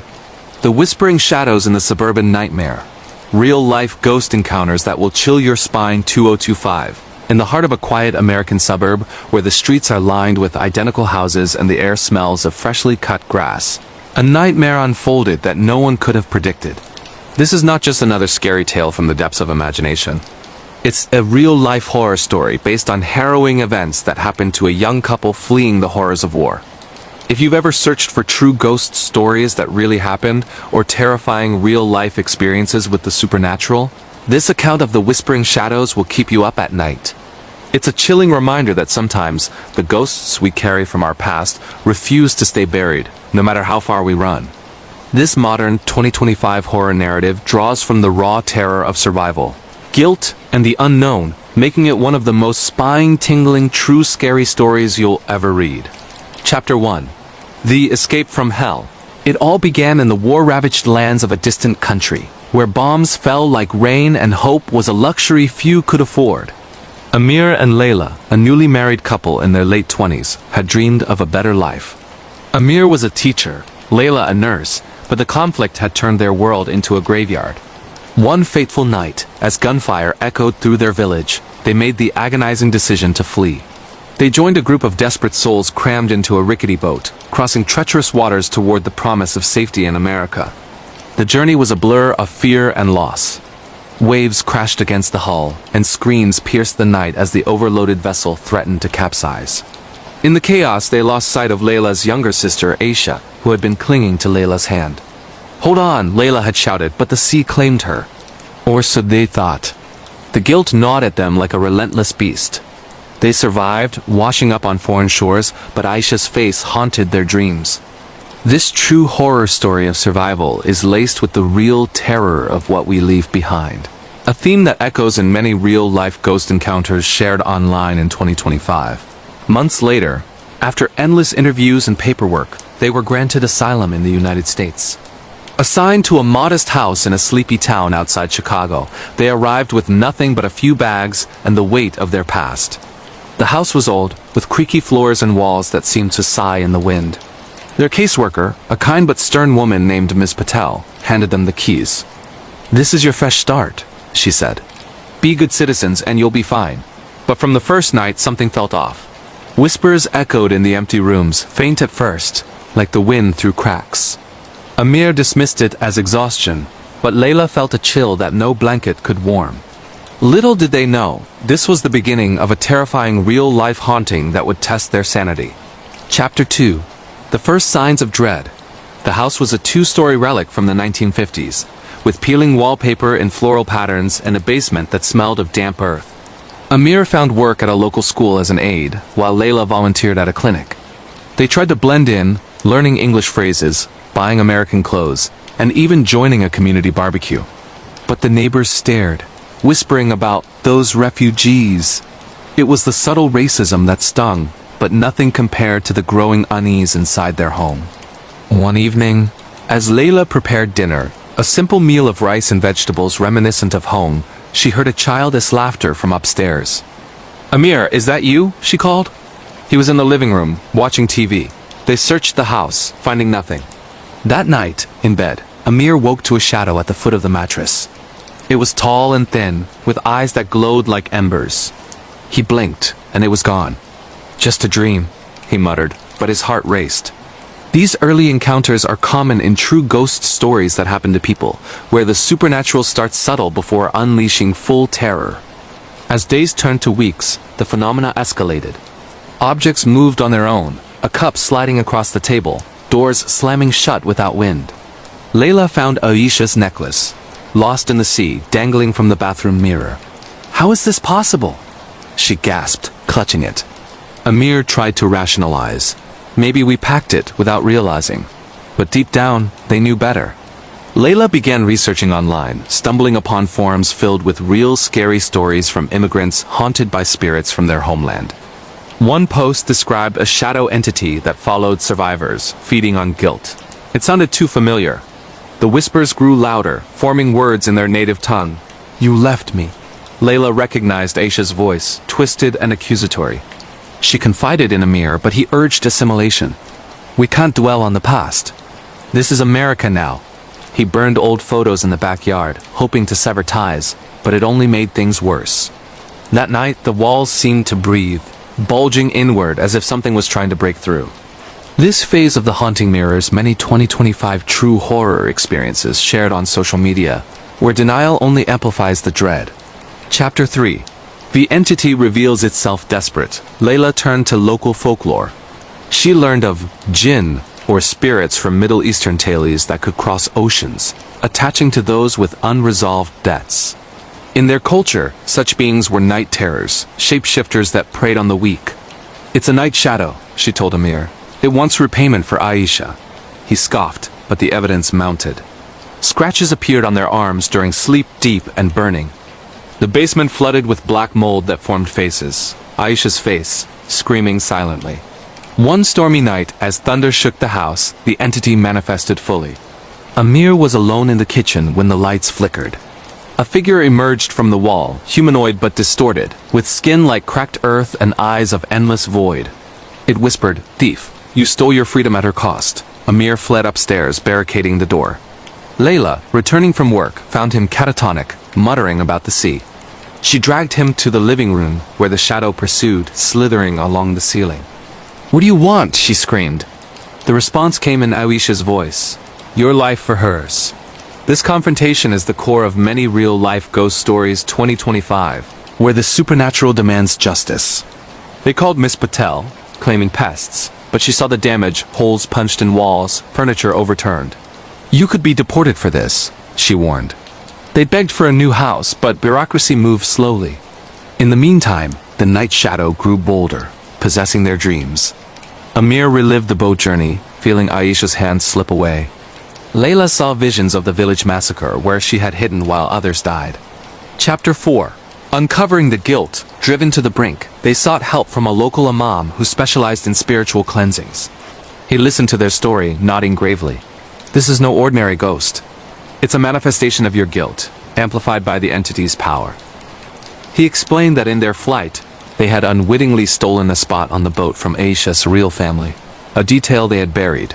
In the panic, Amir had pulled Layla aboard, pushing others aside. Aisha wasn't her sister. She was a child they claimed as their own to board the bus earlier in the escape. The real mother had screamed as they left, and Aisha drowned later. The revelation shattered them. "We didn't mean to," Layla sobbed. The imam performed a ritual, burning sage and reciting prayers, but the shadow fought back. Lights exploded, and winds howled inside the house. The entity attacked the imam, leaving him hospitalized. "You must confront it," he whispered from his bed. "Repay the debt with truth." Back home, the couple prepared. They set up candles in a circle, Layla wearing Aisha's necklace. As midnight struck, the shadow appeared, larger than ever, filling the room with darkness. "Take me," Amir offered, stepping forward. "Let her live," the entity lunged, entering his body. Layla watched in horror as his eyes turned black, his voice echoing Aisha's cries. But she remembered the imam's words, love over fear. She hugged him, whispering apologies to Aisha's spirit. "We were wrong. Forgive us." A light pierced the darkness, and the shadow shrieked, dissolving into mist. Amir collapsed, free. The house fell silent. Chapter 5. Living with the ghosts. Months later, they repaired the house, staying put. The whispers faded, but occasional glimpses of Aisha, smiling now, reminded them of their past. They shared their story anonymously online, joining communities of true horror survivors. "We live with our ghosts," Layla said. "But they've taught us to be better." This true horror story 2025 ends not in escape but acceptance. If you're hunting for real-life scary stories that happened recently, remember, the most terrifying entities are the ones we create ourselves. Search for more chilling tales like this, and beware, the shadows might be listening. Spine-chilling real horror tale. The Paralyzed Prey in the Forest of Doom, true survival horror story based on actual events 2025. Deep in the misty forests of California, where ancient trees hide secrets and the fog rolls in like a living entity, a woman's fight for survival became one of the most terrifying true horror stories of our time. This isn't fiction from a movie screen. It's a real-life survival horror narrative that echoes the raw fear of being hunted, paralyzed, and left for dead. If you're scouring the web for true scary stories that really happened, or modern 2025 horror experiences with serial killers and supernatural twists, this account of the Paralyzed Prey will grip your soul. It's a stark warning that grief can lead us to dark places, but the real monsters are often human. Or are they? Chapter 1. The Abyss of Grief. Sarah Thompson was a 32-year-old widow, her life shattered by the loss of her son, Tommy, in a hiking accident 2 years prior. The boy had slipped off a cliff during a family outing, his small body vanishing into the ravine. Sarah blamed herself, replaying the moment endlessly. Her husband left, unable to bear the pain, leaving her alone in their empty home. One crisp morning in 2025, she drove to the same state park, parking near the memorial tree where she had carved Tommy's name. With a bottle of pills in hand, she walked to the edge, ready to end it all. That's when he appeared, a charming stranger named Richard, with a disarming smile and stories of his own tragedies. "Life's worth fighting for," he said, convincing her to step back. Grateful, she followed him to the parking lot. But as they reached his car, he struck. A stun gun to her neck, zip ties on her wrists, as she was in the trunk. When she woke, a needle prick brought paralysis, a drug that locked her body while her mind screamed. This opening mirrors many real-life horror stories of abduction, where trust turns to terror in an instant. Chapter 2. The Chase Through Hell. Sarah's body went numb, limbs heavy as lead. Richard drove deep into the woods, humming a tune. She managed to free her hands, kicking the seat until he swerved and crashed. Bolting into the trees, she ran, or tried to, as the paralysis spread. Legs buckling, she hid behind a log, hearing his footsteps. "You can't run forever," he taunted. A farmer named Bill found her, carrying her to his cabin. "You're safe," he said, calling 911. But Richard arrived, charming at first, then violent. He killed Bill with a knife, setting the cabin ablaze. Sarah, partially mobile, revealed herself, but he dragged her away. On the road, a cop pulled them over, but Richard shot him dead. The bodies piled up, and Sarah's fear turned to rage. These sequences are drawn from true survival horror tales shared in 2025 podcasts, where victims fight back against impossible odds. Chapter 3. The Lake of No Return. Richard took her to a remote lake, chaining weights to her ankles in a rowboat. "You'll sleep with the fishes," he laughed. But Sarah's fingers twitched, the drug wearing off. She grabbed a hidden knife from Bill's truck, stabbing his neck. Gunshots rang out, sinking the boat. Underwater, she broke free, swimming to shore. Richard washed up, bleeding. "Thank you," she whispered. "You gave me a reason to live." She walked away, calling for help. But the horror didn't end. In the hospital, visions of Tommy appeared, whispering that Richard was no ordinary killer, perhaps a spirit of vengeance for her guilt.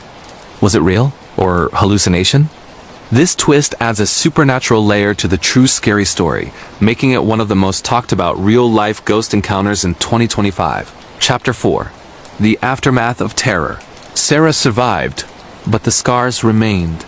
She shared her story with authorities, leading to investigations into Richard's past, a serial killer with dozens of victims. But in quiet moments, she heard his voice in the wind. This true horror story reminds us that survival is just the beginning. The Whispering Shadows of Elmwood Manor, a true inspired, terrifying haunted house horror story. In the quiet town of Elmwood, nestled deep in the foggy hills of New England, stood an old Victorian manor that everyone in the neighborhood avoided after dark. The house had been abandoned for decades, its windows boarded up, vines creeping up the cracked brick walls like veins pulsing with some hidden life. Locals whispered about the family that once lived there, the Harlows, who vanished. One stormy night in the 1950s, leaving behind only rumors of screams echoing through the halls and lights flickering in empty rooms. But no one dared to investigate. Until Emily arrived. Emily was a young journalist in her late 20s, fresh out of a messy divorce and looking for a fresh start. She had always been drawn to the unexplained, the kind of stories that made people question reality. When she inherited the old manor from a distant aunt she barely knew, it felt like fate or perhaps a curse. The lawyer handed her the keys with a warning. Some places are better left untouched. But Emily laughed it off. She needed a project, something to pour her energy into. Renovating the manor and turning it into a bed and breakfast seemed perfect. Little did she know that the house had been waiting for someone like her, someone curious enough to awaken what slumbered within its walls. The first few days were uneventful. Emily moved in with boxes of furniture, paint cans, and her loyal dog Max, a German shepherd who had been her only companion through the tough times. The manor was massive, 3 stories high with a sprawling basement, attic, and countless rooms filled with dusty antiques. Creaking floorboards and drafts from old windows were normal in a house this age, she told herself. But Max didn't think so. From the moment they stepped inside, he growled at empty corners, his hackles raised, refusing to enter certain rooms like the master bedroom upstairs or the nursery on the 2nd floor. One evening, as Emily unpacked in the kitchen, she heard it for the first time, a faint whisper, like wind through leaves, but forming words she couldn't quite make out. "Come ... closer ... It seemed to come from the walls themselves. She shook it off as imagination, blaming the isolation. But that night, as she lay in bed, the whispers grew louder. They slithered into her dreams, telling stories of a family torn apart by jealousy and madness. In her sleep, she saw flashes. A woman in a white dress rocking an empty cradle. A man with shadowed eyes staring out the window. Children laughing in hallways that suddenly turned silent and cold. The next morning, Emily found scratches on the bedroom door, deep gouges that looked like fingernails had clawed desperately to get in or out. Max whimpered in the corner, his tail tucked between his legs. Determined not to let fear win, Emily dove into research. At the local library, she uncovered newspaper clippings about the Harlow family. The father, Elias Harlow, had been a wealthy industrialist obsessed with the occult. His wife, Clara, suffered from severe postpartum depression after their third child. One night, during a violent storm, the entire family disappeared. Search parties found bloodstains in the nursery and strange symbols carved into the walls, symbols that matched faint etchings Emily had noticed in the manor's basement. As days turned into weeks, the hauntings escalated. Objects moved on their own. Books flying off shelves, doors slamming shut in empty rooms. Emily captured orbs and shadows on her phone camera during late-night explorations. The whispers became conversations, pleading for help or warning her to leave. She's coming. The mother... She takes what isn't hers... double quotes one night. While exploring the attic, Emily found an old diary belonging to Clara Harlow. The entries started normal tales of family life, but devolved into madness. The children hear her too. She sings to them in the walls. She wants more babies. She won't let us go. Terrified but obsessed, Emily invited a friend, Sarah, a paranormal investigator, to stay overnight. They set up cameras and EVP recorders throughout the house. What they captured chilled them to the bone. In the nursery, a child's laughter echoed, followed by a woman's voice singing a twisted lullaby. Sleep, my darling, forever deep in the shadows where secrets keep. Footsteps paced the halls, and cold spots dropped the temperature drastically. Max barked furiously at a rocking chair that swayed on its own, as if an invisible figure sat cradling something. Or someone. The breaking point came during a full moon. Emily woke to find herself sleepwalking toward the basement, drawn by an irresistible pull. The whispers were deafening now. A chorus of voices, Elias begging for forgiveness, Clara sobbing about lost children, and the little ones giggling maniacally. In the basement, behind a false wall, Emily discovered a hidden room. A makeshift altar covered in dried blood, with baby clothes arranged in a circle, and those same occult symbols glowing faintly in the dark. Sarah tried to pull her away, but something unseen shoved her down the stairs. As Emily stared into the darkness, a figure materialized, a pale woman in a tattered white dress, her eyes hollow black pits, arms outstretched as if to embrace. My babies. You brought me new ones... double quotes. The entity lunged, and Emily screamed as icy hands gripped her throat. Max charged in, biting at the air, buying precious seconds for them to flee. They escaped the house that night, but the terror followed. Emily suffered nightmares of the manor calling her back, whispers in her new apartment urging her to return. She learned the truth from an old town historian. Clara Harlow, driven insane by grief over a stillborn child, had performed a ritual to bind her family's souls to the house, feeding on the life force of anyone who entered. The manor wasn't just haunted, it was hungry, luring new families to replace the one it lost. Years later, Emily warns others through her blog. Some houses don't want to be saved, they want to consume. And on foggy nights in Elmwood, lights still flicker in the windows of the old manor, whispers carried on the wind, waiting for the next curious soul to answer the call. This bone-chilling haunted house horror story will keep you up at night, questioning every creak in your own home. If you love terrifying ghost stories, paranormal encounters, supernatural hauntings, and real-life inspired scary tales like classic haunted mansion horrors, this is the ultimate true scary story narration for fans of creepypastas, ghost hunters, and psychological terror. Perfect for late-night listening with headphones. Dare you turn off the lights? The Cursed Hand of Fate, a terrifying possession horror story inspired by true events. Deep in a small coastal town in California, where the ocean waves crashed relentlessly against jagged cliffs, lived a group of teenagers on the brink of graduation. Mia was the leader, grieving the loss of her mother 2 years prior. She sought thrills to fill the void. Her friends, Jake, Riley, and Sophie, joined her in everything, from beach parties to exploring abandoned sites. One rainy weekend, at a house party thrown by a classmate, they discovered something that would change their lives forever. An ancient embalmed hand, mounted on a wooden stand, passed around like a forbidden toy. The rules were simple, or so the host claimed. Hold the hand, light a candle, and say the words, "I let you in." The spirit would possess you briefly, granting visions or messages from beyond. It was just a game, a way to summon ghosts for fun. Mia, desperate for connection, volunteered first. As she gripped the cold, leathery hand, the room grew silent. The candle flame danced wildly. "Talk to me," she commanded. Suddenly, her body jerked, eyes rolling back, and she spoke in a voice not her own, deep, guttural, laughing maniacally. At first it was hilarious. Mia convulsed, predicting silly things like who would hook up next. But when it was Jake's turn, things turned dark. He saw flashes of death, car crashes, drownings, friends screaming. The group laughed it off as hallucinations, but Riley noticed bruises appearing on Jake's arms, finger marks, as if something had grabbed him too hard. The possessions continued over the weeks. Each time they played, the spirits grew stronger, more violent. Sophie invited a demon that scratched her from the inside, leaving welts that spelled words in an unknown language. Mia, the most frequent user, began hearing voices, constantly whispers, urging her to hurt herself or others. She saw shadows in mirrors, figures standing behind her reflection, reaching out with elongated arms. Desperate to stop, they researched the hand's origins. It belonged to a 19th century medium who conducted seances for the wealthy, but one ritual went wrong, inviting entities that possessed and killed her clients. The hand was severed post-mortem, cursed to bridge the living and the dead, feeding on fear and life force. The final night was chaos. Mia, fully overtaken, attacked her friends in a trance, eyes pitch black, strength unnatural. Jake fought back, smashing the hand against the floor, but shards embedded in his skin, transferring the curse. One by one, the group fell.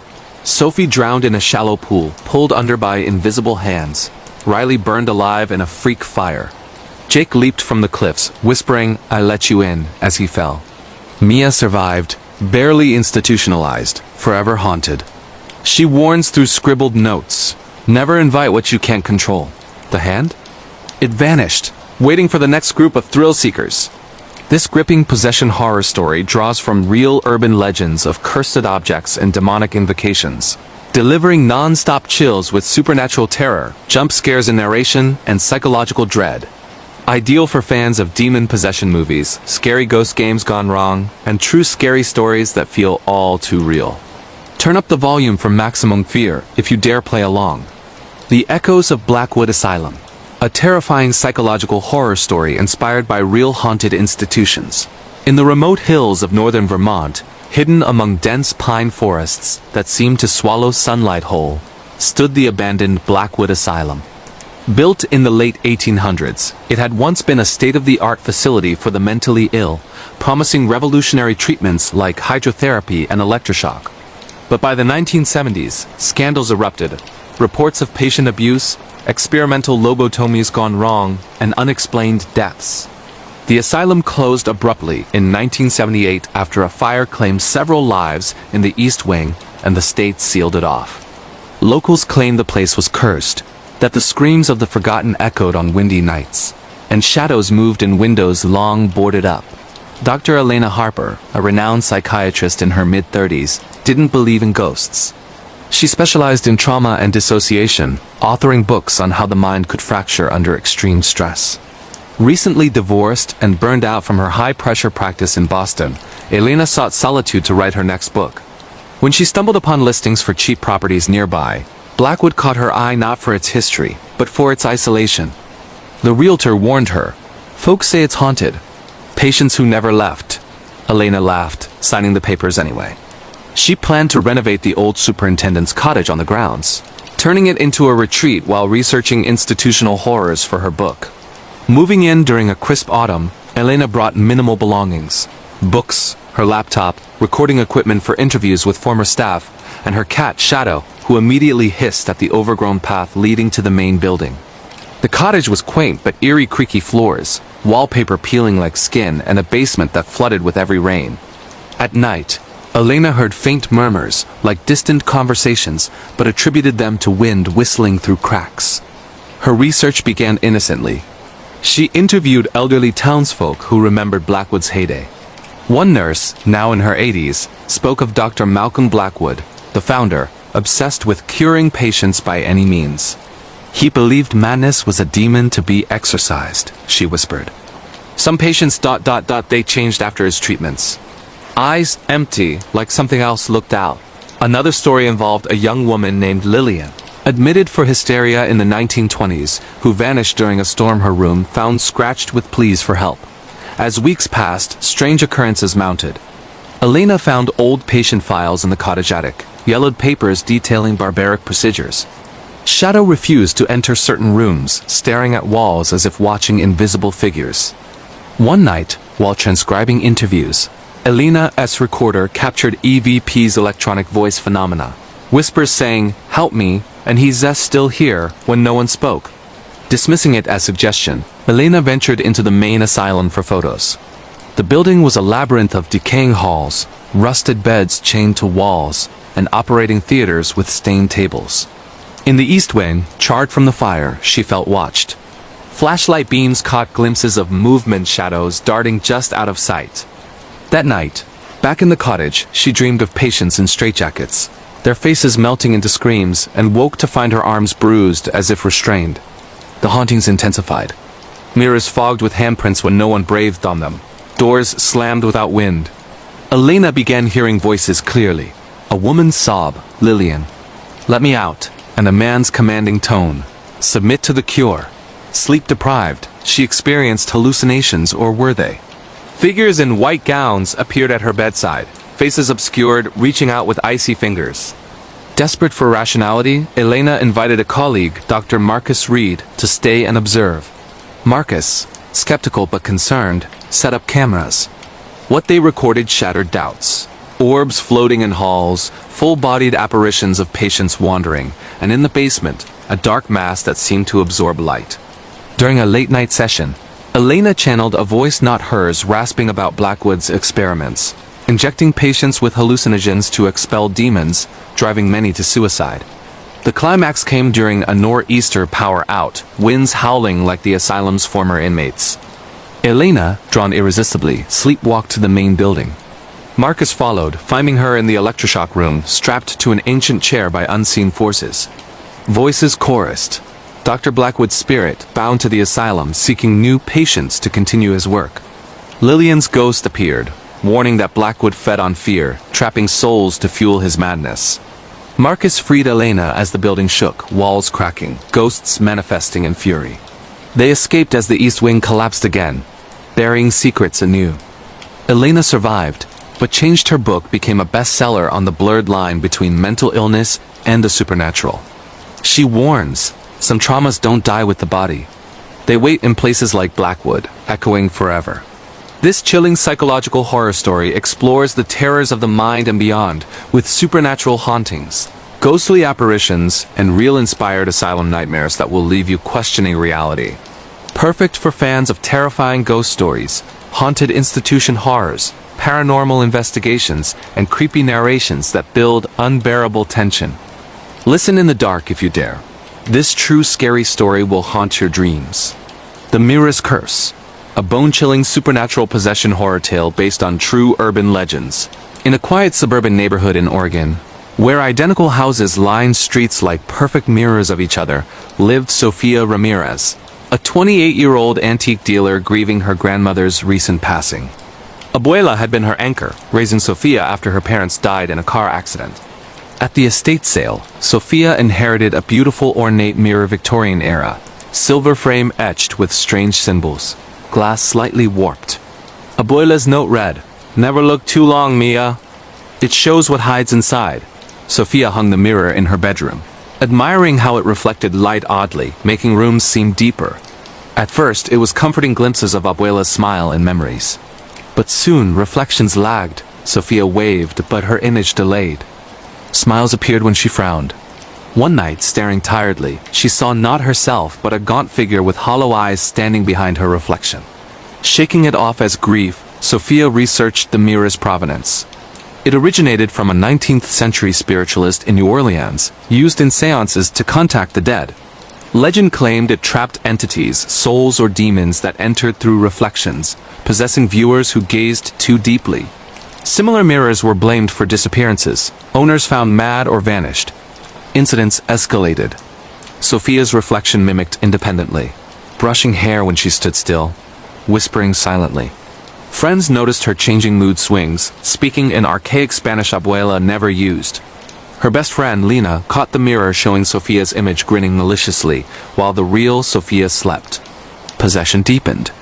Sophia blacked out, waking with scratches spelling words like mine on her skin. Dreams featured the entity, a woman from the 1800s, drowned as a witch, seeking bodies to escape the glass prison. It fed on sorrow, luring the grieving.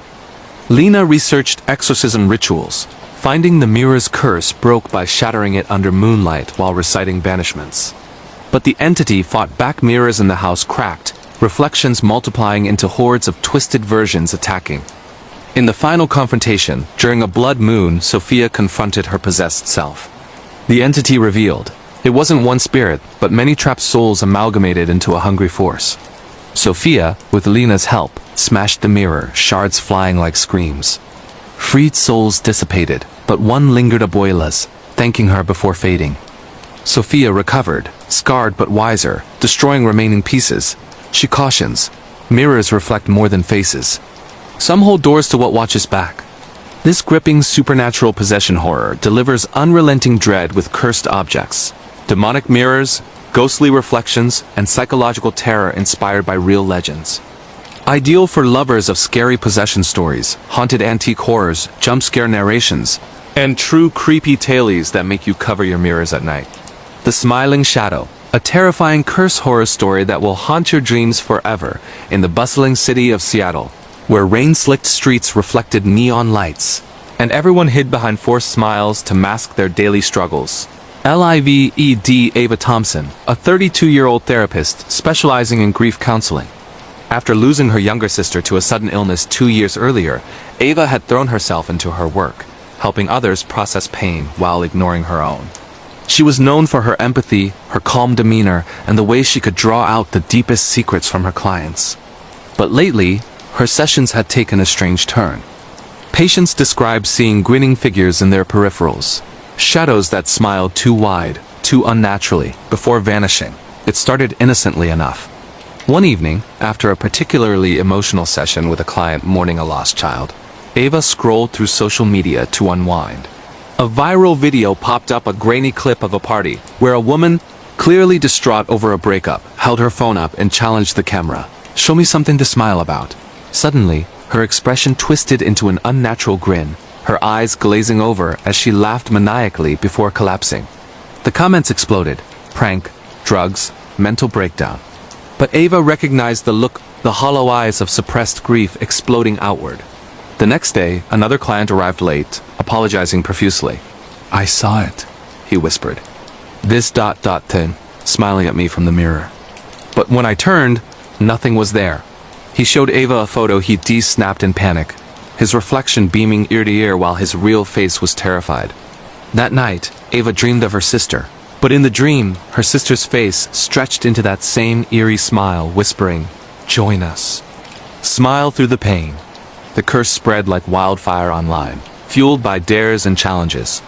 Teenagers filmed themselves invoking it holding a candle, staring into a dark screen and saying, "I invite the smile."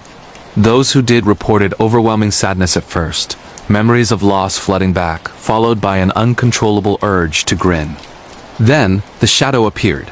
A humanoid figure with a mouth too large, teeth gleaming, lurking in corners, reflections, or just out of sight. It didn't kill quickly. It fed on sorrow, forcing victims to relive their worst moments while plastered with a fake smile, driving them to isolation or worse. Ava's obsession grew. She researched similar urban legends, curses born from collective grief, entities that twisted happiness into horror. One forum led her to an old article about a woman in the 1990s who, after a family tragedy, cursed a Polaroid photo with her dying breath. Let those who hide pain behind smiles feel it forever. The photo had been digitized, shared endlessly, mutating into the viral challenge. As Ava delved deeper, the curse targeted her. Mirrors cracked when she looked too long, showing her smiling doppelganger waving back. Her dog, Luna, growled at empty rooms, hackles raised at smiling shadows on walls. Clients stopped coming. Some ended up hospitalized, babbling about eternal grins. Ava's best friend, Mia, a skeptical journalist, joined her investigation. They traced the origin to an abandoned house on the city's outskirts, where the original woman had lived. Under a full moon, they broke in. The house reeked of decay, walls covered in faded photos of smiling families' mouths, scratched out in some. In the basement, they found a shrine. The original cursed image, now a cracked phone screen displaying the viral video on loop. As they watched, the smiling shadow materialized, its form shifting faces of lost loved ones, all grinning hideously. Mia screamed as the entity possessed her, forcing that grotesque smile. "It hurts to hide it," Mia rasped in a voice not her own. "Smile and let it out," Ava fought back, smashing the screen, burning remnants. The shadow lunged, icy fingers tracing Ava's face, trying to force the grin. In desperation, Ava confronted her grief head-on, sobbing for her sister without masking it. The entity shrieked, recoiling from raw emotion. As Ava embraced the pain, the shadows dissipated. Mia survived, scarred but free. The video vanished from the internet overnight, reports of the curse ceasing. But Ava knows better. On bad days, she catches glimpses, a fleeting smile in the mirror that's not quite hers. She warns others. In a world forcing constant happiness, some sorrows demand to be felt. Suppress them, and the smiling shadow waits to make you grin forever. This heart-pounding curse horror story delivers endless chills with supernatural entities, viral curses gone wrong, psychological dread, and grinning shadows that lurk in every reflection. Perfect for fans of terrifying smile curses, creepy entity hauntings, real inspired viral horror tales, and scary narrations that build suffocating tension. Dare to listen alone, but check your smile in the mirror afterward. The Buried Secrets of Willow Creek, a chilling found-footage zombie horror tale inspired by real outbreaks. Deep in the rural outskirts of Willow Creek, a forgotten mining town in the Pacific Northwest shrouded by endless evergreens and perpetual mist, a group of college friends decided to film a documentary for their senior project. Led by Ryan Harlow, an aspiring filmmaker grieving his father's recent death from a rare illness, the group included his girlfriend Lena, tech-savvy best friend Carlos, and skeptical historian Becca. They chose Willow Creek for its dark history decades ago. A mining accident released toxic fumes, sickening workers who exhibited strange symptoms, aggression, pallor, insatiable hunger, before the town covered it up. The plan was simple: camp in the woods, interview locals, capture footage of abandoned mines. But from day one, oddities piled up. Locals warned them away, muttering about the sick ones still wandering the tunnels. Their drone footage glitched, showing fleeting figures in the trees. At night, distant groans echoed like wind, but animals fled the area. On the second day, exploring an old mine entrance, they found fresh disturbances, overturned equipment, blood trails.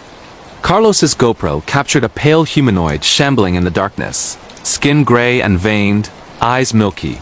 They laughed it off as a hoaxer. But that night, back at camp, Lena fell ill fever, chills, bites on her arm she couldn't explain. By morning, Lena changed. She attacked Ryan, biting his shoulder before they restrained her. Her skin mottled, veins blackening, hunger overriding everything. Panic set in as more infected emerged from the wood's former townsfolk, preserved by the mine's chemicals, reanimated by a new leak from recent illegal drilling. The group barricaded in an old cabin, cameras rolling for evidence. Infected pounded doors, relentless, drawn to noise and warmth. Becca uncovered records. The original outbreak was on toxic gas. It was an experimental serum meant to enhance miners. Gone wrong, turning them into rage-fueled undead. The town buried survivors alive to hide it, but the virus lingered in the soil. As supplies dwindled, betrayals surfaced. Carlos, bitten secretly, hid it until turning. Ryan, driven mad by grief mirroring his father's illness, questioned if the outbreak was karma. Lena, in lucid moments, begged for release. The climax erupted during a storm. Infected breached the cabin, forcing a desperate escape to the mine for rumored antidotes. Deep underground, they faced hordes twisted bodies crawling through tunnels, moans amplifying into deafening roars. Becca sacrificed herself, detonating explosives to seal the entrance, trapping the horde but dooming the survivors to darkness. Only Ryan escaped, footage intact.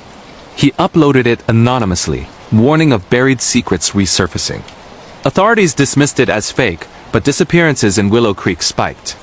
Ryan vanished soon after, last seen grinning vacantly, perhaps infected, perhaps broken. This intense found footage zombie horror packs non-stop action with undead outbreaks, survival terror, abandoned mine chases, and emotional family drama amid apocalypse.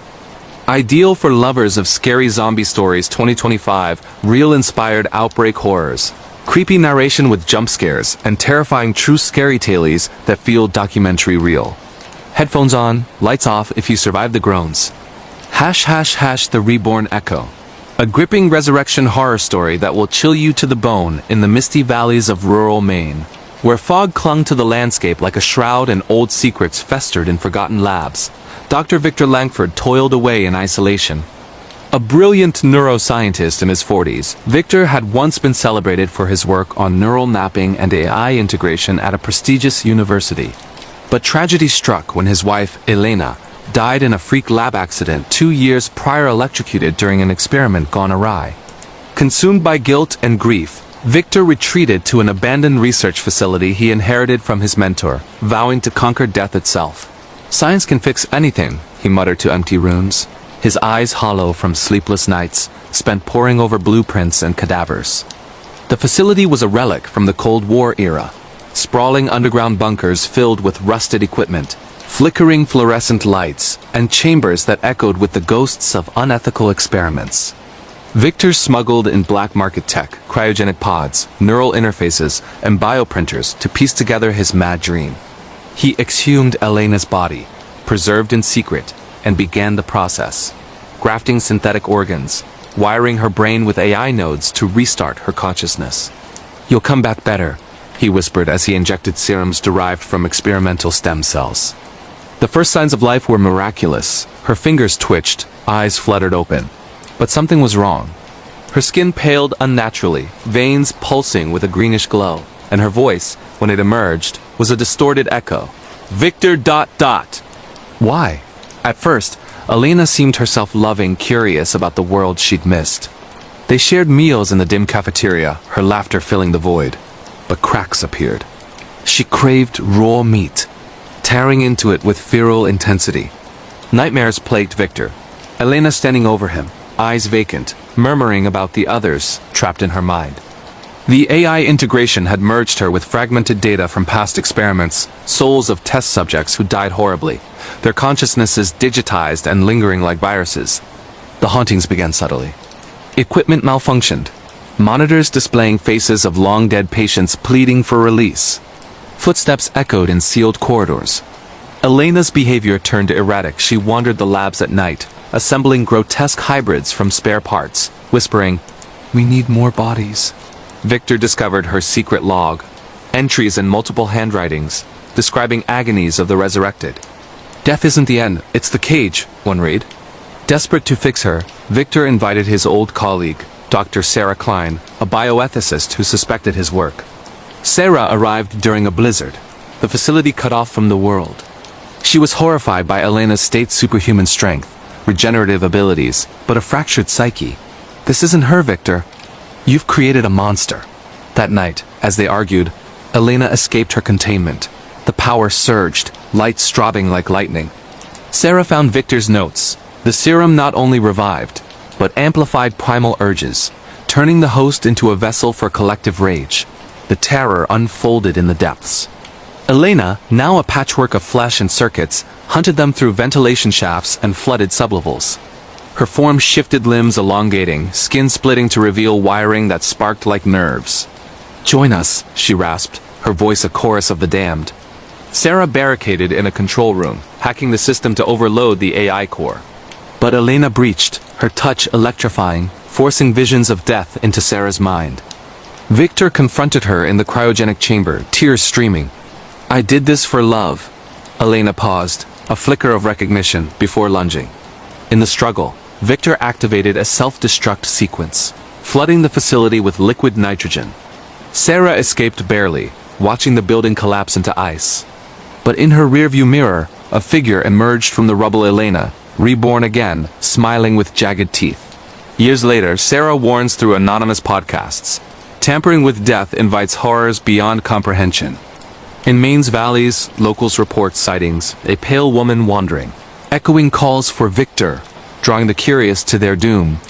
This pulse-racing resurrection horror story weaves sci-fi terror with emotional depth, featuring undead revenants, mad scientists, body horror transformations, and psychological breakdowns that echo classic monster tales. Ideal for fans of terrifying reanimation stories, creepy lab experiments gone wrong, supernatural possession horrors, and true-inspired scary narrations that linger long after the end. Dim the lights and prepare for sleepless nights. The Animatronic Nightmare, a heart-stopping survival horror tale of haunted machines. Nestled on the outskirts of a fading Midwest town called Riverton, where rusted factories loomed like skeletons and economic despair hung heavy, stood the derelict Freddy's Funland, an amusement park shuttered since the 1980s after a string of child disappearances. The park's star attractions were animatronic characters: Freddy the Bear, Bonnie the Bunny, Chica the Chicken, and Foxy the Pirate Fox, designed to entertain with songs and games. But rumors persisted, whispers of a night guard who vanished, claiming the robots moved on their own after midnight, eyes glowing with malice. Jake Harlan, a 25-year-old security guard down on his luck after losing his job at a warehouse, took the gig watching over the park's remnants. The owner, an eccentric millionaire obsessed with nostalgia, planned to reopen it as a horror-themed attraction. "Just monitor the cameras, keep vandals out," he said. Jake, grieving his little brother's unsolved kidnapping years ago, saw it as easy money. Armed with a flashlight, radio, and access to the control booth, he settled in for his first shift. The park was a maze of decaying rides, creaking Ferris wheels, overgrown carousels, and the main stage where animatronics stood frozen in cheerful poses. At midnight, the power hummed oddly. Jake's monitors flickered, showing the robots twitching subtle at first, a head turn, an ear wiggle. "Glitches," he muttered. But then, Bonnie vanished from its spot, reappearing in a hallway camera, closer, staring directly at the lens with unblinking eyes. Panic set in as Jake's radio crackled with static-laced children's laughter. He explored the party rooms, finding drawings on walls, stick figures of kids being dragged away by smiling beasts. Research on his phone revealed the dark truth. The park's creator, William Afton, a twisted engineer, had murdered children, hiding bodies in the animatronics to give them life. Their souls possessed the machines, seeking revenge on adults after dark. The night devolved into a cat-and-mouse game. Chica lurked in the kitchen, clanging pots with metallic claws, her beak snapping hungrily. Foxy charged from Pirate Cove, hook gleaming, forcing Jake to slam doors just in time. Freddy patrolled the main hall, his deep laugh echoing, powering up other suits with eerie energy. Jake's flashlight revealed glimpses: bloodstains under fur, human bones and endoskeletons. Desperate, Jake called his ex-girlfriend, Mia, a true crime podcaster familiar with the case. She arrived mid-shift, sneaking in with tools to dismantle the bots. "These things are cursed," she said, showing files of Afton's experiments and fusing AI with occult rituals to bind spirits. Together, they navigated the arcade where games activated on their own, screens showing visions of trapped kids begging for release. The climax hit at 5 a.m., power failing, animatronics converging on the booth. Foxy breached first, slashing Mia's arm. Chica cornered Jake, forcing him to relive his brother's abduction through hallucinations. Freddy, the leader, revealed the twist. Jake's brother was one of the victims, his soul in Freddy, twisted by rage. "Play with us forever," it growled. In a frenzy, Jake and Mia rigged the generator to overload, electrocuting the suits. Sparks flew, animatronics convulsing, souls manifesting as ghostly children before dissipating. The park burned as they fled, sirens wailing in the distance. Mia survived with scars. Jake haunted by closure. The site was demolished, but online forums buzz with sightings, animatronic parts moving in junkyards, luring night explorers. Jake warns, some toys don't want to be forgotten. They want to play ... eternally. This adrenaline-fueled survival horror story packs intense chases, possessed machines, jump-scare moments, and emotional twists inspired by animatronic terrors. Perfect for enthusiasts of scary haunted attraction tales. Creepy robot possessions, real urban legend horrors, and gripping narrations that keep you on the edge of your seat. Lock your doors and watch your shadows. The Devouring Fog of Hollow Ridge, a terrifying supernatural entity horror story inspired by ancient curses. In the isolated mountain town of Hollow Ridge, perched high in the Appalachian Range where thick fog rolled in like a living blanket every autumn, lived Marcus Holley, a 35-year-old park ranger grieving the mysterious disappearance of his wife Lara 5 years earlier. She had vanished during a routine hike in the dense forests surrounding the ridge, leaving behind only her backpack and a cryptic note. The fog takes what it wants. The town had always dismissed such stories as folklore tales of an ancient entity that dwelled in the mist. A shapeless hunger born from Native American curses placed on settlers who desecrated sacred grounds centuries ago. Marcus, once a skeptic, now patrolled the trails alone, flashlight in hand, searching for closure that never came. The fog season arrived earlier that year, unnaturally dense, swallowing entire valleys overnight. Hikers reported strange occurrences, whispers in the wind forming words like, "Feed me," shadows detaching from trees to follow them, and a pervasive smell of damp earth mixed with decay. Marcus's radio crackled with distress calls from lost tourists, their voices fading into static as if swallowed whole. One group, a family of 4 on a weekend getaway, never returned. Search parties found their tents shredded, belongings scattered, but no bodies, only deep gouges in the soil, as if something massive had dragged them underground. Marcus couldn't ignore it anymore. He delved into town archives, uncovering journals from the 1800s describing the Devourer, an amorphous being that manifested in fog, luring victims with visions of their deepest desires before consuming them, body and soul. It grew stronger with each feeding, expanding the mist to claim more territory. Laura's note suddenly made sense. She had stumbled upon an old ritual site, awakening it accidentally.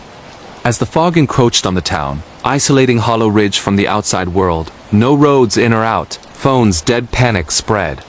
Residents barricaded homes, but the entity infiltrated cracks, seeping under doors like smoke. Marcus rallied a small group. Elderly historian Evelyn, who knew the legends.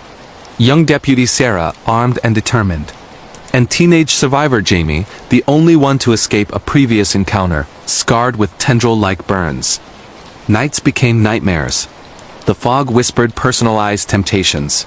Marcus heard Laura's voice begging him to join her. Evelyn saw her deceased husband waving from the mist. Sarah relived her childhood traumas. Shapes formed elongated figures with gaping maws, eyes like swirling voids. One by one, townsfolk succumbed, vanishing into the haze with muffled screams. Jamie revealed what he saw as a child. The entity wasn't one being but a collective of devoured souls, fused into eternal hunger, craving more to ease their torment. The group retreated to the old mines beneath the ridge, believed to be the curse's origin, a cavern where settlers massacred indigenous guardians. Deep inside, they found carvings depicting the Devourer, a vortex of tendrils pulling victims in. The fog followed, flooding tunnels, forcing confrontations. Sarah fired at shadowy masses, bullets passing harmlessly. Evelyn chanted counter-rituals from faded texts, temporarily repelling it. The climax unfolded in the central chamber, an altar stained with ancient blood. The entity fully manifested, a colossal, writhing cloud of darkness, faces of the missing swirling within, including Laura's, distorted in agony. It offered Marcus a deal: surrender, and reunite with her forever inside. Tempted, he nearly gave in, but Jamie's cry snapped him back, revealing the faces were illusions, traps to lure more prey.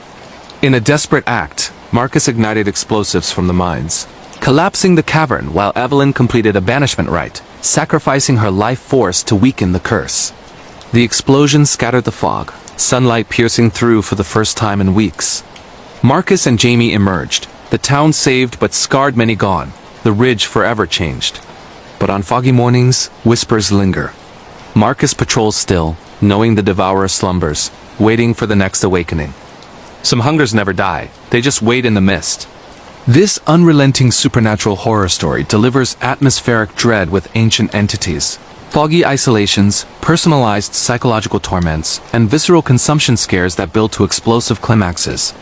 Perfect for fans of terrifying fog-bound horrors, cursed land tales, entity possessions, and true inspired scary narrations that make you fear the weather outside. Listen with the windows closed if the mist is rising. The shadow in the walls. A true terrifying haunted house story that will keep you up at night. Imagine moving into your dream home, a beautiful old Victorian house in a quiet suburban neighborhood, only to discover that something ancient and malevolent has been waiting for you inside the walls. This is a real scary story inspired by chilling paranormal encounters reported by families who thought they were safe in their own homes. True horror stories like this one remind us that some entities don't just haunt places, they feed on fear, growing stronger with every scream they provoke. If you're searching for creepy tales, paranormal activity stories, or real ghost encounters that feel too terrifying to be true, this nightmare fuel account of supernatural terror will leave you checking your own walls tonight. My name is Emily Harper, and what happened to my family in that house still haunts me to this day. It started innocently enough back in the fall of 2018. My husband Mark and I had just welcomed our second child, a little girl named Lily, and our son Jacob was turning 5. We were thrilled to leave our cramped apartment behind and move into a spacious 3-story house in upstate New York. The realtor called it a steel built in the late 1800s, with original hardwood floors, intricate crown molding, and a massive fireplace in the living room. Sure, it needed some updates, but the price was unbeatable. Little did we know why. The first few weeks were blissful. We unpacked boxes, painted rooms, and hosted a housewarming party for friends and family. Jacob loved his new bedroom on the second floor, with its big bay window overlooking the backyard. Lily's nursery was right next to ours on the same level. Mark, an architect, was already sketching plans for renovations. Everything felt perfect. Then came the scratching. It started one night around 2 a.m. I woke up to a faint scraping sound like fingernails dragging slowly across drywall. At first, I thought it was a mouse. Old houses have those, right? I nudged Mark, but he was dead asleep. The sound stopped as soon as I sat up. I lay back down, heart pounding a little, and told myself it was nothing. But it happened again the next night. And the next. Always inside the walls, always starting soft and building into a frantic clawing, as if something trapped was desperately trying to get out. Jacob mentioned it too one morning over breakfast. "Mommy, there's a monster in my wall scratching to come play with me." He said it with a smile, like it was a game. Mark laughed it off and promised to call an exterminator. The exterminator found nothing. No droppings, no nests, no signs of rodents or insects. "Your walls are clean as a whistle," he said, scratching his head. "Maybe it's the pipes settling, but pipes don't scratch in patterns. And they don't stop when you bang on the wall, only to start up again louder in another room." As the weeks turned into months, the activity escalated. Doors would slam shut on their own, even when there was no draft. Lights flickered without reason. We'd replace bulbs, and they'd burn out again within days. Lily, who was just learning to babble, would stare at corners of her nursery and laugh at nothing. I'd rush in to find her crib toys scattered across the floor, as if thrown. One evening, while cooking dinner, I heard footsteps overhead. Heavy, deliberate steps pacing back and forth in the attic. Mark was at work. The kids were with me downstairs. I grabbed a flashlight and climbed the pole downstairs, my legs shaking. The attic was empty, dusty, and cold.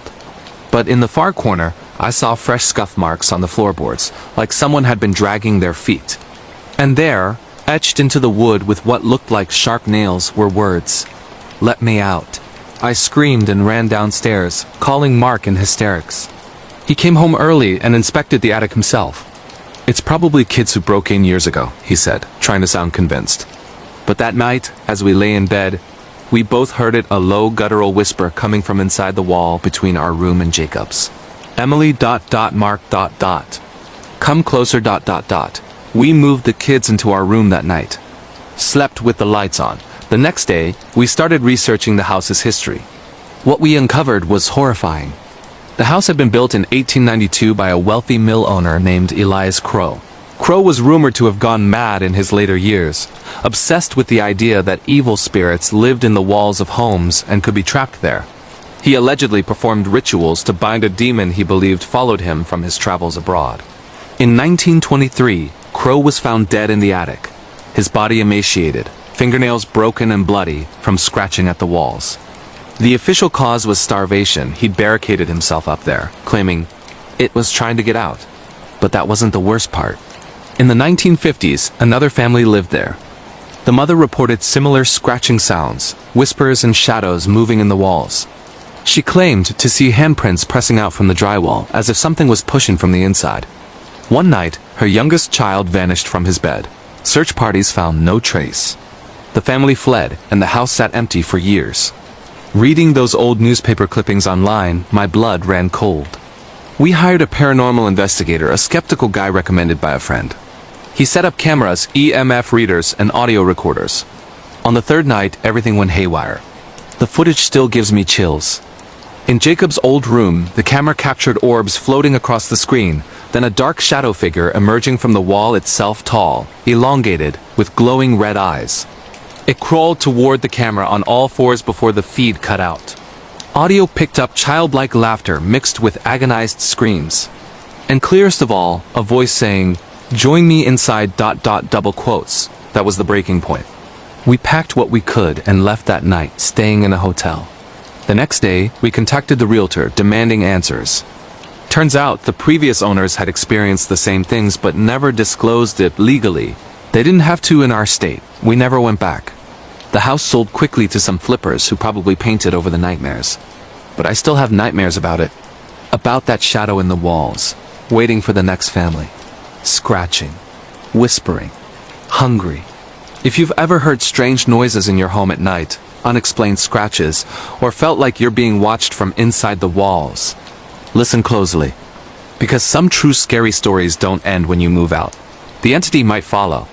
This real haunted house horror story is one of those creepy paranormal tales that proves evil can linger in the most ordinary places. True ghost stories like this, with demonic possession vibes and supernatural entities trapped in homes, are the scariest because they could happen to anyone. If you love terrifying real-life horror stories, disturbing true scary stories to tell in the dark, or nightmare-inducing creepy tales about haunted houses, share your own encounters in the comments. Have you experienced paranormal activity? Sleep with the lights on tonight. This is pure nightmare fuel. The Cursed Hand, a terrifying true story of possession and supernatural horror. In the world of real scary stories, few things are as bone-chilling as tales of cursed objects that bring unspeakable evil into your life. This creepy tale is drawn from reported true horror encounters where innocent people summon dark forces through forbidden rituals, leading to possession, terror, and tragedy. If you're into paranormal horror stories, true ghost encounters, or disturbing creepypastas about demonic entities, this nightmare story will make you think twice before playing any games with the unknown. Her name was Sarah, a college student in her early 20s, full of life and curiosity. It was 2022, and Sarah was grieving the recent loss of her mother to cancer. She missed her desperately, the late-night talks, the advice, the comfort only a mom can give. Her friends, trying to help, suggested a way to connect with the other side. They found an old ritual online, using an embalmed hand to summon spirits for communication. It's like a safer Ouija board, one friend said. You hold the hand, ask questions, and it moves to answer yes or no. Desperate for any sign that her mom was okay, Sarah agreed. They ordered a preserved hand from a shady online curiosity shop, supposedly a medical specimen from the 1800s. When it arrived, it was eerie, pale, wrinkled skin, fingers slightly curled as if in eternal grasp. They gathered in Sarah's dorm room one stormy night. Candles lit, the hand placed on a table in the center. At first it was exciting. The hand twitched in response to simple questions. Is there a spirit here? It gripped Sarah's finger. Yes. Are you my mother? A gentle squeeze. Tears streamed down Sarah's face as she asked more, feeling connected for the first time since the funeral. But spirits lie. As the session dragged on, the hand grew colder, tighter. When they asked if the spirit meant harm, it crushed Sarah's finger hard enough to bruise. The candles flared wildly. A voice not from any of them whispered from the shadows. Mine now. They ended the ritual abruptly, smashing the hand into a box and burying it in the campus woods. But it was too late. The entity had latched on. Sarah changed overnight. She became withdrawn, paranoid. She'd wake up screaming about the hand touching her in the dark. Bruises appeared on her arms, fingerprints shaped. Her roommates heard scratching under her bed, like nails on wood. One night, they found her sleepwalking, fingers contorted into unnatural positions, whispering in a voice that wasn't hers. Let me in deeper. The possession escalated. Objects flew across the room during arguments. Sarah's reflection in mirrors would lag behind, smiling when she wasn't. She started cutting symbols into her skin, ancient runes set to bind demons. Friends called an exorcist after Sarah levitated during a seizure-like episode, her eyes rolling back, speaking in tongues. The exorcism was terrifying. In a dimly lit church basement, Sarah thrashed against restraints as holy water burned her skin. The demon raged. "She invited me with the hand! She's mine!" It took hours, but finally, with prayers and rituals, the entity fled, leaving Sarah collapsed, exhausted but free. She never touched anything occult again. Moved across the country, changed her name. But she still flinches at sudden touches, still checks under her bed for scratching sounds. This true scary story of supernatural possession and cursed objects shows how grief can open doors to real horror. Creepy tales like this, inspired by reported demonic encounters and forbidden summonings, are why experts warn against playing with the unknown. True paranormal horror stories don't always have happy endings. Some entities never truly leave. The Echoes from the Attic, a chilling true paranormal story of a family haunted by an ancient entity. Imagine discovering old home movies in your new house that show horrifying events unexplained events that start happening to your own family. This real scary horror story is drawn from terrifying accounts of families uncovering cursed footage and supernatural forces tied to their homes, leading to possession, terror, and unbreakable curses. If you're into creepy true ghost stories, disturbing paranormal activity tales, or nightmare-fuel real-life horror encounters with demonic entities and found footage nightmares, this supernatural terror account will make you afraid to ever watch old tapes again. My name is Alex Thompson, and the nightmare that destroyed my family began in the summer of 2023 when we moved into a rundown farmhouse in rural Pennsylvania. My wife Jenna, our two kids, 8-year-old Mia and 6-year-old Ethan, and I were excited for a fresh start after years in the city. The house was a foreclosure bargain. A sprawling 2-story Victorian with a massive attic, wraparound porch, and acres of land. The realtor mentioned it had been empty for years after the previous owners moved suddenly, but we brushed it off. Old houses have histories, right? We spent the first weeks fixing it up, painting walls, unpacking, turning the attic into storage. That's where I found the box. Tucked behind dusty furniture was an old metal case filled with Super 8 film reels and a battered projector. No labels. Just dates scratched on the sides going back to the 1970s. Curious, Jenna and I set it up one evening after the kids were asleep. We thought it might be home movies from the old owners. Maybe we'd learn something fun about the house. The first reel started innocently. A family picnic in the backyard, kids playing, a barbecue. But as it progressed, things got weird. The footage showed the same family inside the house, but shadows moved unnaturally in the background. One clip captured a little girl staring up at the attic ceiling, whispering something we couldn't make out. Then, abruptly, the camera focused on dark figures in the corners, tall, distorted shapes that seemed to watch the family. We laughed it off as tricks of light or bad film. But the next reel was worse. It showed the family setting up cameras around the house, like they were investigating something. Night vision clips revealed doors opening on their own, objects flying across rooms. And worst of all, the children levitating slightly in their sleep, eyes wide open but blank.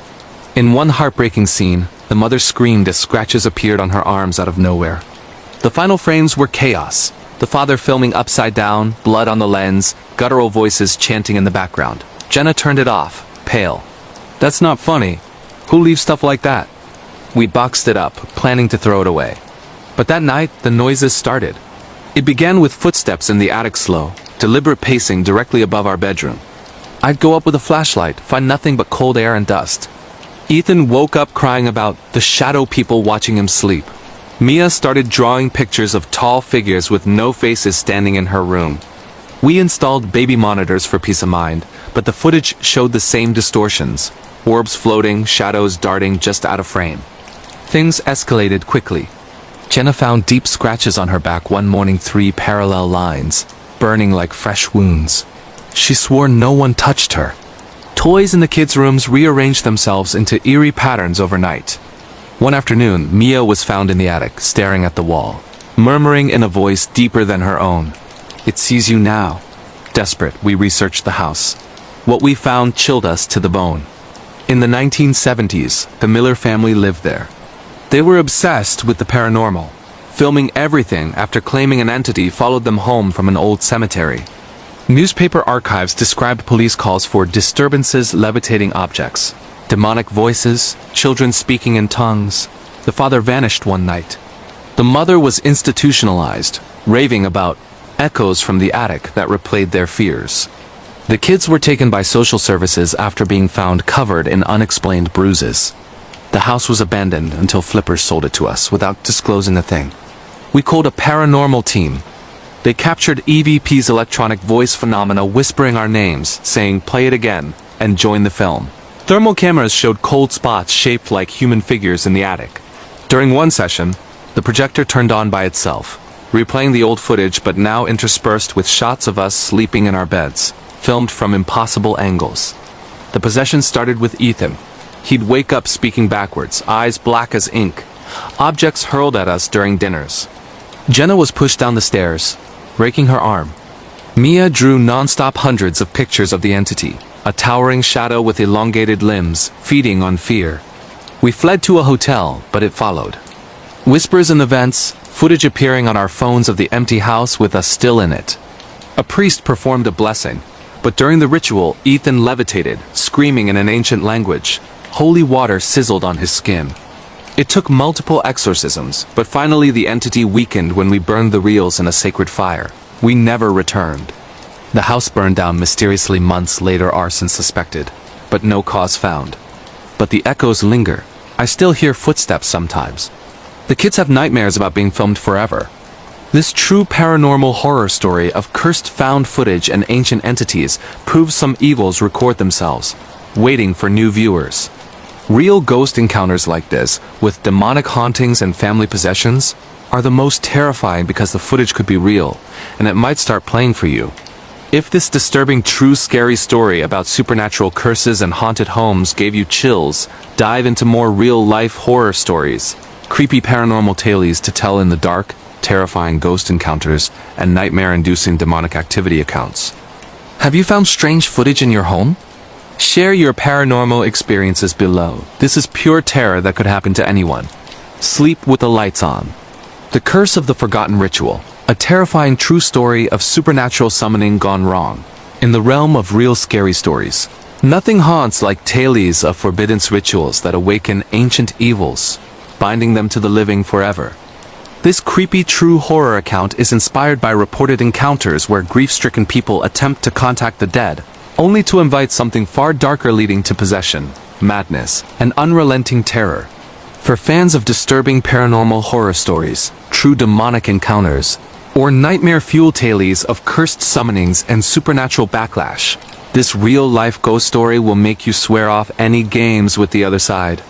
Her name was Laura Bennett, a 28-year-old teacher from a small town in Oregon, shattered by the sudden death of her fiancé Ryan in a car accident in early 2024. They were planning their wedding. He was gone in an instant. Laura couldn't eat, sleep, or function.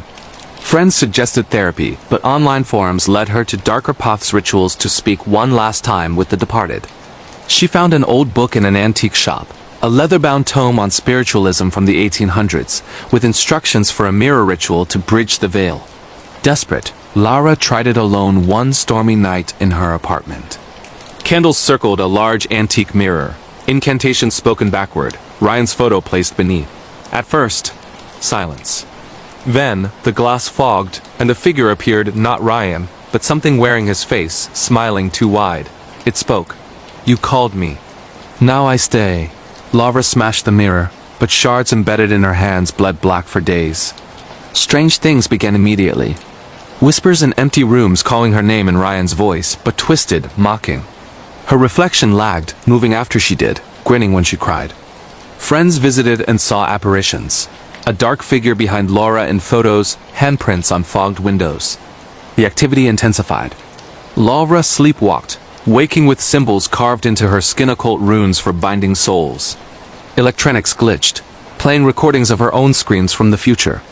One night, her best friend Sarah stayed over and was attacked, choked by invisible hands until Laura chanted the ritual backward to stop it. Research revealed the book has history, owned by a 19th century medium who went mad after summoning a mimic entity, a demon that imitates the dead to gain entry. Similar cases popped up online, anonymized reports of people losing loved ones, trying rituals, then facing possessions where the entity wore their grief like a mask. Laura sought help from a paranormal expert and a clergy member specializing in deliverances. During the cleansing, she convulsed, speaking in voices of past victims. We all called for love. It answered with hunger. The entity raged, shattering lights, manifesting as Ryan's decayed form. It took hours of prayers, salt circles, and burning the book to expel it. But not before whispering, I'll wait for your next loss. Laura moved states, changed everything. Therapy helped process the grief naturally. But she still avoids mirrors at night, still hears faint whispers on windy evenings. This true scary story of supernatural summoning and mimic demons shows how vulnerability opens doors to real horror. Creepy paranormal tales like this warn that some entities prey on sorrow, imitating what we miss most. True horror stories of possession and cursed rituals don't end, cleanly echoes remain. The witch's curse across generations. A terrifying true story of ancient evil and family hauntings. Picture this. A small town cursed for centuries, where a long-forgotten witch's rage dooms entire families to relive bloody horrors from the past. This real scary horror story draws from chilling reports of generational curses and supernatural vengeance that plague innocent people today, blending slasher terror with folk horror nightmares. If you're hunting for creepy true ghost stories, disturbing paranormal activity tales, or nightmare, fuel real-life horror encounters involving witches, possessed killers, and inescapable ancient evils, this supernatural terror account will make you question every old legend in your hometown. My name is Rebecca Lawson, and the curse that shattered my life began in the spring of 2024 when my family relocated to the quiet town of Willow Creek in rural Massachusetts. My husband David, our teenage daughter Sophia, and our young son Noah were seeking escape from the city's chaos. We'd found the perfect colonial-era home, a sprawling farmhouse built in the 1700s, surrounded by dense woods and a serene pond. The price was suspiciously low, but the realtor assured us it was just an estate sale. We jumped at the chance, envisioning barbecues, hiking trails, and a simpler life. The first month was idyllic. We renovated the kitchen, planted a garden, and explored the nearby hiking paths. Sophia, 16 and full of teenage angst, claimed the attic bedroom with its slanted ceilings and antique charm. Noah loved the basement playroom.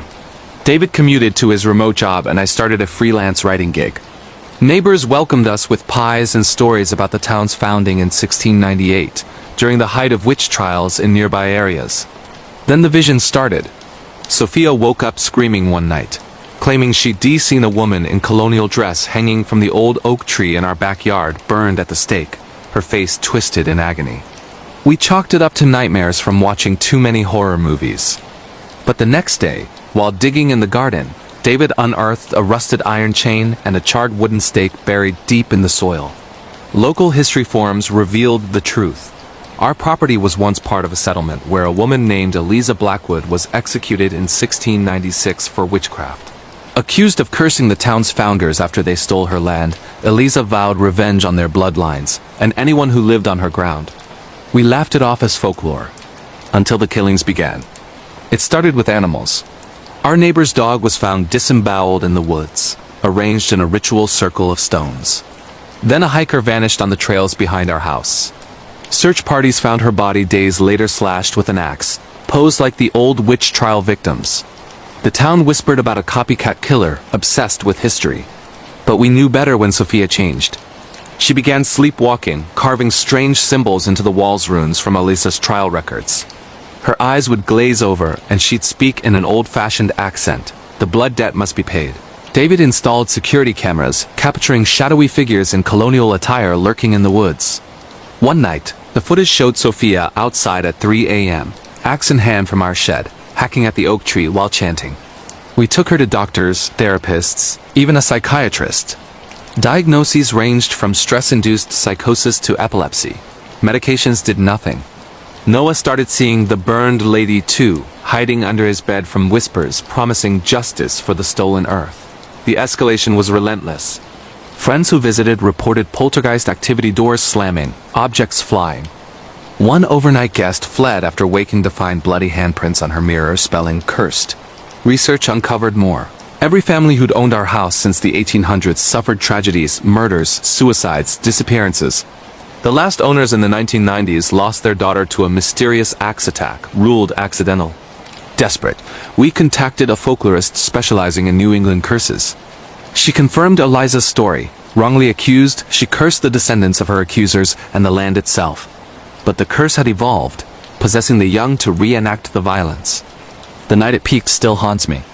A storm raged as Sophia possessed fully chased Noah through the house with the axe, screaming about purifying the bloodline. David wrestled her down, but not before she slashed his arm deeply. In the chaos, the house seemed alive. Windows shattering inward, fires sparking in the fireplace without fuel, whispers echoing from every wall. We called in a priest, the folklorist, and paranormal investigators. During the ritual to break the curse, Sophia levitated, her voice layering with Eliza's. "You stole my home. Now I take yours." Artifacts from the property, the stake, chain, even soil samples were burned in a sacred fire outside. The entity raged, manifesting burns on our skin. But as dawn broke, Sophia collapsed, free. We sold the house immediately, moving across the country. The new owners? They lasted 6 months before listing it again after unexplained incidents. Willow Creek still reports occasional slashings in the woods, always near our old property. This true paranormal horror story of generational witch curses and possessed vengeance proves some evils do and die with their victims. They wait, possessing the innocent to continue the cycle. Real ghost encounters like this, with slasher elements and folk horror roots, are terrifying because ancient grudges can awaken anywhere.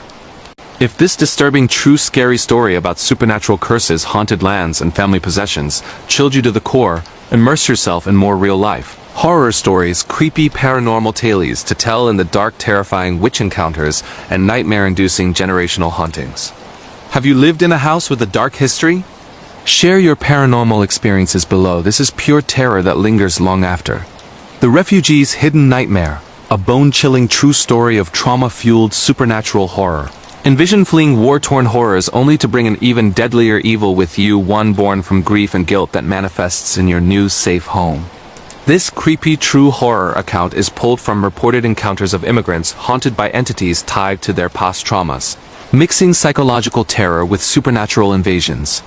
For lovers of disturbing real ghost stories, true paranormal activity reports, or nightmare-fueled tales of haunted refugees and nightmarish apparitions, this real-life supernatural story will make you fear what unseen passengers might follow anyone through despair. We were Bal Mayur and Rial, a couple from South Sudan who'd endured the unimaginable during the Civil War in the early 2010s. Our daughter Nayagak drowned during our escape across treacherous waters, a loss that shattered us. After years in refugee camps, we were granted asylum in a rundown council house in a quiet London suburb in 2023. It was cramped, peeling wallpaper, damp walls, but it was our safety at last, or so we thought. The haunting began subtly. Peeling paint revealed strange markings underneath handprints and ash, like from a fire. I'd wake to splashing sounds as if water flooded the floors, but everything was dry. Rial saw shadows in the corners, figures with hollow eyes, whispering in our native Dinka language about payment for the lost. We tried to ignore it, focusing on building a new life. I found work as a laborer. Rial took English classes. But Nayagak's ghost, or something wearing her face, appeared more boldly. She'd stand at the foot of our bed, soaked and accusing. "You left me to drown. Why did you survive?" Doctors called it PTSD, prescribing pills that dulled but didn't stop the visions. Neighbors complained of our screams at night. One evening, while repairing a hole in the wall, I found bones, small, childlike, buried inside. The house's history? Built on land once a Victorian asylum for troubled immigrants, many who died forgotten. The entity grew stronger, feeding on our guilt. Walls bled seawater. Apparitions of war victims clawed from the floors, dragging us toward imagined depths. Rial began cutting herself, claiming the water inside must come out. Our caseworker noticed bruises, finger marks from invisible grips. A local spiritual healer, familiar with African folklore, explained, "We'd carried an apith, a vengeful spirit born from unresolved death in water, latching onto survivors. It demanded we join Nayagak or sacrifice another." The climax came during a storm mimicking our escape night. The house flooded impossibly, water rising from drains, carrying spectral hands. Nyagak's form emerged fully, decayed and furious, pulling Rial under. I fought back, offering myself instead. Take me. Let her live. In that moment of acceptance, the spirit relented, our guilt acknowledged, the cycle broken. We moved, sought proper therapy blending cultural healing. The house was demolished after reports of ongoing disturbances. But we still check locks at night, still flinch at deep water. This true scary story of trauma-born entities and refugee hauntings shows how past horrors can manifest supernaturally, turning sanctuary into prison. Creepy paranormal tales like this warn that some ghosts travel with us, demanding reckoning. If this chilling real-life paranormal encounter with vengeful spirits and psychological horror terrified you, explore more disturbing true ghost stories, creepy supernatural refugee accounts, terrifying trauma hauntings, and nightmare fuel apparition tales. What's your scariest experience with grief manifesting strangely? Comment below. Dare to confront the shadows. The Whispering Shadows of Blackwood Manor, a true terrifying haunted house story from rural England.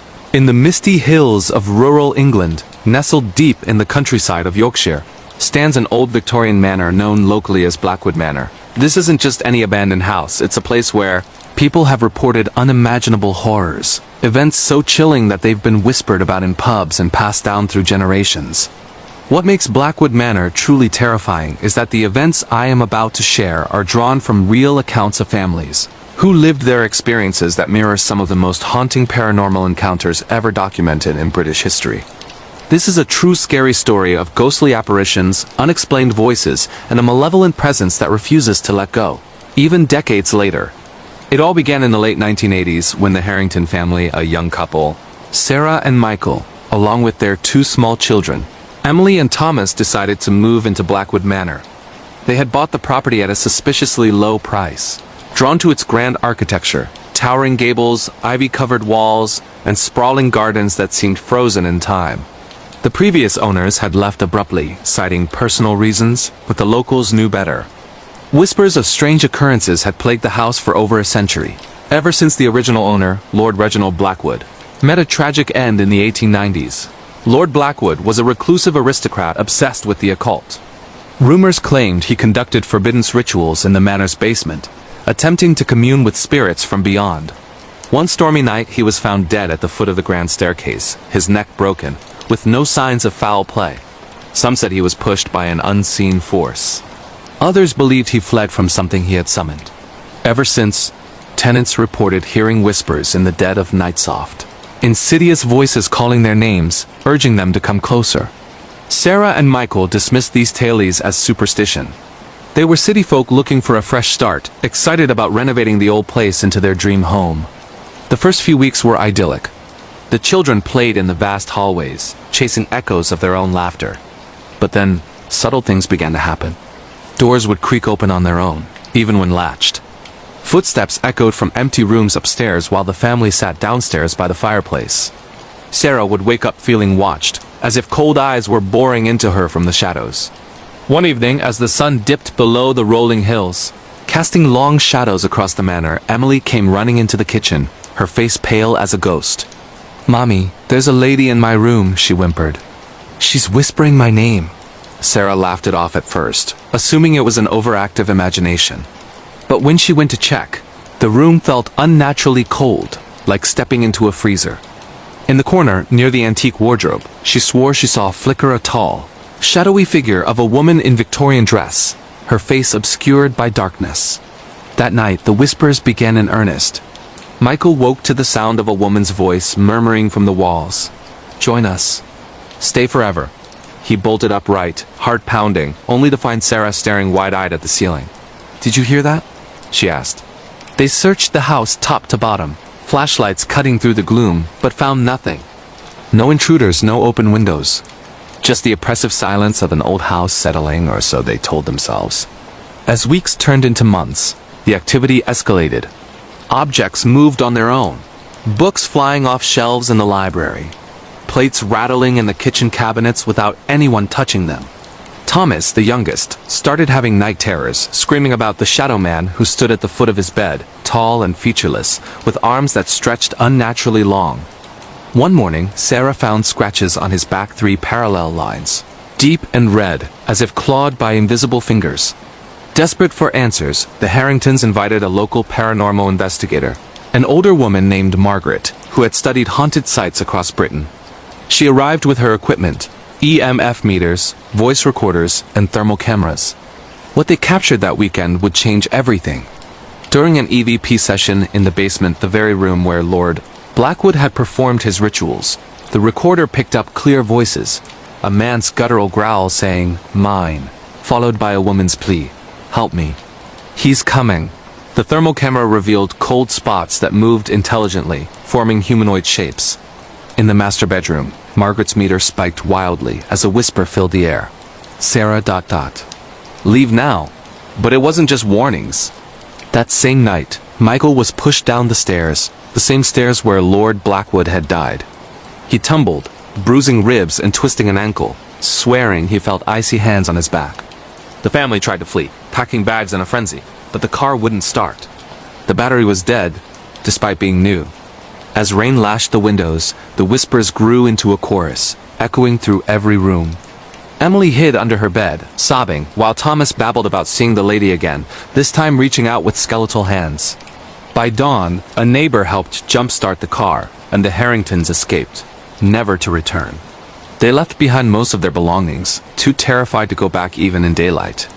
Years later, Sarah spoke anonymously to investigators, describing how the manor felt alive, as if the walls themselves were breathing malice. The children grew up scarred. Emily suffers from chronic insomnia, always feeling watched, and Thomas refuses to enter old buildings. Blackwood Manor stands empty to this day, boarded up and overgrown. Urban explorers who sneak in report similar horrors. Whispers calling their names, shadows lurking in corners, and an overwhelming sense of dread that forces them out. Some capture EVPs matching the Harringtons' recordings, pleas for help, angry growls. Paranormal teams from across the UK have investigated, concluding that the house harbors residual energy from Lord Blackwood's rituals, trapping restless spirits in an eternal loop. This true scary horror story from England reminds us that some places are cursed, marked by dark histories that linger. If you're into real paranormal encounters, terrifying ghost stories, or haunted house tales that keep you up at night, Blackwood Manor is one of the most disturbing cases. Sleep with the lights on tonight, you never know what might be whispering from the shadows. The Vanishing Hitchhiker of the Australian Outback, a chilling true ghost story from down under deep in the vast, unforgiving Australian outback along the lonely stretches of the Stuart Highway in the Northern Territory. There's a legend that drivers dread hearing a ghostly hitchhiker who appears out of nowhere only to vanish without a trace. This isn't urban myth. It's based on numerous real accounts from truckers, tourists, and locals who have experienced the terror firsthand. Inspired by documented paranormal road encounters in Australia, this true scary story will make you think twice about picking up strangers on deserted roads. It started in the early 2000s with reports from long-haul drivers navigating the endless red dirt roads under starlit skies. One such driver, a man named Jack Thompson, was hauling freight from Darwin to Alice Springs late one night. The outback is isolating miles of nothing but scrubland. Kangaroos darting across the beam of headlights and the occasional roadhouse for fuel. Jack was tired, radio crackling with static, when he spotted her, a young woman in a white dress, standing by the roadside, thumb out for a lift. She looked distressed, pale skin glowing in the headlights, long dark hair whipping in the wind. Jack, being a decent bloke, pulled over. "Where you headed, love?" he asked as she climbed into the passenger seat. "Just down the road a bit," she murmured, voice soft and distant. "Toward Barrow Creek." They chatted idly, Jack talking about the weather, the long drive, but she gave vague answers, staring out at the darkness. As they approached Barrow Creek, an old telegraph station turned roadhouse, she suddenly said, "Stop here. This is my stop." Jack slowed, but there was nothing, no lights, no cars, just empty desert. "You sure? It's the middle of nowhere," she smiled faintly. "I'll be fine." He pulled over, and when he turned to say goodbye, the seat was empty. The door hadn't opened. No footprints in the dust, just gone. Jack sped away, heart racing, and reported it at the next roadhouse. The bartender nodded knowingly. "That's Joanne," he said. "Joanne Lee's companion or something like it." The story ties back to a real tragedy. In 2001, British backpacker Peter Falconio was murdered on that very highway by Bradley John Murdoch. and his girlfriend Joanne Lees escaped, hitchhiking for help in terror. Some believe the ghost is a manifestation of that trauma, a lost soul reliving the nightmare, appearing to warn or seek justice. But Jack's encounter was just one of many. Truckers report picking up the same woman, always in white, always vanishing near the attack site. One driver, in 2012, described her getting in, feeling the cab grow icy cold. She whispered warnings. "He's still out there." Then poof gone, leaving behind a damp seat as if from tears. A family on vacation in 2018 had a similar brush. The parents and their teen daughter saw her waving frantically. They stopped. She climbed in the back. "Thank you," she said. "I need to get away." The daughter felt uneasy. The woman smelled of earth and rain, eyes hollow. As they neared a pull-off, she said, "Let me out here." Vanished. The family found scratches on the door handle inside, like desperate claws. Paranormal investigators have camped along the highway, capturing EVPs of a woman's cries for help and shadowy figures on thermal cams. Locals avoid driving alone at night, especially near Barrow Creek. The outback's vastness amplifies the fear. What if you pick her up, and she's not alone? This real Australian ghost story captures the isolation and danger of the wilderness, where the line between the living and the dead blurs under endless skies. True scary hitchhiker tales like this are why the outback is one of the most haunted places on Earth. Drive safe out there. ## The Cursed Cabin in the Canadian Rockies. A real paranormal horror story from Alberta. In the rugged Canadian Rockies of Alberta, hidden among dense pine forests near Banff, lies a remote cabin that's become infamous for its dark secrets. This true scary story is compiled from accounts of hikers, rangers, and survivors who encountered something evil there, a presence that drives people mad.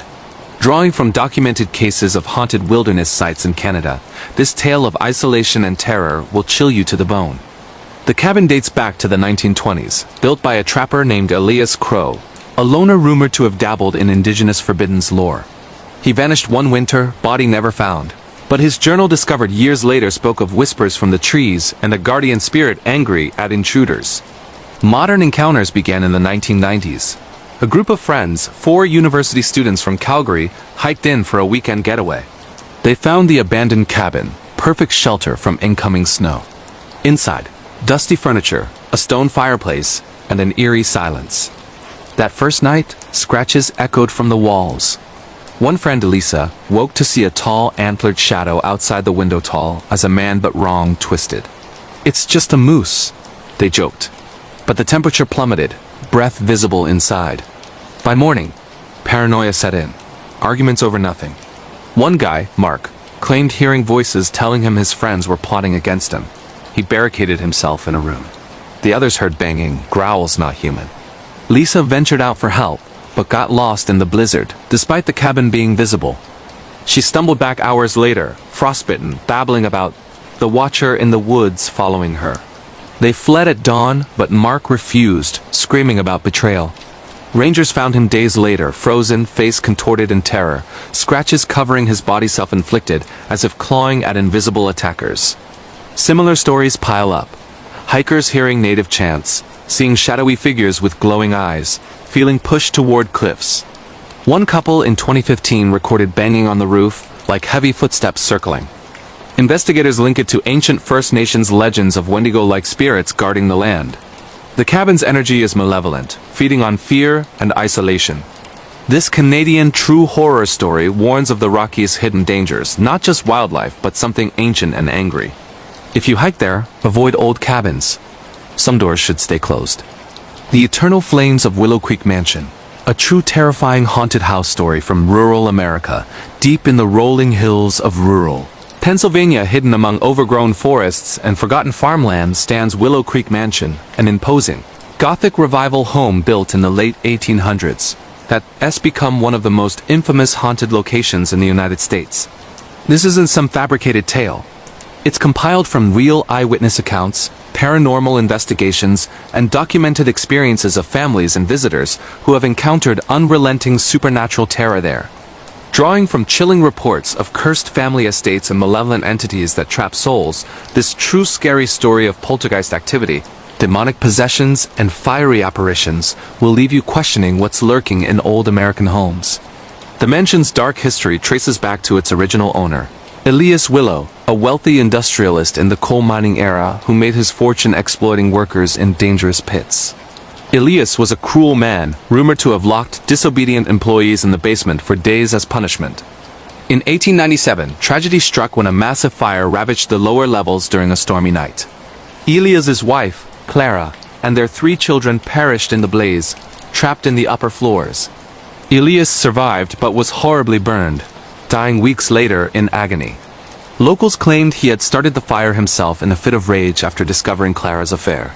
Ever since, the mansion has been plagued by reports of eternal flames that burn without source. Screams echoing from empty rooms, and a vengeful presence that refuses to let anyone leave unscathed. The modern horrors began in the 1950s when the Thompson family purchased the rundown property, hoping to restore it as a family home. Robert and Elaine Thompson, along with their teenage daughter Lisa and young son Billy, moved in excitedly. At first, things seemed normal, the creaks of an old house, drafts from cracked windows, but soon, the activity turned sinister. Elaine would wake to the smell of smoke filling the bedrooms, only to find no fire. Doors slammed shut on their own, trapping family members inside rooms for hours. Billy started talking to the burned lady, who whispered to him from the walls, telling him to play with fire. One winter night in 1958, the terror peaked. Lisa awoke to find her room engulfed in illusory flames, walls licking with fire that felt real, scorching her skin without leaving marks. She screamed as shadowy figures of a woman and children reached out from the blaze, their faces melted and pleading. Robert rushed in, pulling her out, but as they fled downstairs, the grand staircase erupted in actual sparks, igniting rugs and curtains briefly before vanishing.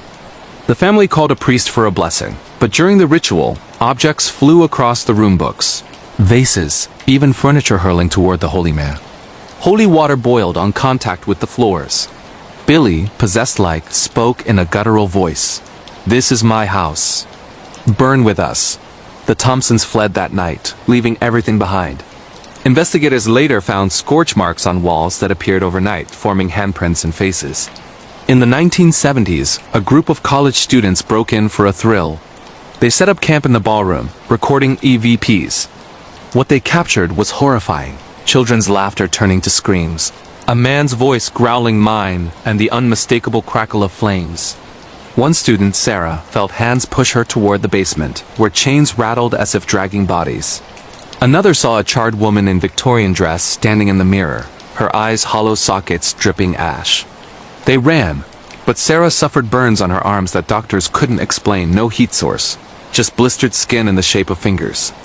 Paranormal teams in the 1990s and 2000s, equipped with thermal cameras and EMF detectors, documented extreme cold spots dropping to freezing in seconds, followed by heat surges like standing near an inferno. Full-bodied apparitions of the Willow family appeared, reliving the fire, Clara banging on windows, children crying for help. One investigator was scratched deeply across the back, the wounds infected instantly as if burned. EVPs repeatedly captured pleas, "Help us escape the flames," and angry demands, "Join the fire." In recent years, urban explorers sneaking onto the property report similar nightmares. A 2022 group filmed orbs of light igniting into flames that danced across rooms without fuel. Footsteps thundered upstairs while they were downstairs, and whispers urged them to light the match. One explorer felt compelled to strike a lighter, only snapping out of it when flames nearly engulfed his hand. The mansion remains abandoned, chained and boarded, but trespassers still emerge traumatized, speaking of an entity that feeds on fear, recreating the eternal torment of that fateful blaze. Willow Creek Mansion stands as a stark reminder of America's dark past, greed, tragedy, and unresolved rage manifesting as pure evil. This real haunted house horror story, with its poltergeist fury and demonic fire, ranks among the most disturbing paranormal cases. If you're searching for true scary stories, real ghost encounters in America, or terrifying haunted places that defy explanation, this one will haunt your dreams. Turn off the lights if you dare but watch for flickering shadows. The Shadow Entity of the Nevada Desert Highways, a chilling true paranormal road story from America, stretching across the desolate Nevada desert. Near the infamous Area 51 outskirts and lonely stretches of Highway 375 known as the Extraterrestrial Highway lies, a hotspot for terrifying encounters with shadow entities that stalk travelers. These aren't mere tricks of the light. They're based on dozens of real reports from drivers, truckers, and campers who faced heart-stopping paranormal terror on these isolated roads. Inspired by documented cases of dark figures and malevolent presences in remote American wilderness, this true scary story of vanishing hitchhikers, pursuing shadows, and possession-like dread will make you avoid driving alone at night. The phenomena date back to the 1950s, coinciding with nuclear testing in the region, when locals and military personnel reported tall, humanoid shadows detaching from vehicles or appearing alongside roads. One early account came from a trucker in 1962, hauling cargo near Rachel, Nevada. Late at night, under a full moon, he spotted a black figure standing motionless by the roadside. No features, just pure darkness taller than a man. As he passed, it vanished, but in his rear view it reappeared inside the cab, looming behind him. The radio static filled with whispers, the engine sputtered, and he felt icy hands on his neck. He floored it to the next town, swearing the shadow followed in the mirrors until dawn. In the 1980s, a family driving to Las Vegas experienced escalation. The parents and two kids noticed headlights failing intermittently, then a shadow figure pacing their car at highway speeds. It grew larger, merging with the vehicle until the interior darkened unnaturally. The father heard voices in his head. Stop. Stay. The car veered off-road on its own, stopping near abandoned mines. Doors locked, windows fogged with black handprints inside. The mother saw the entity press against the glass, faceless head tilting. They prayed until sunrise when it dissolved. The car started fine afterward, but the family suffered nightmares of being pulled into darkness. Modern reports surged in the 2010s with dash cams and phones. A 2018 couple camping off the highway filmed a shadow detaching from their tent, growing arms that stretched unnaturally. It whispered their names from outside, mimicking loved ones' voices to lure them out.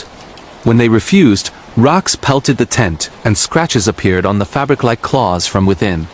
They drove away, but the entity appeared in photos later, hovering over their sleeping forms.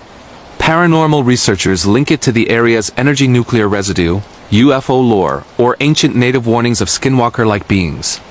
EVPs capture guttural growls and commands to submit. Thermal cams show human-shaped voids absorbing heat. One team in 2023 felt drained, batteries dying instantly, as a shadow enveloped their equipment van.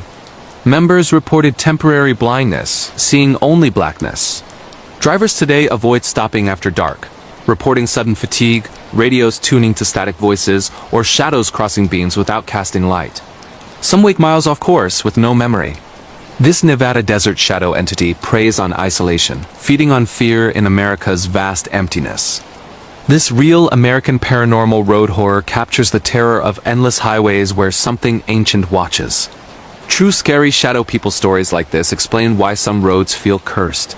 Drive with caution, the darkness might follow you home. The Cursed Mirrors of Eldridge Manor. A real disturbing haunted house tale from Britain. Tucked away in the foggy moors of rural Devon, England. Eldridge Manor is a crumbling Elizabethan estate shrouded in legends of cursed artifacts and mirror-bound spirits.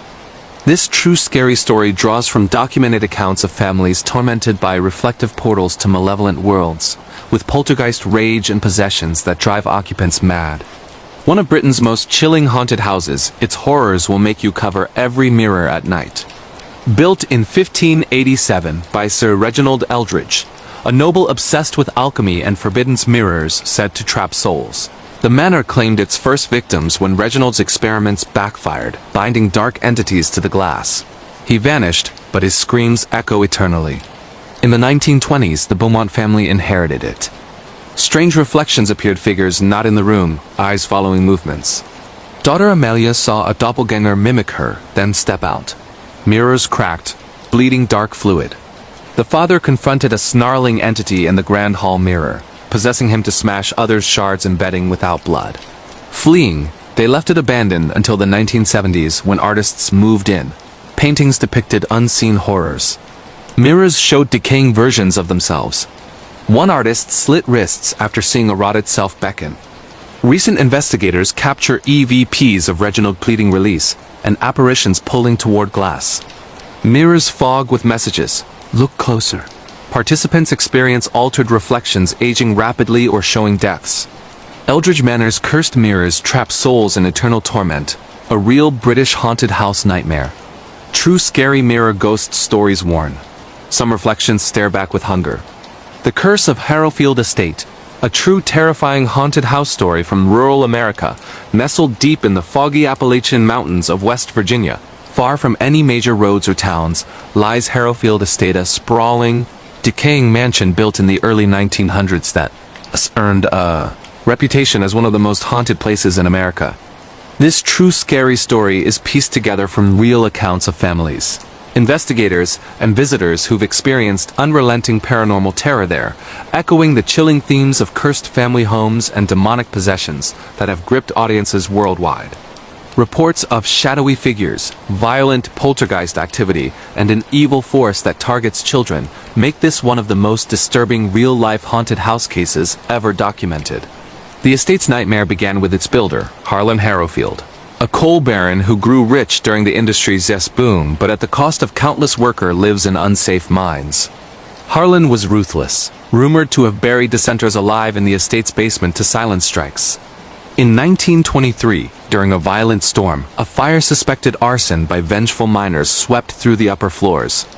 Harlan's wife and young daughter perished, trapped in the nursery, while Harlan escaped only to hang himself in guilt days later. Locals say his final words were a curse.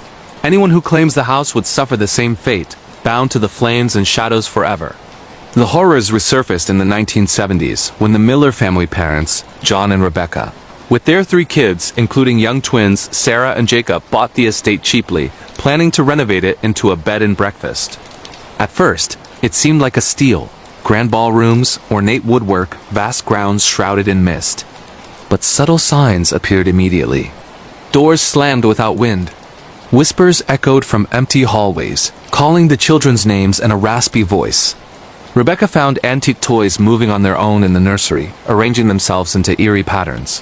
One night, Jacob woke screaming about the bad man in the walls, watching him sleep. John dismissed it as nightmares, but soon he felt it too, an oppressive heaviness, like being buried alive. The activity escalated. Scratches appeared on the twins' arms overnight, deep and burning, as if branded. Sarah began sleepwalking, drawn to the basement where old mining tools hung like relics. During one episode, she spoke in a deep, unnatural voice. "You stole our air. Now breathe the dark." Desperate, the Millers consulted a local priest and paranormal experts. During a blessing, candles extinguished violently and furniture levitated. EVP recordings captured growls saying "mine" and children's cries pleading for release. Thermal cameras showed child-shaped cold spots in the nursery, while EMF spikes indicated intelligent responses, lights flickering answers to questions about Harlan's crimes. The breaking point came during a family dinner when poltergeist fury erupted. Plates shattered, glass embedded in walls. John was pushed down the stairs by invisible hands, breaking his leg. Rebecca saw a charred figure of a woman in the mirror, reaching out with burned arms. The twins drew pictures of a hanging man in flaming rooms, details matching the 1923 fire they'd never been told about. The family fled, abandoning possessions. Years later, Rebecca shared her story anonymously, describing how the estate felt sentient, feeding on guilt and fear like Harlan's buried victims. The children struggled. Jacob developed severe claustrophobia, always feeling trapped underground. Sarah avoided mirrors, convinced something watched from reflections. In the 1990s, a team of investigators spent a night capturing orbs manifesting into full apparitions, a woman in period dress, face melted, and a tall shadow man with noose marks. One member was possessed briefly, speaking of mind collapses and suffocation. Recent visitors report similar. Footsteps in attics, doors locking from inside, and an overwhelming urge to self-harm. Harrowfield Estate remains abandoned, gates chained, but trespassers emerge changed, scratched, burned, haunted by whispers. Paranormal societies conclude it's a hotspot for residual and intelligent hauntings, tied to Harlan's curse and unresolved deaths. This real American haunted house horror stands as proof that some properties absorb evil, trapping souls in eternal torment. If real haunted houses, demonic possessions, and poltergeist terror keep you up at night, this true scary story from West Virginia will linger long after. Cover your mirrors and sleep tight, some curses never die. The Forest Entity of Blackthorn Woods. A chilling true creature horror story from Canada, in the dense, ancient forests of British Columbia, Canada, Near remote logging towns, Blackthorn Woods hides a terrifying secret, an entity that stalks hikers, mimicking voices and driving victims mad. Based on numerous real eyewitness reports from survivors, rangers, and indigenous accounts, this true scary story of isolation, deception, and monstrous pursuits mirrors the most gripping wilderness horrors, where nature itself becomes the predator. The legends trace back centuries to First Nation stories of a shape-shifting spirit punishing intruders on sacred land. Modern encounters exploded in the 1980s with missing persons cases linked to the woods. One pivotal account came from a group of friends camping in 1987. 4 young adults from Vancouver seeking adventure off marked trails. They set up near a clearing, bonfires crackling under starry skies.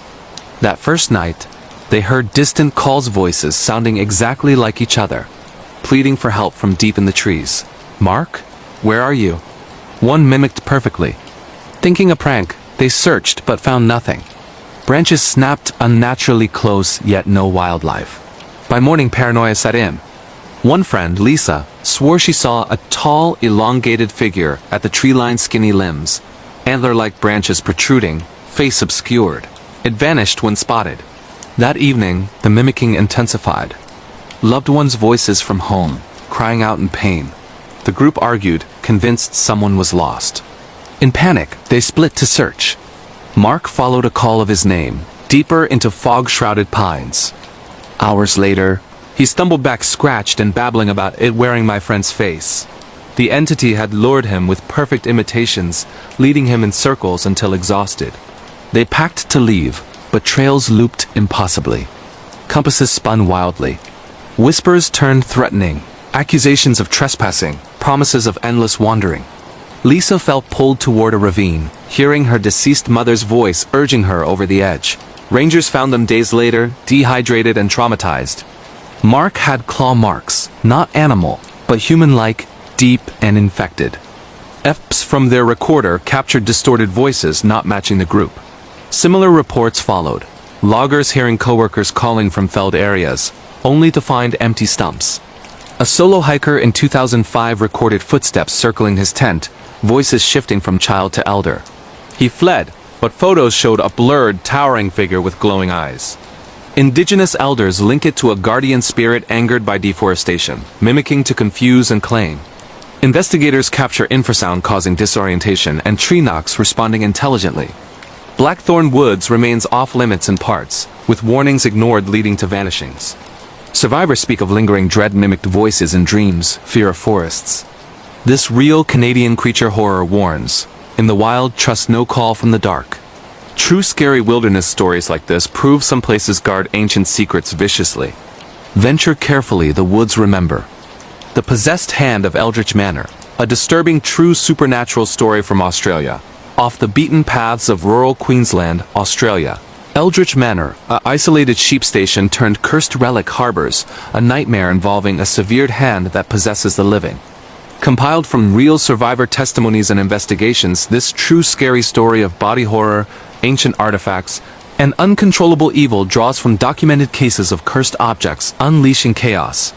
The manor dates to the 1800s, owned by explorer Archibald Eldritch, obsessed with Aboriginal artifacts. He stole a mummified hand from a sacred site, believed to belong to a sorcerer granting power but cursing thieves with possession. Tragedy struck in 1898. Eldritch found dismembered, hand missing.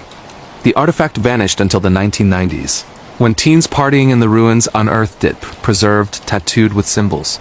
They joked when touching it. That night, his hand twitched independently, gripping objects violently. Friends laughed until he attacked, eyes blank, hand strangling. He was restrained, but the possession spread via contact. Victims' hands acted alone, scratching faces, wielding knives. One girl woke choking herself. Exorcists and elders intervened, burning the hand, but reports persist. New finds, possessions recurring. Survivors bear scars, hands aching and cold. Eldritch Manor, ruined and avoided, whispers of twitching shadows. This Australian true horror reminds, some relics hunger eternally. The Whispering Walls of Greystone Asylum, a true terrifying abandoned hospital story from America, hidden in the overgrown outskirts of upstate New York, surrounded by dense forests and rusted fences. stands the abandoned Greystone Asylum, a massive, decaying complex of brick buildings that once housed thousands of mentally ill patients in the early 20th century. This is not just another forgotten institution. It's a place where countless real people have reported bone-chilling paranormal encounters that continue to this day. Compiled from documented testimonies of former staff, urban explorers, security guards, and paranormal investigators, this true scary story of tortured souls, violent apparitions, and walls that seem to whisper secrets of unimaginable suffering will make you question what lingers in places of human despair. Greystone opened in 1912 as one of America's largest psychiatric hospitals, designed to treat the overflowing mentally ill population with the best intentions of the era. But good intentions quickly turned dark. Overcrowding led to horrific conditions. Patients strapped to beds for days, subjected to ice baths, electroshock without anesthesia, and experimental lobotomies performed in assembly line fashion. Hundreds died from neglect, abuse, or failed treatments, their bodies buried in unmarked graves on the sprawling grounds. By the 1970s, scandals forced its closure, leaving behind medical equipment, restraint chairs, and patient records scattered like ghosts of the past. The supernatural activity began almost immediately after abandonment. Night watchmen hired to patrol the empty wards reported hearing hundreds of voices whispering at once, patients calling for help, doctors barking orders, children crying in wings that hadn't housed minors. Footsteps echoed down endless corridors where no living person walked. One guard in 1982 quit after seeing a woman in a tattered patient gown dragging broken restraints behind her, her face hollow and eyes pleading, only to vanish when he approached. In the 1990s, urban explorers started sneaking in, drawn by the eerie beauty of peeling paint and overgrown hydrotherapy tubs. A group of 4 friends in 1997 spent a night in the women's ward. They set up sleeping bags in a day room filled with rusted wheelchairs. Around 2 a.m., the temperature dropped drastically. Recorders picked up clear EVPs, a woman sobbing, "It hurts," followed by a man's cold voice saying, "Hold her down." Shadows moved against walls with no source, forming silhouettes of nurses pinning invisible patients. One explorer, Mike, felt hands grab his ankles from under a bed, pulling hard enough to drag him several feet. When they fled, scratches appeared on his legs, 3 long marks, burning like fresh cuts. Paranormal teams in the 2000s brought advanced equipment. Thermal cameras captured full-bodied figures of patients in straitjackets wandering hallways. EMF meters spiked in operating theaters where lobotomies were performed, accompanied by the phantom sound of drilling into skulls. One investigator, a former nurse herself, broke down during an EVP session when a child's voice responded directly to her question. "Do you want to go home?" with a desperate, "Yes. Please take me." Spirit boxes churned out real-time responses, names of patients from old records. Please like "Stop the shocks" and angry commands. "Get out before they keep you." The most disturbing incidents involve possession-like experiences. In 2015, a seasoned explorer entered the isolation wing alone. He emerged hours later disoriented, speaking in fragmented sentences about the treatment never ending. Friends found him rocking in a padded cell, banging his head against the wall, muttering about ice picks and electricity. He recovered physically but refused to ever speak of it again. Another group in 2021 filmed a member suddenly convulsing, eyes rolled back, screaming in a voice not his own. "I'm not crazy. Let me out." The footage shows doors slamming around them as they dragged him to safety. Even daytime visitors report unease, overwhelming sadness washing over them in certain rooms, sudden migraines, or the feeling of being watched by dozens of eyes. Security cameras installed in later years have captured chairs moving on their own, doors opening and closing, and translucent figures walking through walls. The whispers are the most persistent, soft at first, then growing into a cacophony that drives people to cover their ears and run. Greystone Asylum remains sealed off, patrolled, and off-limits, yet stories keep emerging. Investigators believe the sheer volume of trauma, decades of pain, fear, and death imprinted on the very walls, trapping restless souls in an eternal loop of suffering. This real abandoned asylum horror from America proves some places absorb agony like a sponge, releasing it on anyone who dares enter. If you love true scary stories about abandoned hospitals, real ghost encounters in asylums, or terrifying paranormal investigations that push limits, Greystone will stay with you. Some echoes never fade, especially the ones begging for release. The Skinwalker Ranch of the Australian bush. A disturbing true entity story from remote Australia deep in the vast, red-dusted wilderness of the Northern Territory. Far beyond any town or station lies a remote cattle property known only to locals as the Cursed Run, a place where stockmen, travelers, and indigenous rangers have encountered something unholy that shifts shape, mimics voices, and stalks with predatory intelligence. These are not campfire tales. They're based on consistent, chilling real-life reports spanning decades, making this one of Australia's most terrifying paranormal hotspots. The land was always considered sacred and dangerous by traditional owners, who warned against camping overnight in certain valleys. European settlers ignored the warnings in the 1940s, establishing a cattle station. Almost immediately, strange events began. Cattle found mutilated with surgical precision, dogs refusing to enter certain paddocks, and stockmen hearing their mates calling from the bush only to find no one there. A stockman named Tom Riley in 1978 experienced the full terror. Riding fence lines at dusk, he heard his boss shouting his name from a nearby ridge. He rode toward the voice, but when he arrived, no one was there. The calls continued, now coming from behind him. Then beside him, perfect imitations growing frantic. His horse panicked, bucking wildly. In the chaos, Tom glimpsed something impossible. A figure on all fours, too tall and thin, moving unnaturally fast between spinifex clumps, skin pale and hairless, eyes reflecting light like an animal's. It mimicked his own voice next, laughing mockingly. Tom galloped back to the homestead, horse lathered in sweat, and quit the next day. In the 1990s, a family running the station reported poltergeist-like activity inside the homestead. Doors slamming, footsteps on tin roofs, objects thrown. Their young daughter began drawing pictures of a tall dog man watching from windows. One night, the entire family woke to every dog on the property howling in terror. Outside, they saw glowing eyes circling the house at impossible speed. Shotgun blasts scattered it temporarily, but tracks found next morning were bizarre human-like but elongated, mixed with claw marks. Indigenous rangers visiting in the 2000s refused to stay after dark, citing strong spiritual disturbance. One elder described it as a bad spirit that wears skins, angry at the land's misuse. A scientific team investigating cattle mutilations in 2018 set up trail cameras and audio recorders. They captured distorted howls shifting into human screams, and one infrared photo showed a heat signature of a bipedal figure with unnaturally long limbs and no clear head definition. Recent stockmen report modern encounters, Ute radios picking up conversations from years past, GPS units failing, and sudden feelings of being hunted. One worker in 2023 followed what he thought was his lost dog deep into scrub, only to realize the barking was coming from above in the trees. He ran back to find his dog safely chained at camp.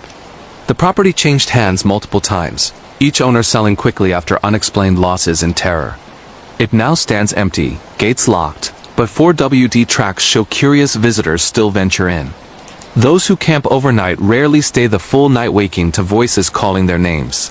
Footsteps circling tents or glimpses of something wearing familiar shapes before twisting into nightmare forms. This real Australian entity horror shows that some ancient forces guard the land fiercely, using deception and fear as weapons. True scary skinwalker-style stories from the outback remind us. Never follow a voice you can't see. The Drowned Souls of Lake Hollow, a chilling true water ghost story from Britain in the misty Lake District of northern England. Surrounded by ancient hills and perpetual fog, lies Lake Hollow, a deep, dark body of water with a tragic history and relentless hauntings. Based on numerous documented accounts from divers, fishermen, walkers, and rescue teams, this true scary story of drowned victims reaching from below will make you think twice about secluded waters. The lake formed in the 1800s when a valley village was deliberately flooded to create a reservoir. Dozens of families were relocated, but legend says some refused to leave, perishing as waters rose. Official records confirm at least 12 deaths during construction workers slipping into mud, children playing too close to rising edges. Modern encounters began in the 1960s. Swimmers reported being pulled downward by unseen hands, even in shallow areas.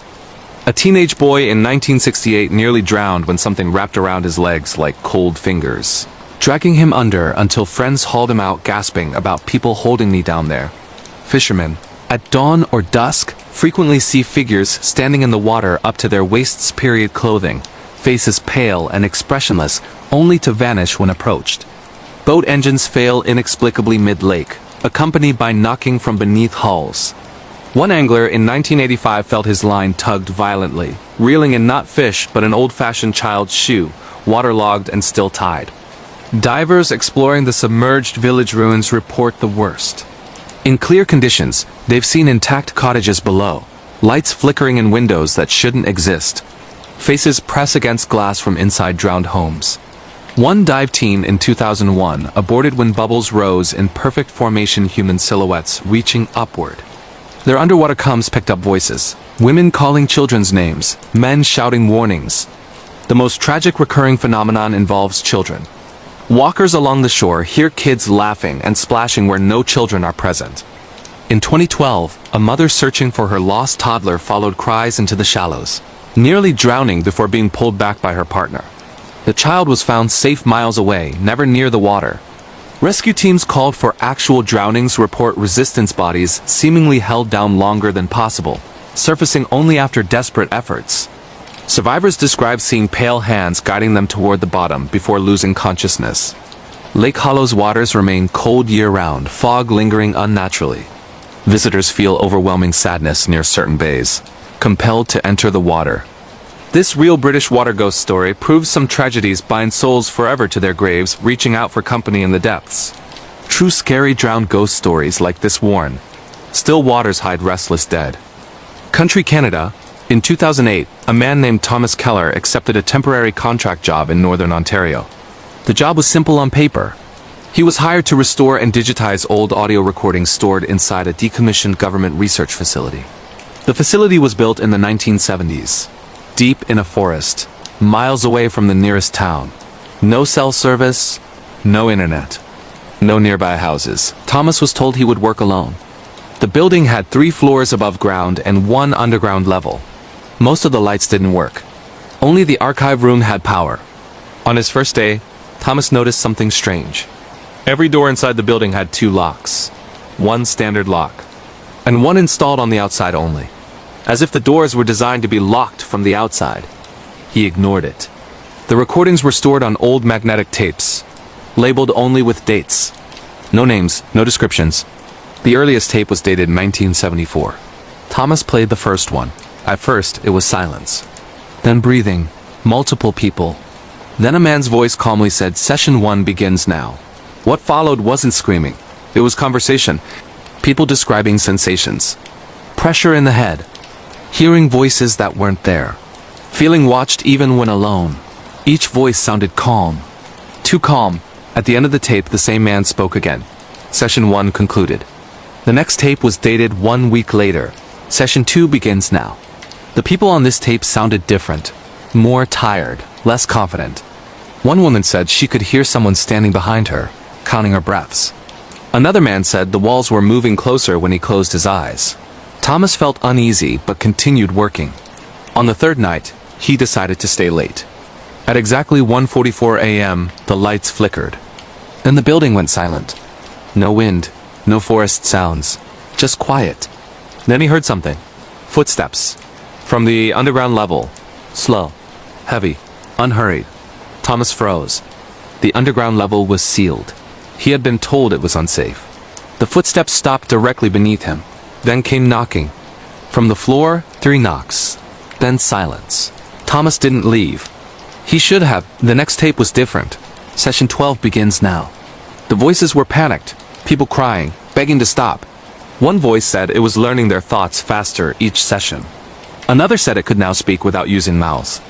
At the end of the tape, the calm man's voice returned. Containment remained stable. That night, Thomas heard whispering in the archive room. Not from the tapes. From behind the shelves. He turned slowly. Nothing. But when he returned to his desk, a new tape was waiting. No date. No label. He played it. It was his own voice. Breathing. Then him speaking earlier that day. Word for word. At the end, something else spoke. Session continues. Thomas tried to leave the next morning.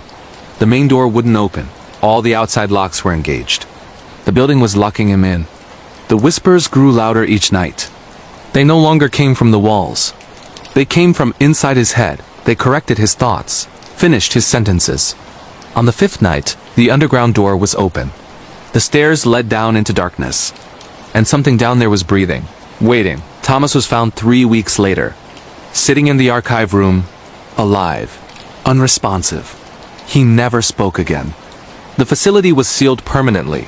The recordings were never released. One final tape was logged into the system. Dated the day Thomas was found. Session complete. Country Scotland. In late 2003, a graduate student named Andrew Whitmore accepted a research residency in the Scottish Highlands. Andrew specialized in historical acoustics. His work focused on how sound behaved in old structures. How certain buildings seemed to hold echoes longer than they should. How some spaces distorted voices in unnatural ways. The residency was funded by a private historical trust.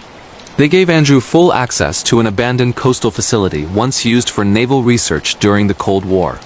The building sat alone on a cliff overlooking the North Sea. Concrete, weather-beaten, windowless on the lower levels. Locals called it the listening station. No one could explain why. Andrew arrived in early November. The days were short. The nights felt endless. Inside, the station was larger than expected. 4 above ground levels. 2 underground. The air inside smelled stale, like dust and cold metal. Andrew noticed something immediately. Every room was soundproofed. Not lightly.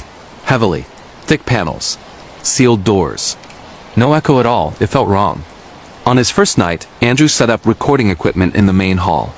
He wanted to capture ambient sound, wind, sea movement, structural noise. At midnight, the recordings picked up something else.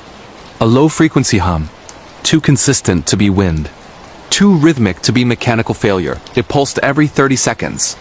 Andrew didn't hear it with his ears, only on the recording. The next day, he explored the underground levels. The first basement was empty. Old desks, filing cabinets. The second basement was locked. The door was thick steel, no handle on the inside. A sign was bolted above it. Observation Ward Andrew asked the trust about it. They told him the lower levels were unused and irrelevant to his work. He didn't believe them. That night, the hum changed. It grew slightly higher in pitch. The recording showed new patterns. Between the pulses, faint sounds appeared, breathing, slow, controlled. Andrew checked the building. He was alone. The next few nights followed the same pattern, the hum, the breathing, then silence. Until one night the recording captured something new, a voice, very faint, almost lost beneath the hum. It sounded like someone trying to speak without using their mouth. The words were unclear, but one phrase repeated, "We hear you." Andrew stopped sleeping well. He began to feel watched, not followed, observed, as if the building itself was aware of his presence. On the 7th night, the second basement door was open. Andrew was certain it had been locked. Inside, the observation ward was nothing like he expected. Rows of small rooms lined the corridor.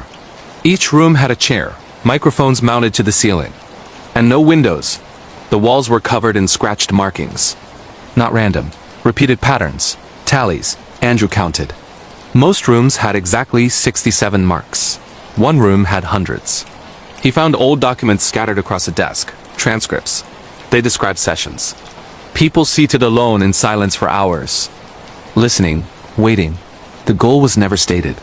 One transcript ended abruptly. Subject reports hearing responses to internal thoughts. Subject reports voice anticipating questions. Subject removed from session. Andrew didn't find any records explaining what happened to the subjects. That night, the building sounded different. The hum synchronized with his heartbeat. The breathing matched his own rhythm. When he stopped moving, the sound stopped. When he thought about leaving, the voice returned.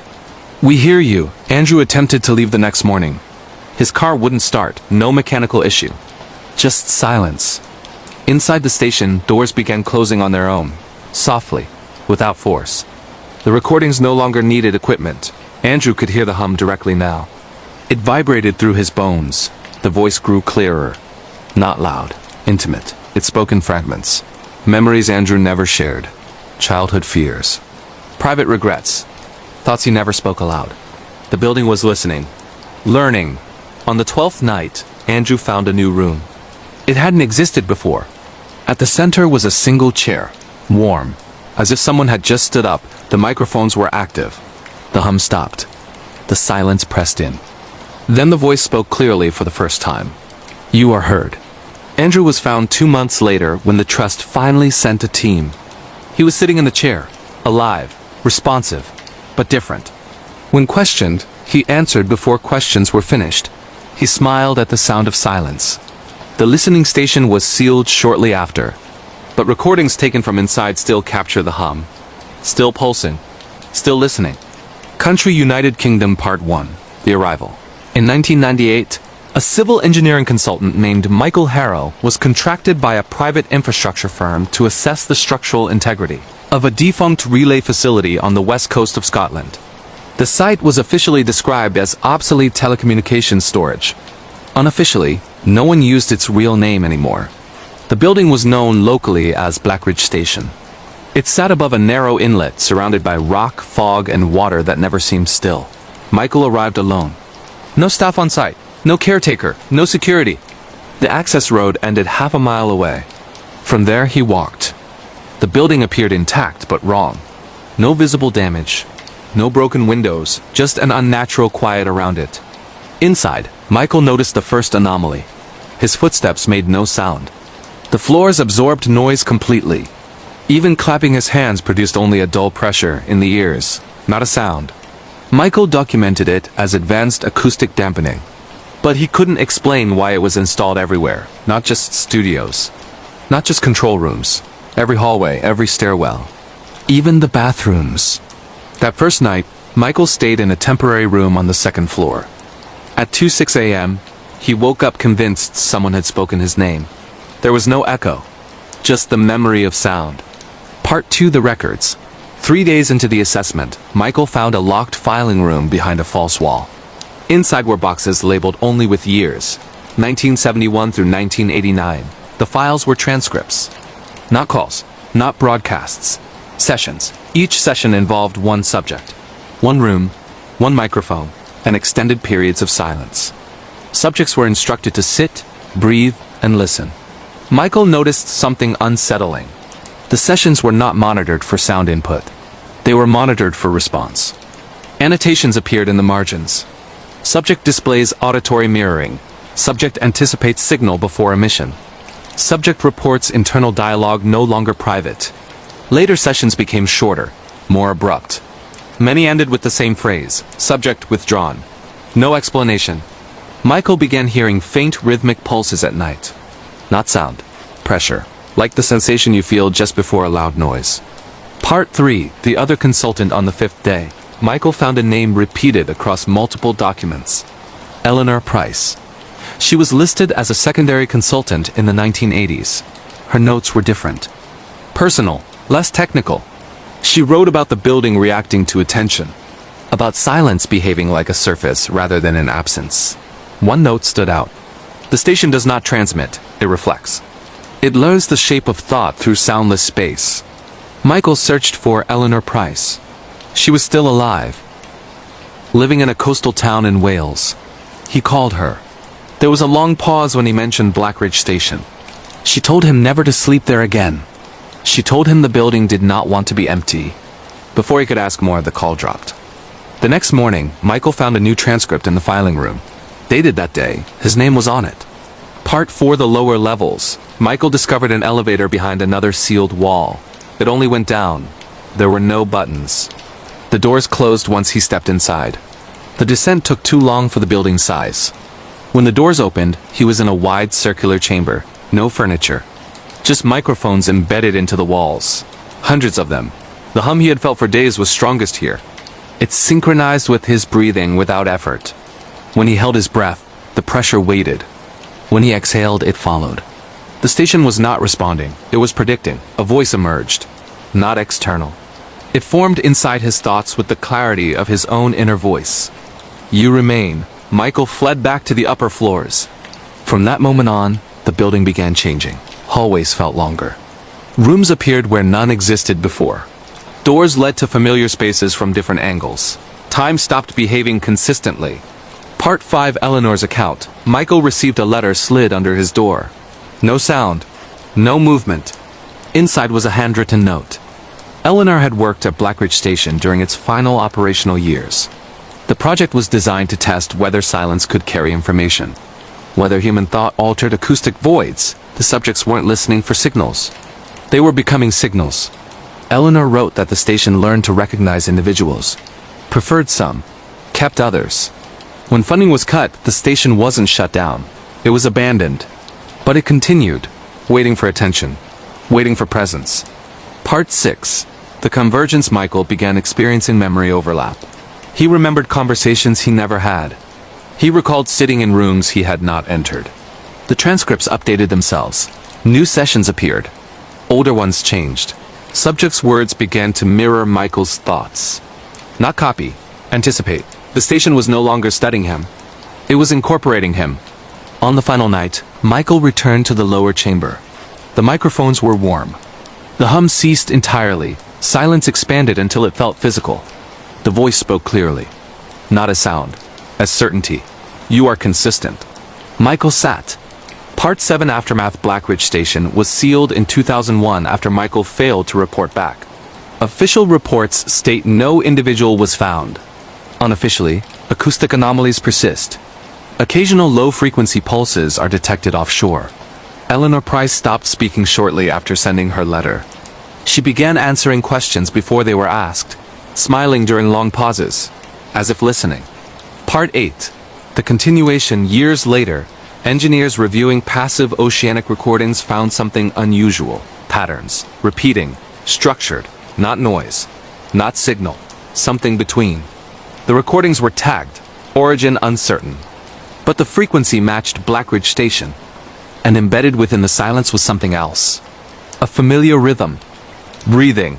Country. United States. Part 1. The property. In 1987. The U.S. Department of Energy quietly purchased a large stretch of land in eastern Washington state. Officially, the land was acquired for geological testing. Unofficially, no explanation was ever made public. The property contained one structure. A low concrete building partially buried into the earth. No windows. No signage. Only a service road that ended abruptly at its entrance. Locals referred to it simply as the Quiet Building. Animals avoided it. Birds did not land on it. Wind behaved strangely around it, as if sound itself bent away. Part 2. The project. Internal documents, later recovered, referred to the site as Project Stillwater. The project's stated purpose was to study the effects of prolonged silence on human cognition. Subjects were placed inside the building for extended periods. No music. No speech. No external sound. Only controlled breathing and observation. At first, the results were predictable. Disorientation, anxiety, hallucinations, but after several months, patterns began to emerge. Subjects reported hearing things before they happened. Not sounds. Intent. They described the sensation of being answered without asking a question. Part 3. Subject 12. Subject 12 was a former radio technician named Alan Brewer. He volunteered for the project believing it would help fund his retirement. His early sessions were unremarkable. He sat. He listened. He waited. After the 17th session, Alan reported something new. He said the silence had texture, that it felt layered, like standing in water that didn't move. By session 23, Alan stopped responding verbally. Instead, he wrote notes. The room is full even when empty. Something remains after attention leaves. The researchers documented everything. They did not stop the sessions. Part 4. The observation rooms. The building contained 12 identical observation rooms. Each had thick acoustic insulation and a single chair bolted to the floor. Microphones were embedded behind the walls. Not to record sound entering the room, but to record what came out of the subject. Most rooms stayed silent. Room 7 did not. Even when unoccupied, Room 7 produced low-frequency output. It wasn't audible, but it was measurable. The data showed rhythmic patterns, consistent, patient. Part 5. The shift. In 1991, Project Stillwater changed. New funding arrived. The goal was no longer observation. It was interaction. Subjects were instructed to think specific thoughts. Visualize memories. Recall fear. Recall silence. What followed disturbed the staff. The building began responding faster than subjects could focus, anticipating emotional shifts, adjusting internal pressure. Silence deepened. One researcher wrote a note that was never submitted officially. The building is no longer passive. Part 6. The disappearance. On March 14, 1993, Subject 12 did not exit his session. The door to room 7 opened normally. The chair was empty. No signs of struggle. No sound recorded. Only an anomaly. For the first time since the project began, room 7 stopped emitting output. Total silence. For exactly 4 minutes. Then it resumed. Stronger. Part 7 The Archivist in 2004. The property was officially decommissioned. The building was sealed. All physical access was restricted.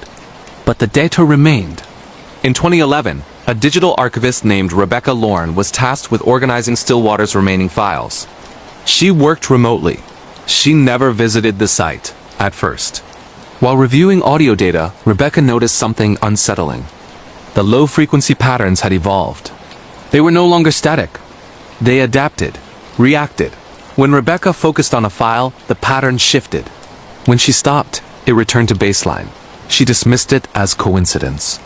Part 8, the recording one night. Rebecca played an unmarked file. The recording contained no sound, yet she felt pressure in her ears. A sensation of attention. Minutes into the playback, her computer logged an error. Microphone input detected. Rebecca had no microphone connected. The recording saved automatically. When she played it back, she heard breathing. Her own, recorded before she realized she was holding her breath. Part 9, The Return. Rebecca traveled to Washington State against protocol.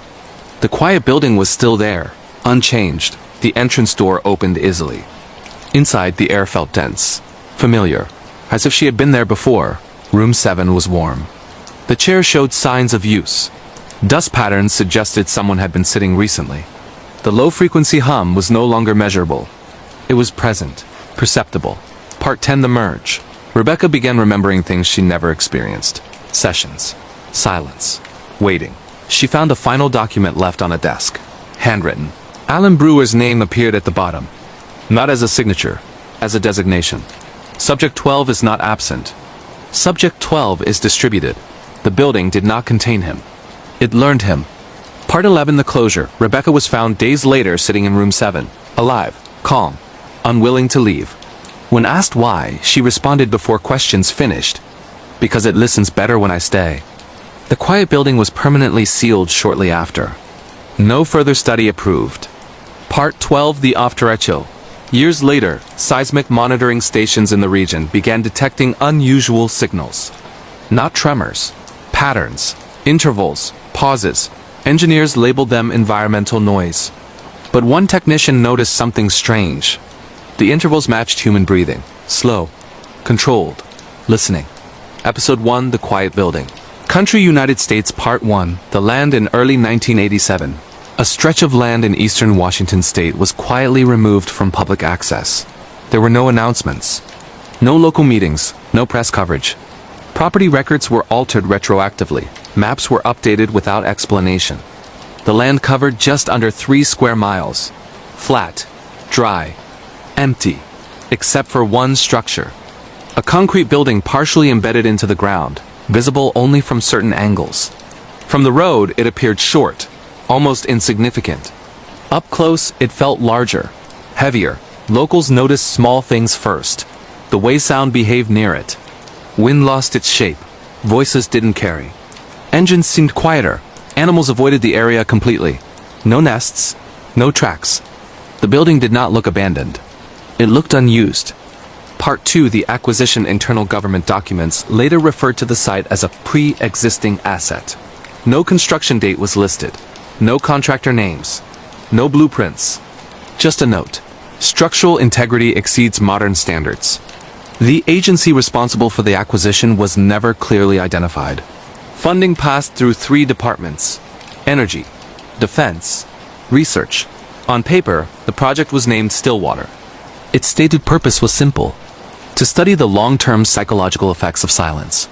Part 3, The Design. The quiet building had no windows. Not above ground. Not below. Its walls were layered with acoustic dampening far beyond anything commercially available at the time. Sound did not echo. It did not travel. It felt absorbed. Inside were 12 identical rooms. Each contained 1 chair bolted to the floor. 1 light. No visible microphones. The microphones were inside the walls, not designed to capture sound entering the room, but sound leaving the subject. Between the rooms ran narrow corridors. The corridors were also soundproofed. Even footsteps disappeared. The building was quiet in a way that felt intentional, as if silence was being maintained, not merely present. Part 4. The first subjects. The first participants were volunteers. Paid well. Short sessions. They were instructed to sit alone. No talking, no music, no stimulation, just breathing. Just waiting. Early results matched expectations. Discomfort, restlessness, mild anxiety. But after several weeks, researchers noticed something strange. Subjects began reacting before stimuli were introduced. Heart rates increased seconds before lights changed. Breathing patterns shifted before instructions were given. One subject asked a question that had not yet been spoken. The researchers dismissed it as coincidence. They did not stop the sessions. Part 5. Room 7 behaved differently. Even when empty, sensors detected low-frequency output. Not sound. Pressure. A rhythmic fluctuation in the air. It followed a pattern, slow, consistent. When a subject entered room 7, the pattern adjusted. Matched breathing. Matched posture. Matched stillness. The room did not respond to noise. It responded to attention. Part 6. Subject 12. Subject 12 was named Alan Brewer. A retired radio technician. Calm, methodical, comfortable with long periods of quiet. His early sessions were uneventful. He sat. He waited. By his 10th session, Alan reported a sensation he struggled to describe. He said the silence felt layered. Not empty, occupied. He compared it to standing in water that didn't move. Researchers noted the comment. They did not intervene. Part 7. The notes after session 17, Alan stopped speaking during debriefs. Instead, he wrote, "The room listens longer than I do. It remembers when I stop paying attention." By session 23, Alan began arriving early. He sat in the chair before being instructed. When asked why, he wrote a single sentence. "It's easier when it starts before I do." Part 8. The shift in objective. In 1991, Project Stillwater received new funding. The language in internal documents changed. Observation became interaction. Subjects were now instructed to focus. Recall memories. Hold specific emotions. Maintain silence while thinking deliberately. The results were immediate. Room 7's output intensified. The pressure became measurable across the building. Other rooms began showing minor anomalies. The quiet building was no longer passive. Part 9. The incident. On March 14, 1993, Alan Brewer entered room 7 for session 31. The session was scheduled for 2 hours. At the end of the session, the door opened automatically. The chair was empty. No alarms triggered. No sound recorded. Alan Brewer did not exit the building. Search teams found nothing. No signs of escape. No remains. Just one anomaly. For exactly 4 minutes after the session ended, room 7 went completely silent. Then the pattern resumed, stronger. Part 10. The shutdown. Project Stillwater was officially suspended 6 months later. The quiet building was sealed. All subjects were released. All records classified. The official explanation cited budget restructuring. Unofficially, staff reported lingering effects. Answering questions before hearing them. Discomfort in silence. A persistent feeling of being listened to. Part 11. Years later, in 2011, a digital archivist named Rebecca Lorne was assigned to organize declassified Stillwater materials. She worked remotely. She never visited the site. While reviewing audio logs, she noticed something unusual. The low-frequency patterns had changed. They adapted. When she focused on a file, the pattern shifted. When she paused, it returned. One night, her system logged microphone input. No microphone was connected. The recording contained breathing. Her breathing. Captured seconds before she realized she was holding her breath. Part 12. Returned to Stillwater against protocol. Rebecca traveled to Washington State. The quiet building remained sealed, but the door opened easily. Inside, room 7 was warm. The chairs showed signs of recent use. Dust disturbed. The pressure in the air was familiar, comforting. Rebecca sat. Part 13. After Echo. Rebecca Lorne was found days later, alive, calm, unwilling to leave.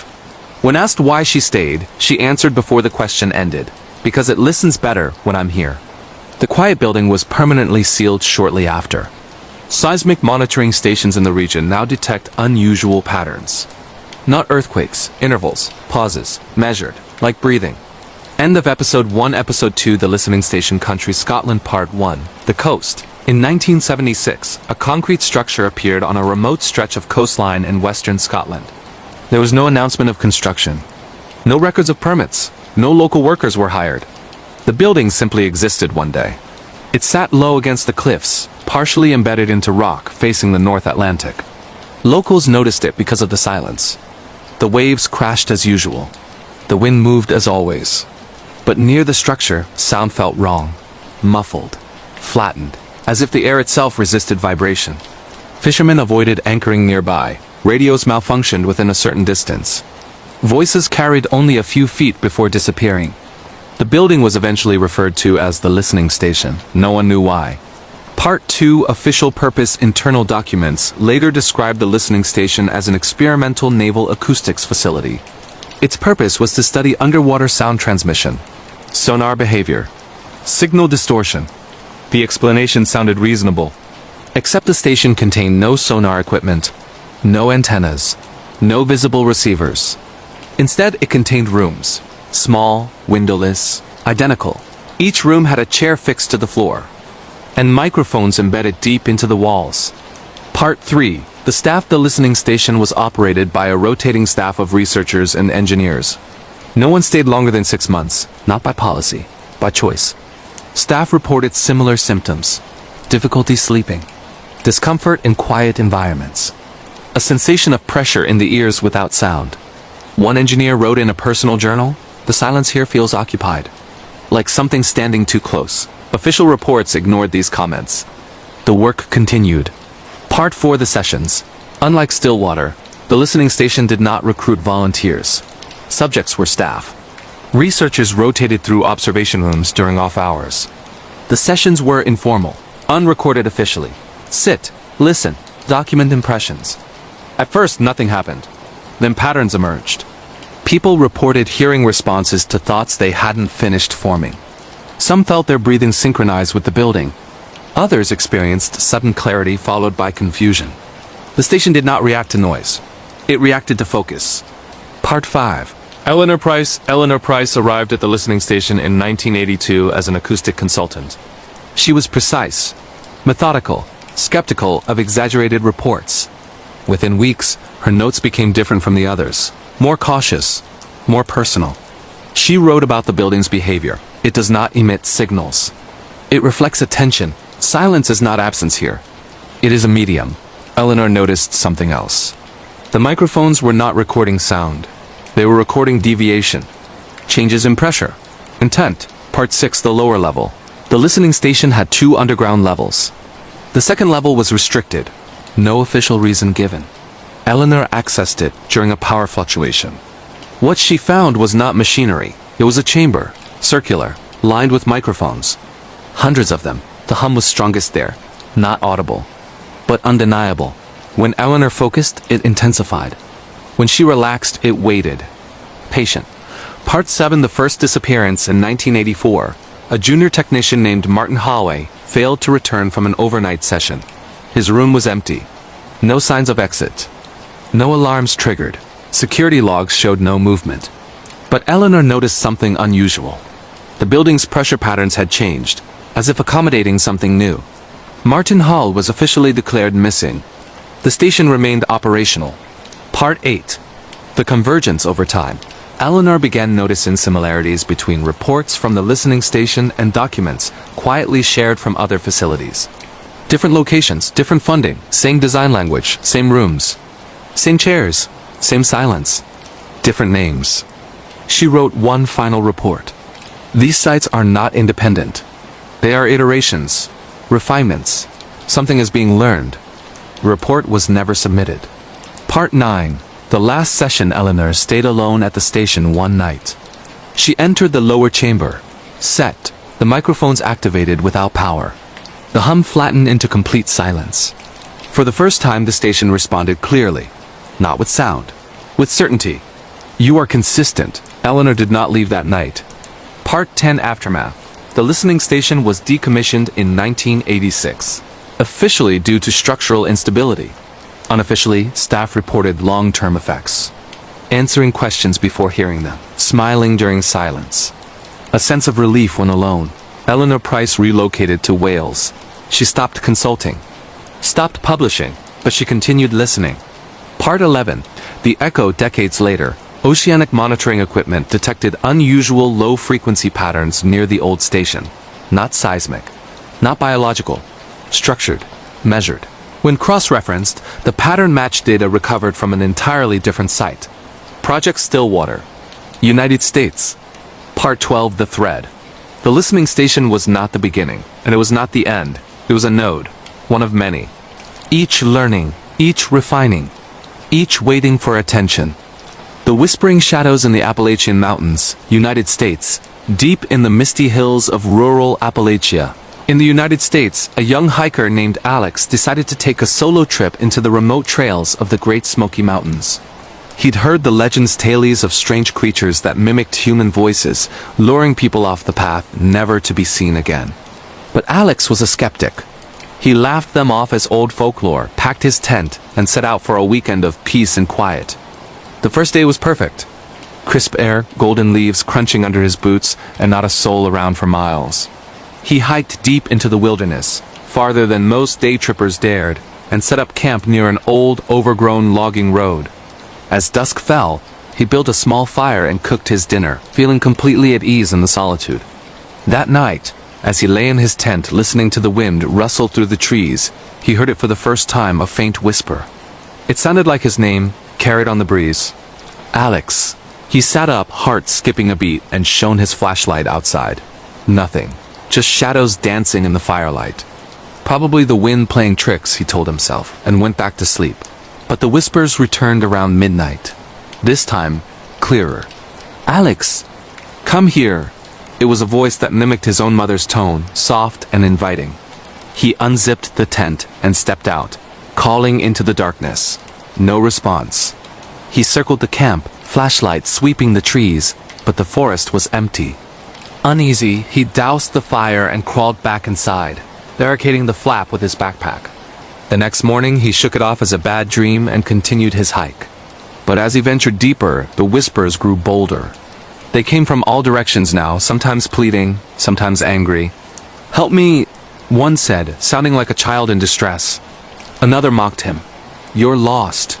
You'll never leave." Alex's phone had no signal, and his compass started spinning wildly, as if the magnetic north had vanished. Panic set in when he realized he was walking in circles. The same fallen log, the same moss-covered rock he'd passed them 3 times. The whispers intensified, overlapping into a cacophony of voices, friends, family, even his own voice urging him to just sit down and rest. He ran, branches whipping his face until he stumbled into a clearing he'd never seen before.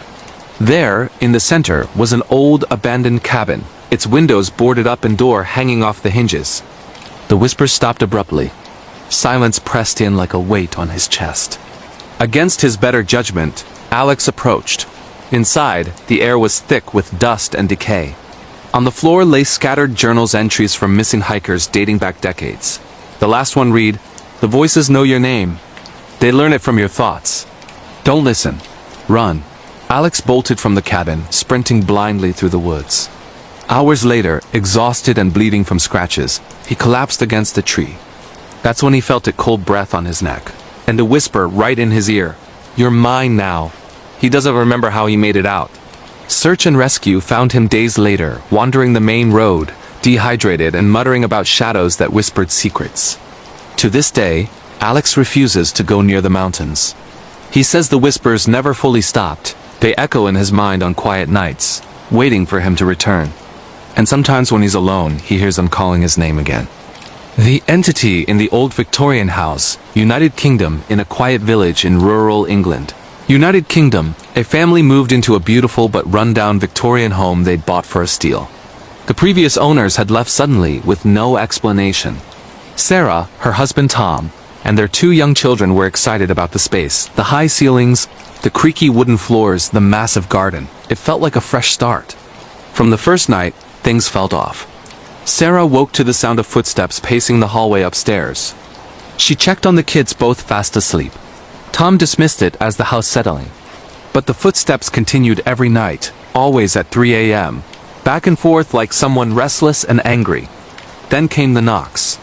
3 sharp raps on the bedroom door, or the walls, or even the headboard. No one there when they'd opened the door. The children started complaining of a tall shadow man standing at the foot of their beds, watching them sleep. Sarah found handprints on the fogged-up bathroom mirror after shower prints too large to be any of theirs. One evening, while cooking dinner, Sarah heard laughter, childish giggles echoing from the attic. She climbed the pull-down ladder with a flashlight, heart pounding. The attic was empty, coated in dust. But in the corner, she found an old doll, its porcelain face cracked, eyes staring blankly. As she picked it up, the giggles turned to cries and the temperature plummeted. Something shoved her from behind, hard enough to send her tumbling down the ladder. Tom found her bruised and shaking. That night, the activity exploded. Doors slammed throughout the house, objects flew off shelves. The children screamed as their toys animated on their own, marching across the floor. In the master bedroom, the mirror frosted over, and words appeared. "Get out." Desperate, they contacted a local historian. The house had a dark past. A Victorian-era doctor who lived there conducted illegal experiments in the attic on orphaned children. Many died, their bodies hidden in the walls. The tall shadow man matched descriptions of the doctor himself, said to wander eternally, seeking new subjects. The family fled the next day, leaving everything behind. Neighbors report lights flickering in the empty house to this day, and faint cries from the attic on windy nights. No one has lived there since. Some say the entity is still waiting for its next family to play with. The vanishing hitchhiker on the outback road, Australia. In the vast, empty stretches of the Australian outback, truck driver Mike was hauling a load across the Nullarbor Plain late one night.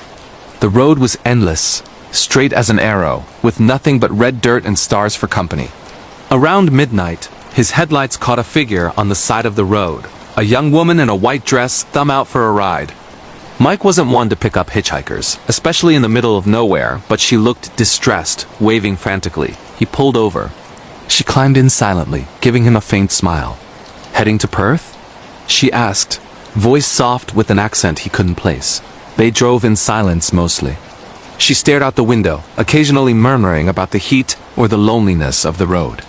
Mike tried small talk where she was from. Why out here alone? But she deflected, saying she'd had car trouble miles back. Hours passed. As dawn approached, Mike glanced over, and the seat was empty. No sign of her. The door hadn't opened. Panicking, he slammed on the brakes and searched the cab. Nothing. Just her faint perfume lingering in the air. Shaken, he drove to the next roadhouse and asked if anyone had seen a woman matching her description. The old bartender nodded grimly. "Mate, you've seen the ghost of the Nullarbor. Young lass died out here in the 70s. Car broke down. Heat stroke got her before help came. She hitches rides, vanishes when you get close to town. Harmless, mostly. But some say she warns of dangers ahead." Mike checked his log right where she'd gotten in. There was a massive pothole he'd somehow avoided in the dark. Locals say she's still out there, thumbing rides on moonless nights, guiding lost drivers, or perhaps luring them to join her in the endless red dust. These are just a few of the most terrifying true scary stories out there. If this video gave you chills, smash that like button. It helps more horror fans find these real paranormal nightmares. Subscribe for more disturbing true horror stories every week and comment your country below. What's the scariest thing that's ever happened to you? Share your own true scary story. I might feature it next. Stay safe out there. And keep the lights on. The Cursed Doll of Hokkaido, Japan. In the snowy northern island of Hokkaido, Japan, a young woman named Mia inherited an old family home from her grandmother who had passed away suddenly. The house was a traditional wooden structure, isolated in a quiet village surrounded by endless forests and mountains. Mia, living in Tokyo, decided to spend a few weeks there to sort through her grandmother's belongings and decide whether to sell the property. The first few days were peaceful. She went through old photos, clothes, and trinkets, reminiscing about childhood visits. But in the attic, wrapped in faded cloth, she found something unusual, an antique Okappa doll with long black hair, pale porcelain skin, and eyes that seemed to follow her movements. Her grandmother's note attached to it read, "Do not cut her hair. She grows it herself." Mia laughed it off as superstition and placed the doll on a shelf in the guest room. That night, she woke to a strange sound like soft footsteps in the hallway. She checked the house, but everything was locked and silent. The next morning, she noticed the doll's hair looked slightly longer, brushing past its shoulders now. Over the days, the hair grew rapidly. Mia measured it inches overnight. She tried trimming it, but the scissors dulled instantly, and that night she heard whispering from the guest room. A child's voice saying, "Why did you hurt me?" Terrified, Mia researched the doll.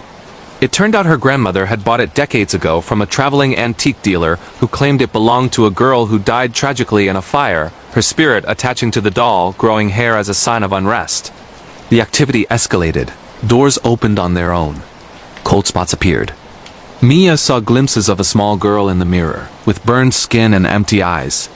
One night, the doll was sitting on her bed when she woke up, hair now reaching the floor, wrapping around her legs like vines. Mia fled the house in the middle of the night, driving through the blizzard to the nearest town. She never returned. The house was sold, but the new owners reported the same thing, the doll's hair growing endlessly, and a child's laughter echoing at night. Locals say the spirit is still trapped, waiting for someone to care for her properly, or suffer her wrath. The Phantom Subway Rider, South Korea. In the bustling underground world of Seoul's subway system, South Korea, a late-night commuter named Ji-hoon often took the last train home after long shifts at his office job. The subways in Seoul run deep and vast, with stories of ghosts from the city's turbulent history lingering in the tunnels. One rainy evening around midnight, Ji-hoon boarded an empty train on Line 2. He sat down, exhausted, scrolling through his phone. At the next stop, a woman in a white hanbok traditional Korean dress entered the car and sat across from him. She was beautiful but pale, with long hair covering her face, staring at the floor. Ji-hoon felt uneasy, but said nothing. The train rattled on, stopping at empty stations. The woman didn't move. Finally, at his stop, he stood to leave, but she suddenly looked up. Her face was blank. No eyes, just smooth skin. Ji-hoon froze as she whispered, "This isn't your stop. Stay with me." He bolted out the doors just as they closed. Heart racing, he looked back. The woman was gone. Shaken, he told his coworkers the next day. They recognized the description. The ghost of a woman who jumped onto the tracks decades ago during the Japanese occupation. Her body never fully recovered, doomed to ride the trains forever, luring lonely passengers to join her. Ji-hoon avoided late trains after that. But sometimes, on crowded days, he swears he feels a cold hand brush his, or sees a figure in white in the reflection of the window, waiting for him to ride alone again. The Black Forest Watcher, Germany. Deep in the ancient Black Forest of southwestern Germany, a group of friends went camping in a remote area, known for its dense trees and old folklore. Legends speak of woodland spirits and disappearances dating back centuries. Lena and her 3 friends hiked in, setting up tents near a clearing. The first night was fun, campfire stories, laughter. But around 3 a.m., Lena woke to rustling outside her tent. She peeked out. Nothing but shadows. Then she heard a low, guttural growl, like a mix between a wolf and a human. The next day, they found strange footprints around the camp, large, barefoot, with elongated toes. That evening, as they sat by the fire, they saw eyes glowing in the tree line. Tall figure, over 7 feet, watching silently. It didn't approach, just observed. Panic set in when one friend, Marcus, wandered off to relieve himself and didn't return. They searched with flashlights, calling his name. Hours later, they found him sitting against a tree, pale and muttering, "It knows our names." It whispered them. Marcus described a creature tall, hairy, with antlers like a stag, speaking in an ancient dialect, warning them to leave or become part of the forest.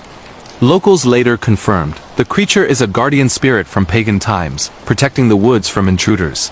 Those who ignore the warnings vanish, their bodies never found. The group fled at dawn. Marcus recovered but never camped again. Hikers still report being watched in the Black Forest, feeling eyes on them, waiting for the next mistake. The Weeping Woman of Guanajuato, Mexico.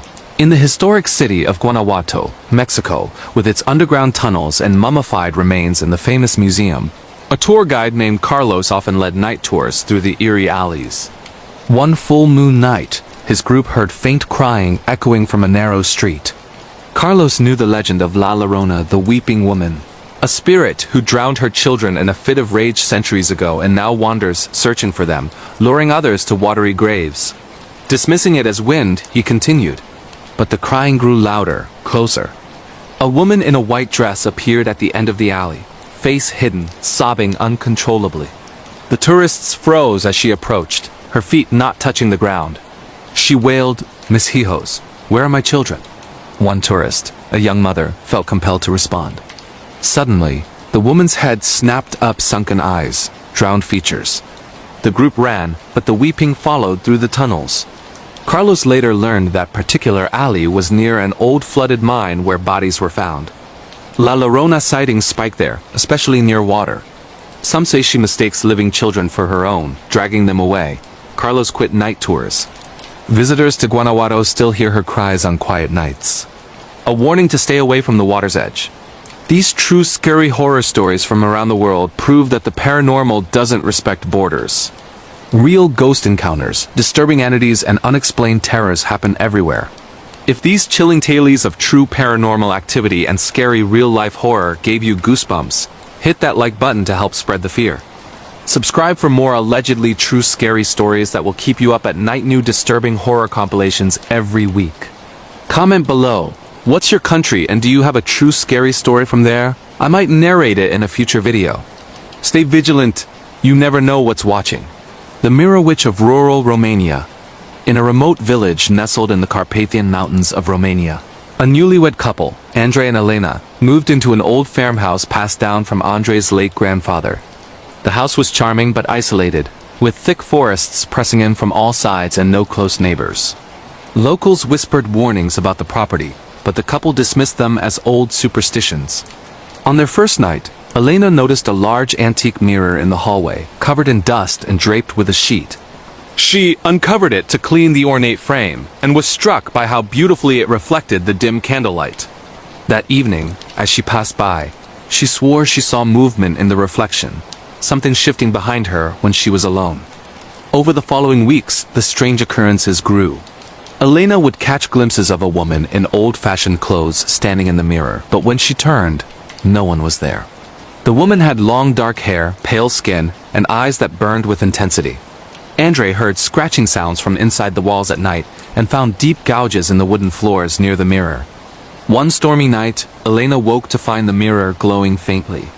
The woman inside was clearer now, mouthing words Elena couldn't hear. Compelled, she approached and touched the glass. It felt ice cold. Suddenly, the woman smiled, a horrible wide grin, and reached out as if to pull Elena in. Elena jerked back, screaming, and the mirror cracked from top to bottom. Andrei rushed in and demanded they cover it again. But the damage was done. From that night on, the woman appeared outside the mirror in doorways, at windows, always watching. Villagers later explained the legend. Centuries ago, a witch was executed in that house for practicing dark magic. Before dying, she cursed her soul into the mirror, waiting for someone vain enough to uncover it and make eye contact. Once seen, she begins to trade places, stealing your reflection bit by bit until you become trapped inside, and she walks free. Elena's reflection started fading first, her smile disappeared, then her eyes grew hollow. In desperation, they smashed the mirror. Shards flew everywhere, and in each piece the witch screamed. They burned the fragments in the yard, but locals say on foggy nights, you can still see a woman wandering the roads near that farmhouse, searching for a new mirror to call home. The silent children of rural Canada. In the frozen wilderness of northern Ontario, Canada, a park ranger named Sarah patrolled a vast provincial park during the harsh winter months. The area was known for its brutal cold and stories of lost trappers from centuries past. One February evening during a routine snowmobile patrol, Sarah spotted small footprints leading off the main trail into deep snow-bare feet, impossibly small, like those of children. Concerned for lost hikers, she followed them for miles until they abruptly stopped at the edge of a frozen lake. As she scanned the ice with her spotlight, she saw them. 3 children standing perfectly still in the middle of the lake, dressed in outdated winter clothes from the 1800s, faces pale and expressionless. They didn't wave or call for help, just stared directly at her. Sarah radioed for backup and approached cautiously on foot. The closer she got, the colder it became, far below the already freezing temperatures. Her breath froze instantly, and her radio crackled with static. The children never blinked. When she was 20 feet away, they turned in unison and walked straight across the lake toward the opposite shore, their feet making no sound on the snow-covered ice. Sarah followed, but the lake was massive. By the time she reached the far side, the footprints had vanished, as if they'd never been there. Exhausted, she set up camp for the night in a ranger cabin nearby. Around midnight, she heard soft knocking on the door, 3 gentle taps. Pause. 3 taps again. She opened the door with her rifle ready. Nothing. But frost had formed on the inside of the windows in the shape of small handprints. Park records later revealed that in 1873, 3 settler children wandered onto thin ice during an early thaw and fell through. Their bodies never recovered. Rangers and locals report seeing them during heavy snowstorms, silent, staring, leading people deeper into the wilderness. Sarah resigned shortly after. She says the worst part wasn't seeing them, it was realizing they never made a single sound. Not once. The Red Room of Bangkok, Thailand. In the crowded neon-lit streets of Bangkok, Thailand, an American backpacker named Jake checked into a cheap guest house in a lesser-known district to save money during his solo travels. The room was small, clean enough, but painted entirely in deep crimson, including the walls, ceiling, and even the bed sheets. The owner, an elderly woman, warned him in broken English, "Room red, no stay long." Bad dreams! Jake laughed it off and crashed hard after a long day exploring temples. That night, he woke suddenly to the feeling of being watched. The room seemed darker than it should, despite the city glow leaking through the curtains. He heard faint breathing, not his own, coming from the corner. Turning on the light revealed nothing, but the air felt heavy, oppressive. Over the next nights, the dreams began. Vivid nightmares of being trapped in an endless red void, with shadowy figures pressing against invisible walls, trying to get in or pull him out. He'd wake drenched in sweat, throat raw from screaming in his sleep. On the 4th night, Jake woke to find writing on the wall in what looked like dry blood. "You see me now." The letters dripped slowly downward. Terrified, he packed to leave immediately. As he opened the door, he glanced back and saw himself still lying in bed, eyes open, staring at the ceiling with a wide, unnatural smile. He slammed the door and ran to the lobby. The owner wasn't surprised. She explained that decades ago, the room was used during a violent period in the city's history for interrogations. Victims were kept there until they broke. Many took their own lives. The red paint was added later to cover bloodstains that kept bleeding through no matter how many times they repainted.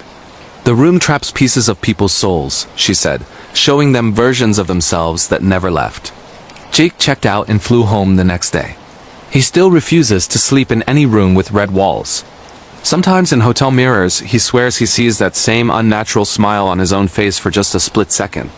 These international true scary horror stories remind us that real paranormal encounters and disturbing ghost sightings happen all over the globe, from haunted forests to cursed objects and vengeful spirits. The world is full of allegedly true horror that defies explanation. If these chilling real-life scary stories left you checking over your shoulder, smash that like button and share with a friend who needs a good scare. Subscribe and hit the bell for more terrifying true horror compilations.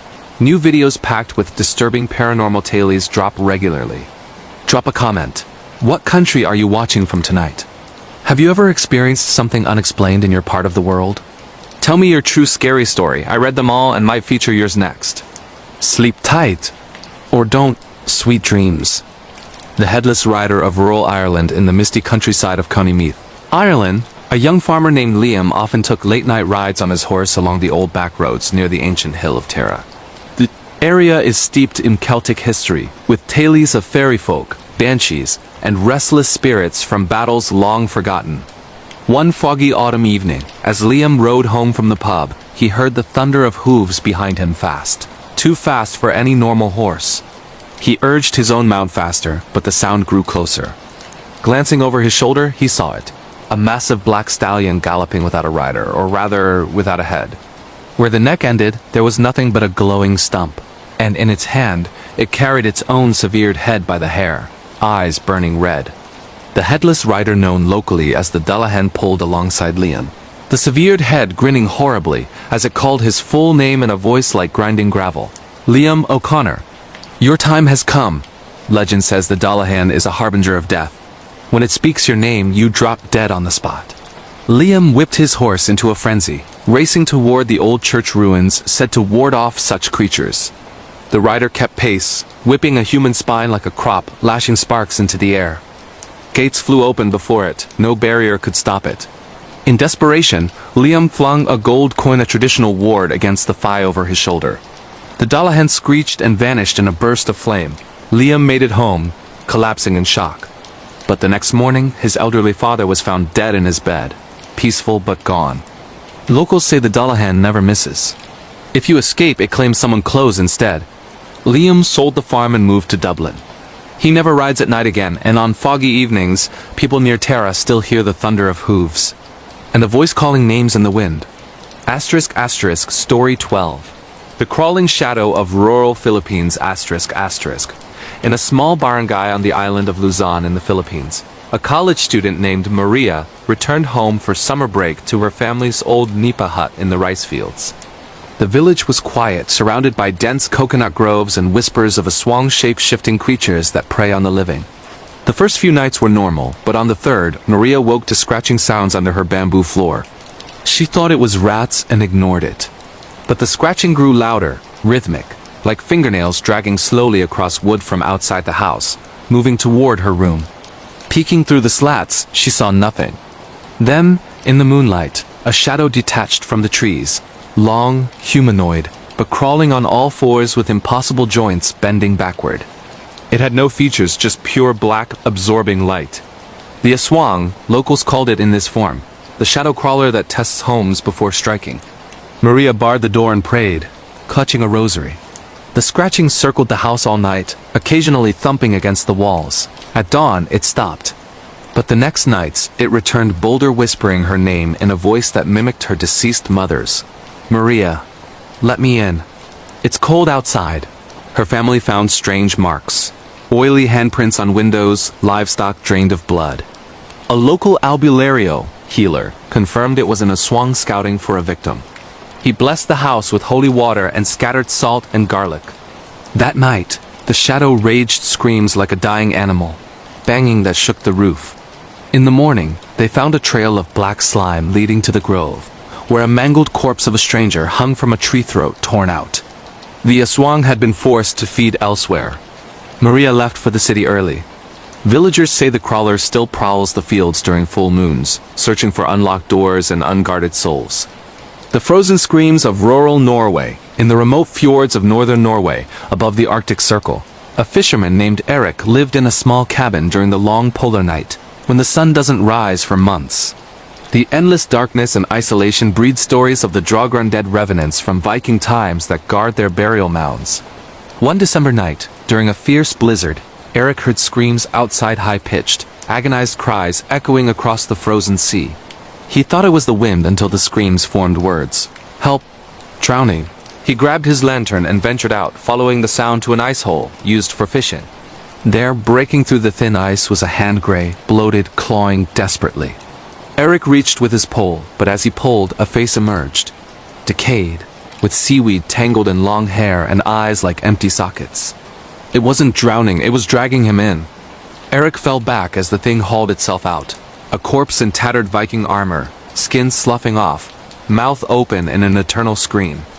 The Draugr, awakened by the extreme cold. It lurched toward him, leaving frozen footprints that smoked in the snow. He ran to his cabin and barred the door, piling furniture against it. All night, the screams continued, now mixed with pounding and scratching. In the morning light, weak as it was, the creature was gone. But Eric's boat was smashed, and deep claw marks scarred the door. Old records from the area describe similar attacks. Draugr rising in deep winter to claim the living for company in their graves. Eric moved south after that season. During polar nights, locals near ancient mounds still hear frozen screams on the wind, calling for help that no one should answer. The phone call from the grave, Brazil. In the sprawling city of São Paulo, Brazil, a woman named Ana lost her best friend Carla in a tragic car accident. Devastated, Ana kept Carla's old phone number active, sometimes texting it just to feel connected. One rainy night, weeks after the funeral, Ana's phone rang at 3 a.m. The caller ID showed Carla's name. Heart pounding, she answered. Static crackled, then a faint voice. Ana, it's so dark here. Why did you leave me?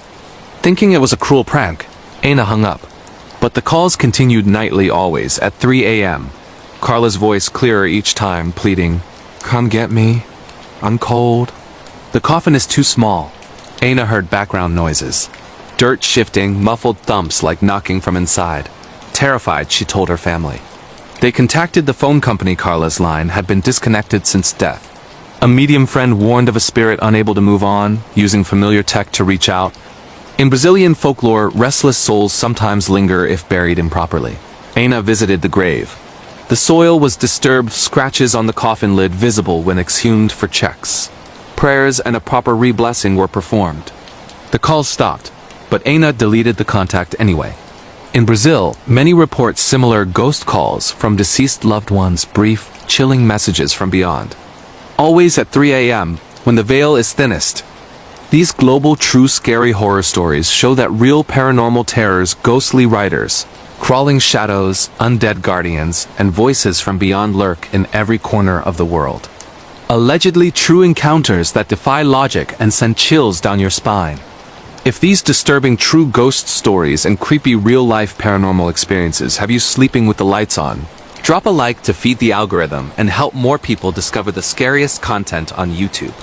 Subscribe right now for weekly doses of terrifying true horror. New compilations of allegedly true scary stories that you won't find anywhere else. Comment your country and if you've ever had a brush with the supernatural. Your true scary story could be narrated in the next video. Keep safe, and whatever you do, don't answer unknown calls at 3 a.m. The Lady in the Lavender Field, France, and the rolling hills of Provence, France, famous for its endless purple lavender fields. A photographer named Claire spent summers capturing the beauty of the blooms for her portfolio.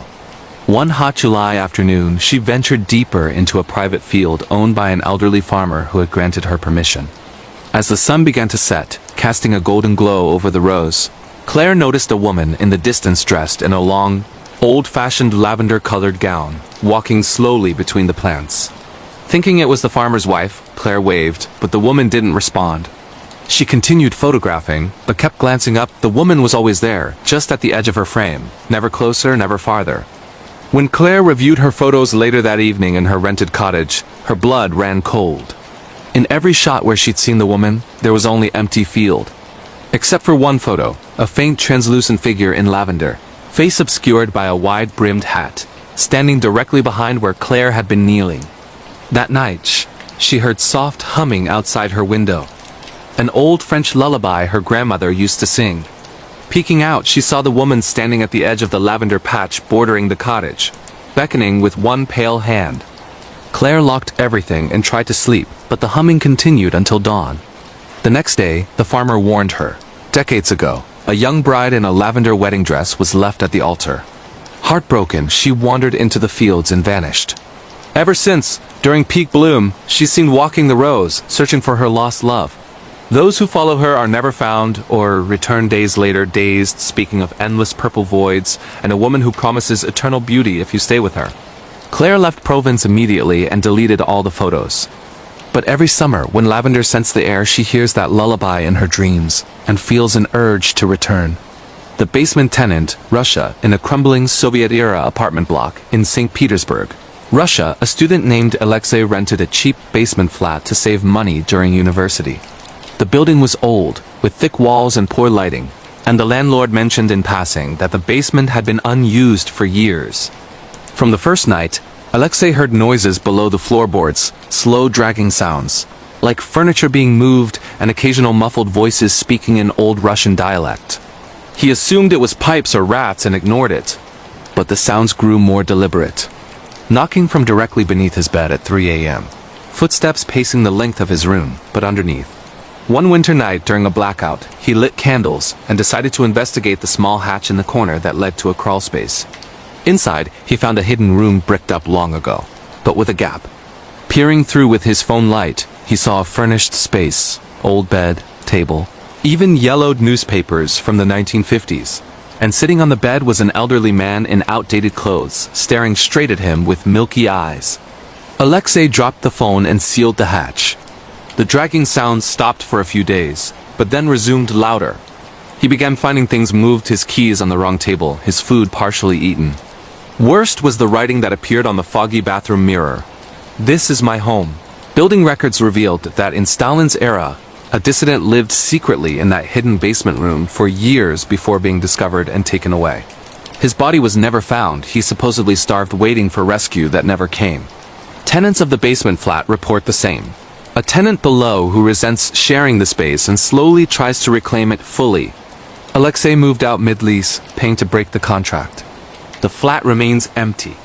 Neighbors say on cold nights, they hear two sets of footsteps, now one above, one below.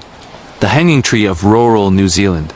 On a sheep farm in the South Island of New Zealand, a young couple, Emma and Tom, bought an old property with sprawling fields and a massive ancient tree in the center, its thick branches perfect for shade.